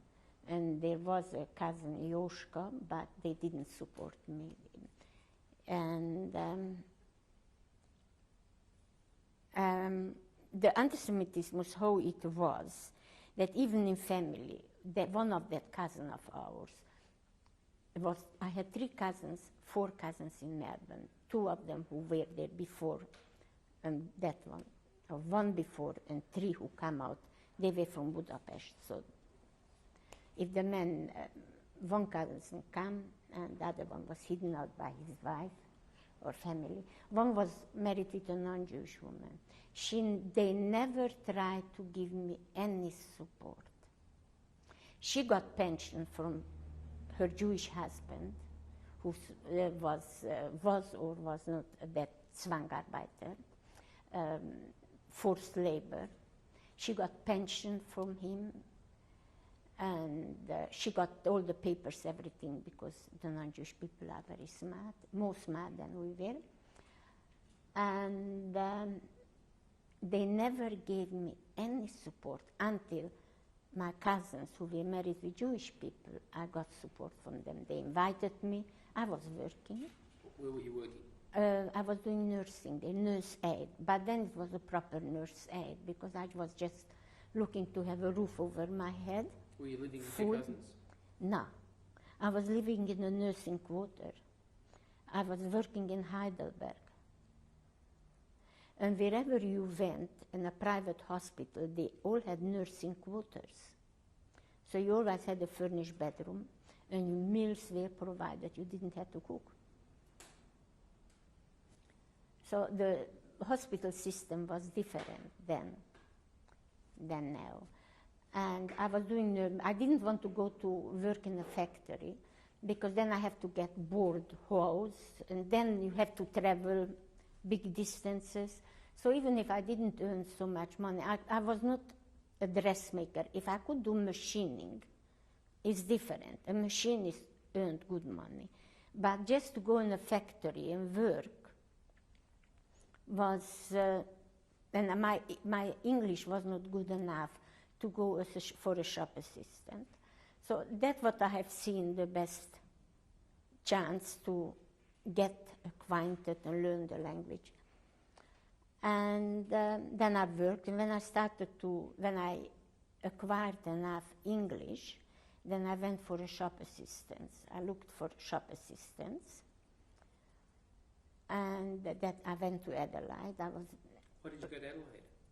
Why did you leave? Because I didn't want to stay anymore in Melbourne. I wanted to see if the way I was, I might as well have seen Australia, the capital. So I was young. I had nothing. The cousins, they were there. They didn't run away.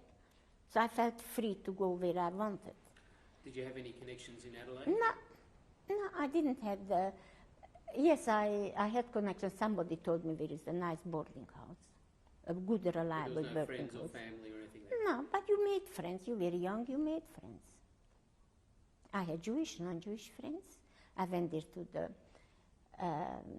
rabbi or somebody. They knew I'm there. They invited me for Friday night dinner very often.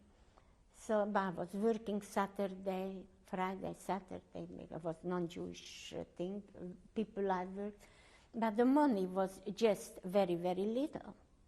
By the time I paid boarding, was nothing left. I couldn't afford really to have a haircut, let alone buy a new dress. And how long did you stay in Adelaide? But I was very all the other girls whom I was working with, they were all better off because they were staying with their parents. At that time, girls stood with their parents. So they paid a little money, I don't know how much, for the parents' boarding, and then they could go to pictures, theater, makeup, a new dress. All these things I couldn't afford, but I didn't complain. I mean, it's just a transient time. That didn't worry me.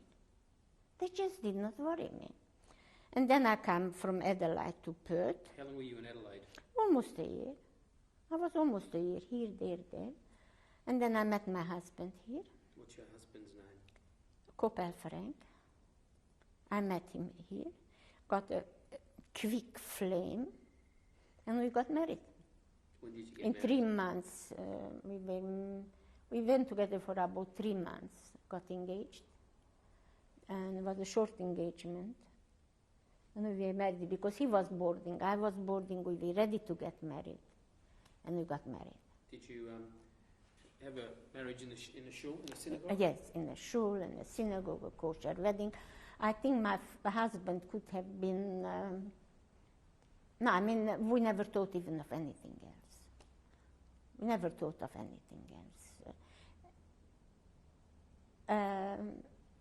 What do you mean?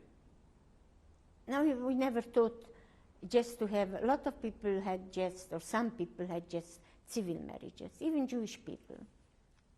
Some people had just, a lot of people were so disappointed, so hurt, that they were Jewish, but they didn't worry about it. The main thing was the contract, the binding contract. The civil marriage was what mattered.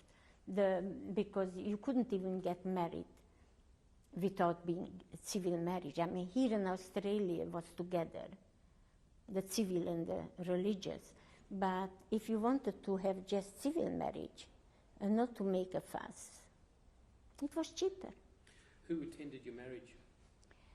A friend, I was given from a friend of mine, some German Jewish Weil, Gerald and Lydia Weil. They were very friendly with me, and they offered to make me a wedding in their own home for about 40 people. They offered it. My landlady, who was not Jewish, she offered to make me a wedding at her backyard, at home, her place, for 40 people. One didn't know about the other. So where did you have it? So I couldn't have been such a antipathic person if people like that offered me. And Viso offered me a wedding, but of course we wouldn't accept. And we had it privately, because my husband wanted to be all his friends. He said if he gets married, he wants to have a proper wedding, white long dress and proper marriage. Because I wouldn't have mind to have 40 people in my friend's place, have a white costume, a short dress, and I would have been, I'm not that extrovert. That as long as we had that a few friends of ours, 40 people would have been enough for me, and would have saved. You give them maybe a nice present, whatever. Anyhow, they offered it. We didn't have much money. Did any of your cousins come over from Perth, No. from Sydney? No, they didn't come. It was one of my cousins. No, they would have had to come to hotel, and it was too expensive for them. What year was this that you got married? 56. I mean, for two people to come here and to stay in hotel is a lot of money. So they didn't think it's important. The non-Jewish, I didn't even think they would come, but at least they sent a present, not I expected it. They sent me a very nice present, a telegram, apologized that they couldn't come, they had excuses. But when their daughter got married, I couldn't go for financial reasons, really, because we were then absolutely poor. We had nothing, we were living in a furnished flat, we had nothing, I couldn't go. But when their grandchildren was bar mitzvah, and their granddaughter got married, I sent my daughter to the wedding, and when their grandson, my cousin's grandson, was bar mitzvah, I went from here to Melbourne to the bar mitzvah. We were not very well off, or I don't know what, but I felt that I have a family and I wanted to go, and I wanted to participate. You mentioned you said you sent your daughter over. How many children do you I have one daughter, one son. What are their names? Marilyn and Mark. I will show you later on the pictures. Tell me about your children. They are two beautiful people, very nice. They were always very popular. I never had problem with them. A joke, but it's true. Both of them have degrees, university, WA University degrees. My son is a barrister. My daughter has in commerce, not in commerce, in, no, what's the other one? Not commerce, the other one. What's the other faculty? Why don't I Law. No. There is commerce and there is not business,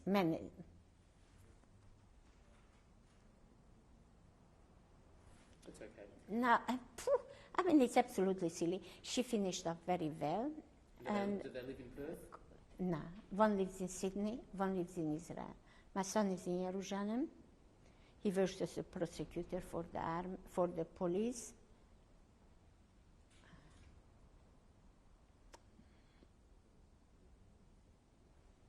It just, and my daughter is working, using her qualification, and she works as a public relation, but she works for herself. Do you have any grandchildren? I have 2 from each, not much. Tell me about them. 2 beautiful children have each, whom we adore, and we think the world of them. And What does Koppel do? he's retired. He was a wool buyer. He retired. Tell me a He's bit about retired. I think he made the testimony himself. They have it. So he's I don't want to survivor as repeat. well. He's a survivor, but he survived through going to Russia when they forced him to run, and he couldn't run fast enough. And from joke, the German soldier pushed the bayonet in his buttock. And then he ran away to Russia. It cost him a bit, but that's all recorded. And did you have a profession or work here in Perth? I after worked. married? I was working as a shop assistant, and I love working in a shop. Since arriving in Perth, have you... And I helped, because of that, I helped a lot in opportunity shop, because I like to work in a shop. But after I was married, I worked very little bit. Is that my husband? I worked very little. And I was just working for about a year. Back, I went to as a shop assistant for... I had pressure. I was pressured. My husband was sick, and wool buying didn't go right, and certain things a lot of things went against us, and I just needed a relaxation, that change to go to work. So I went to work for about a year. And since arriving in Perth, did you... what sort of religious life did you build for yourself here? I keep the religion what I like, what I think is. I'm not proper Orthodox in strict sense. I'm not a very practicing Jew, but I'm practicing Jew. What I want. Are you kosher? Not enough. I buy kosher meat, but I like the kosher meat because hygienic reason. But if it comes, that wouldn't make me a problem. Were your war experiences... I don't have separate milachik fleischig and all these things. We go eat out, so that's not. I'm not really kosher. Did your experiences According during to the war affect that part of your life, your religious life? Did I? Did the experiences you had during the war, did they have an effect on your beliefs, your religious beliefs? Of course. Of course, I would have never had a non. I don't think so that I would have had a non-kosher house if my parents are alive. I don't think so. Even if we would have gone to America, because my cousin is in America, and her parents were religious, not so over-religious, but they still had kosher, and my cousin is kosher in America. So these things become more or less traditional, and probably I would have done the same. And have you spoken do you talk much about your experiences during the war to anybody? That's the first time since I was in concentration camp that I was saying, without interrogation, I said all that, what I said. My children never heard that. None of my friends ever heard. What about your husband? My husband didn't hear it either. No, my husband doesn't know it either. Do you remember when you were at our place and what you asked me? And my husband says, I didn't know all these things, what I told you even. He did talk about his experience because his was different, was not the saddest man. I am still choked about it. But because we talk for the future prosperity, for the future people, Jewish and non-Jewish, I don't want anything like that happen again. And that's the only reason why I give that testimony. Otherwise, you could never hear that from me. Because I could see no reason why it's nobody's business. It would be just my own sad thing, but I'm so scared that anything like that shall not happen again. It comes a fanatical somebody that I want the world to have the testimony, the world to have it, not just Jewish people. You said a couple minutes ago that you never told your children. Did your children ever ask you about your experiences? They did, and I didn't tell them. I said it's too sad. Do you think about I don't want them. Do you think about that time much? My children will get that copy from me, and that's when they will have it. They could never get that out of me.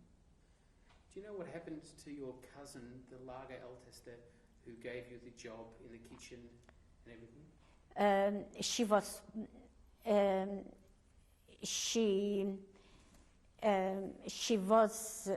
People did try to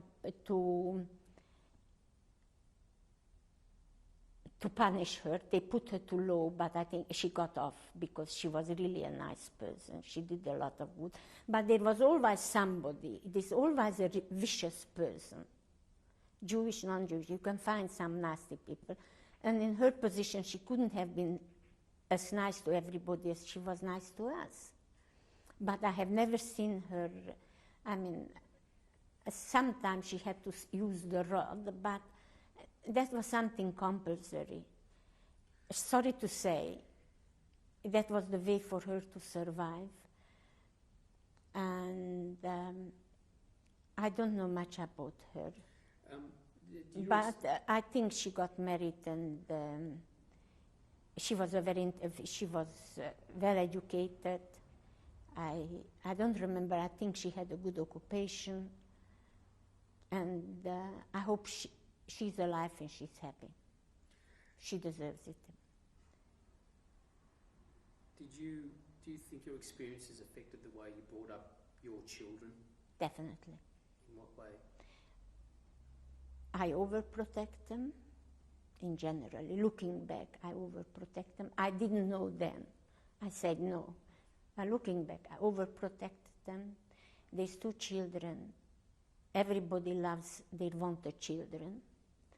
But they are definitely my whole family, next to my kin. Did any of your family survive? No, my sister, one sister. But I don't have parents, and my sister in Israel, and I am here. And I have a cousin there in Melbourne, but it's nothing closer than my own child. Who is more close to me than my own child? If I would have here mothers, and my children missed very much my grandparents, their grandparents, because from both sides, the grandparents, my parents and my husband's parents, were very nice, very liked, and very popular people. And these children missed on having grandparents. Other children had. They didn't have. A lot of children had relations. They did not have. Normally you are at home, you learn on your next to kin how to bring up a child, how not to bring, what to do, what not to do with children. Because your cousin has children, your sister has children. I missed out all on the training. My husband missed out on the training because he was 15 when he left his parents. He was not 16, he was 15 something. So he missed even more than I, as a young buck he left, that as a teenager to get some parental guidance. He never had that. He went to Russia. He never had anything to learn. I missed also how to grow up fully, how to get married, how to do that, learn on my cousin's fault or that fault. I mean, I missed out on a hell of a lot of education, and I missed out that my children I didn't have anybody to babysit for me, like most grandparents, who very rarely they do. But my parents would have been, they were the ideal sort of grandparents. And by sheer coincidence, my husband's parents would have been very nice role models. And they missed out on them because the information what I got from people from Skaržisko, where my husband comes from, I got very, very nice report about his parents. Have you, over the years, thought about what the reasons, if there were any reasons for your survival during the war? I don't know. I can't. If I think at it, I go crazy. So if I'm depressed, when I used to have the PMT, or so, when I was depressed, it was terrible. It's just no good for me to think on it because it's a very long, very bitter past. Because somebody has bad luck for individually, it's different. But when you have in such a over the whole population, the Jewish people, when you have a horrible thing like that, then you just can't think of whatever I think I should have done. It could have been done. It's just impossible. To finish off, do you just have anything to say, a final message to leave for my children or anybody who's watching this in the future? For my children, I just have one thing to say. I'm sorry you missed out on your grandparents and our family because they were just right for you. You would have fitted in like gloves, both of them. I'm pretty sure my husband's parents were also very nice. And that's what hurts me most, that my children missed out on them. And they are very nice, straight people, and may God help you and just keep on the straight way. I'm very, very pleased that you, I should say, proud.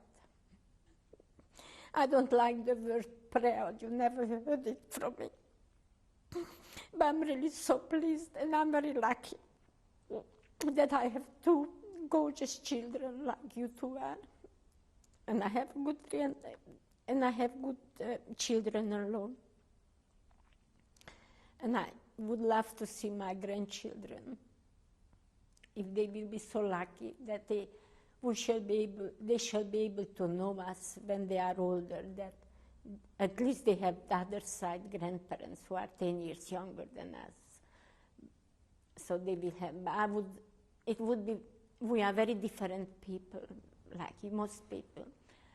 And it would be very nice for my grandchildren if we would live to see, and they could have a role model, good, bad, indifferent, but we are quite acceptable. And if they could see some example and the way we are and we live and our way of thinking, because when a child gets a bit older, teenager, over 10, you don't realize that you memorize certain saying what parents say. Like my grandmother said, we were talking about religion, and my grandmother, who went with us to Auschwitz, she said, "What do you talk about religion? It's good for God. There is that many churches. Leave it to God. Don't talk about something else." So, I mean, my grandmother didn't. She just said that as her own observation. And I just hope that my grandchildren could have some saying or some examples from us what could be useful for them. Yola, thank you. We didn't show the pictures. Interview finished. Photos and documents to follow. It's my mother on the right corner and my grandmother, her mother, my mother's mother on the left corner. Do you know when on the top. Do you know when these were taken? All these photos, what will be shown, we got from our cousins from America.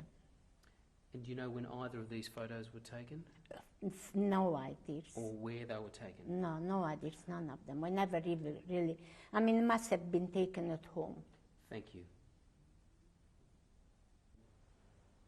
From left to right is my auntie, my mother's sister. The little child, I don't know whose child is it. It's one of the people, one of my aunties. That's my mother. The next one after the child is my mother in the middle. And in the right-hand corner is my auntie, my mother's sister. What's your auntie on the left? What's her name? She is, auntie on the left is Laura Amsel, born Amsel. She was Kaham when she got married. And the middle, the lady is my mother. What's her first name? Malvina. And the lady on the right? And the lady on the right was born as Monsi Amsel. Thank you. Number one on the left-hand side is my auntie, Monsi. In the middle is her cousin in America, Malvina Schwartz, and Fishbein, I beg your pardon, she was Malvina Fishbein, and on the right it is Goldie Fishbein, and on the front, on the row, Dan, in the middle, is Monsi, my sister Monsi Sonnenschein. And when was this photo taken? I wouldn't know. Oh, maybe have a look at the back on the picture. Where was it taken? Probably in Vranov. It must have been taken in Vranov because my sister was with my grandparents. During the war, my grandparents helped my mother with taking the child there. Thank you. They did. This is my uncle, my mother's brother, Joshka Amsel. At that time, he was in the Czech army. Where was this taken? Soldier. It's somewhere in the army or at home. I don't know. Thank you. This is my sister with whom I went together to Auschwitz. And she didn't survive. She went straight away in the gas chamber. What's her name? Leah or Irene. Where was this photo taken? That photo was taken at home, I think. In Carre? In Carre. What year, do you know? Probably 40. Okay, thank you. On the left, it is my sister, Leah or Irene. In the middle is my sister who survived, What's her Lily, name? Rivka. And that one on the right is me, Yoli Frank, Yoli Sonnenschein. Do you know where this was taken? That was taken about 42 Where? in Nagykároly. Thank you. This is my sister Monsi or Margaret Sonnenschein before she was married. What year was this taken? About 30 something. Do you know where it was I don't taken? remember. It was taken at home in Carre. That time it was Romania. Thank you. This is my sister Lily Rivka. She survived Auschwitz. She lives now in Israel. Do you know where or when this was taken? It was taken sometime in 40s, during the war, sometime in the 40s, 42 or 43. Thank you. This is my sister Lily Rivka's son, who died in Auschwitz. The child was then about 4 or 5. What was his name? His name was Bernard. And where and when was this photo taken? About 42 or 43 Where? in North Carolina. Thank you. Second is the is my friend. Next is on the left, on the next row on the left is Ronnie Chalmers, our son-in-law. And next to him in the middle is Marilyn Frank, now Marilyn Chalmers. Is Marilyn your daughter? Yes, our daughter Marilyn Chalmers. And that beautiful, beautiful boy is their children and our grandson Adam Simon Chalmers. Where was this photo taken? That photo was taken, I think, in Sydney. Thank you. On the top right is my son Mark, Solomon Mark, Frank. His son, he holds his son Asaf Frank. Next on the left is my husband, Coppel Frank. Then is my daughter-in-law, Frederica Frank, and she's cuddling her daughter, Sivan Frank. Then it is me, Yoli Frank, holding my daughter's little daughter, Eliza. Next to me is my daughter, Marilyn Chalmers Frank. Then is Adam Frank, is cuddled and held by his husband, his father, Ronnie Chalmers. Where was this photo taken? That photo was taken here in Perth at somewhere in Leaderville. Thank you. Vincent Street, somewhere on.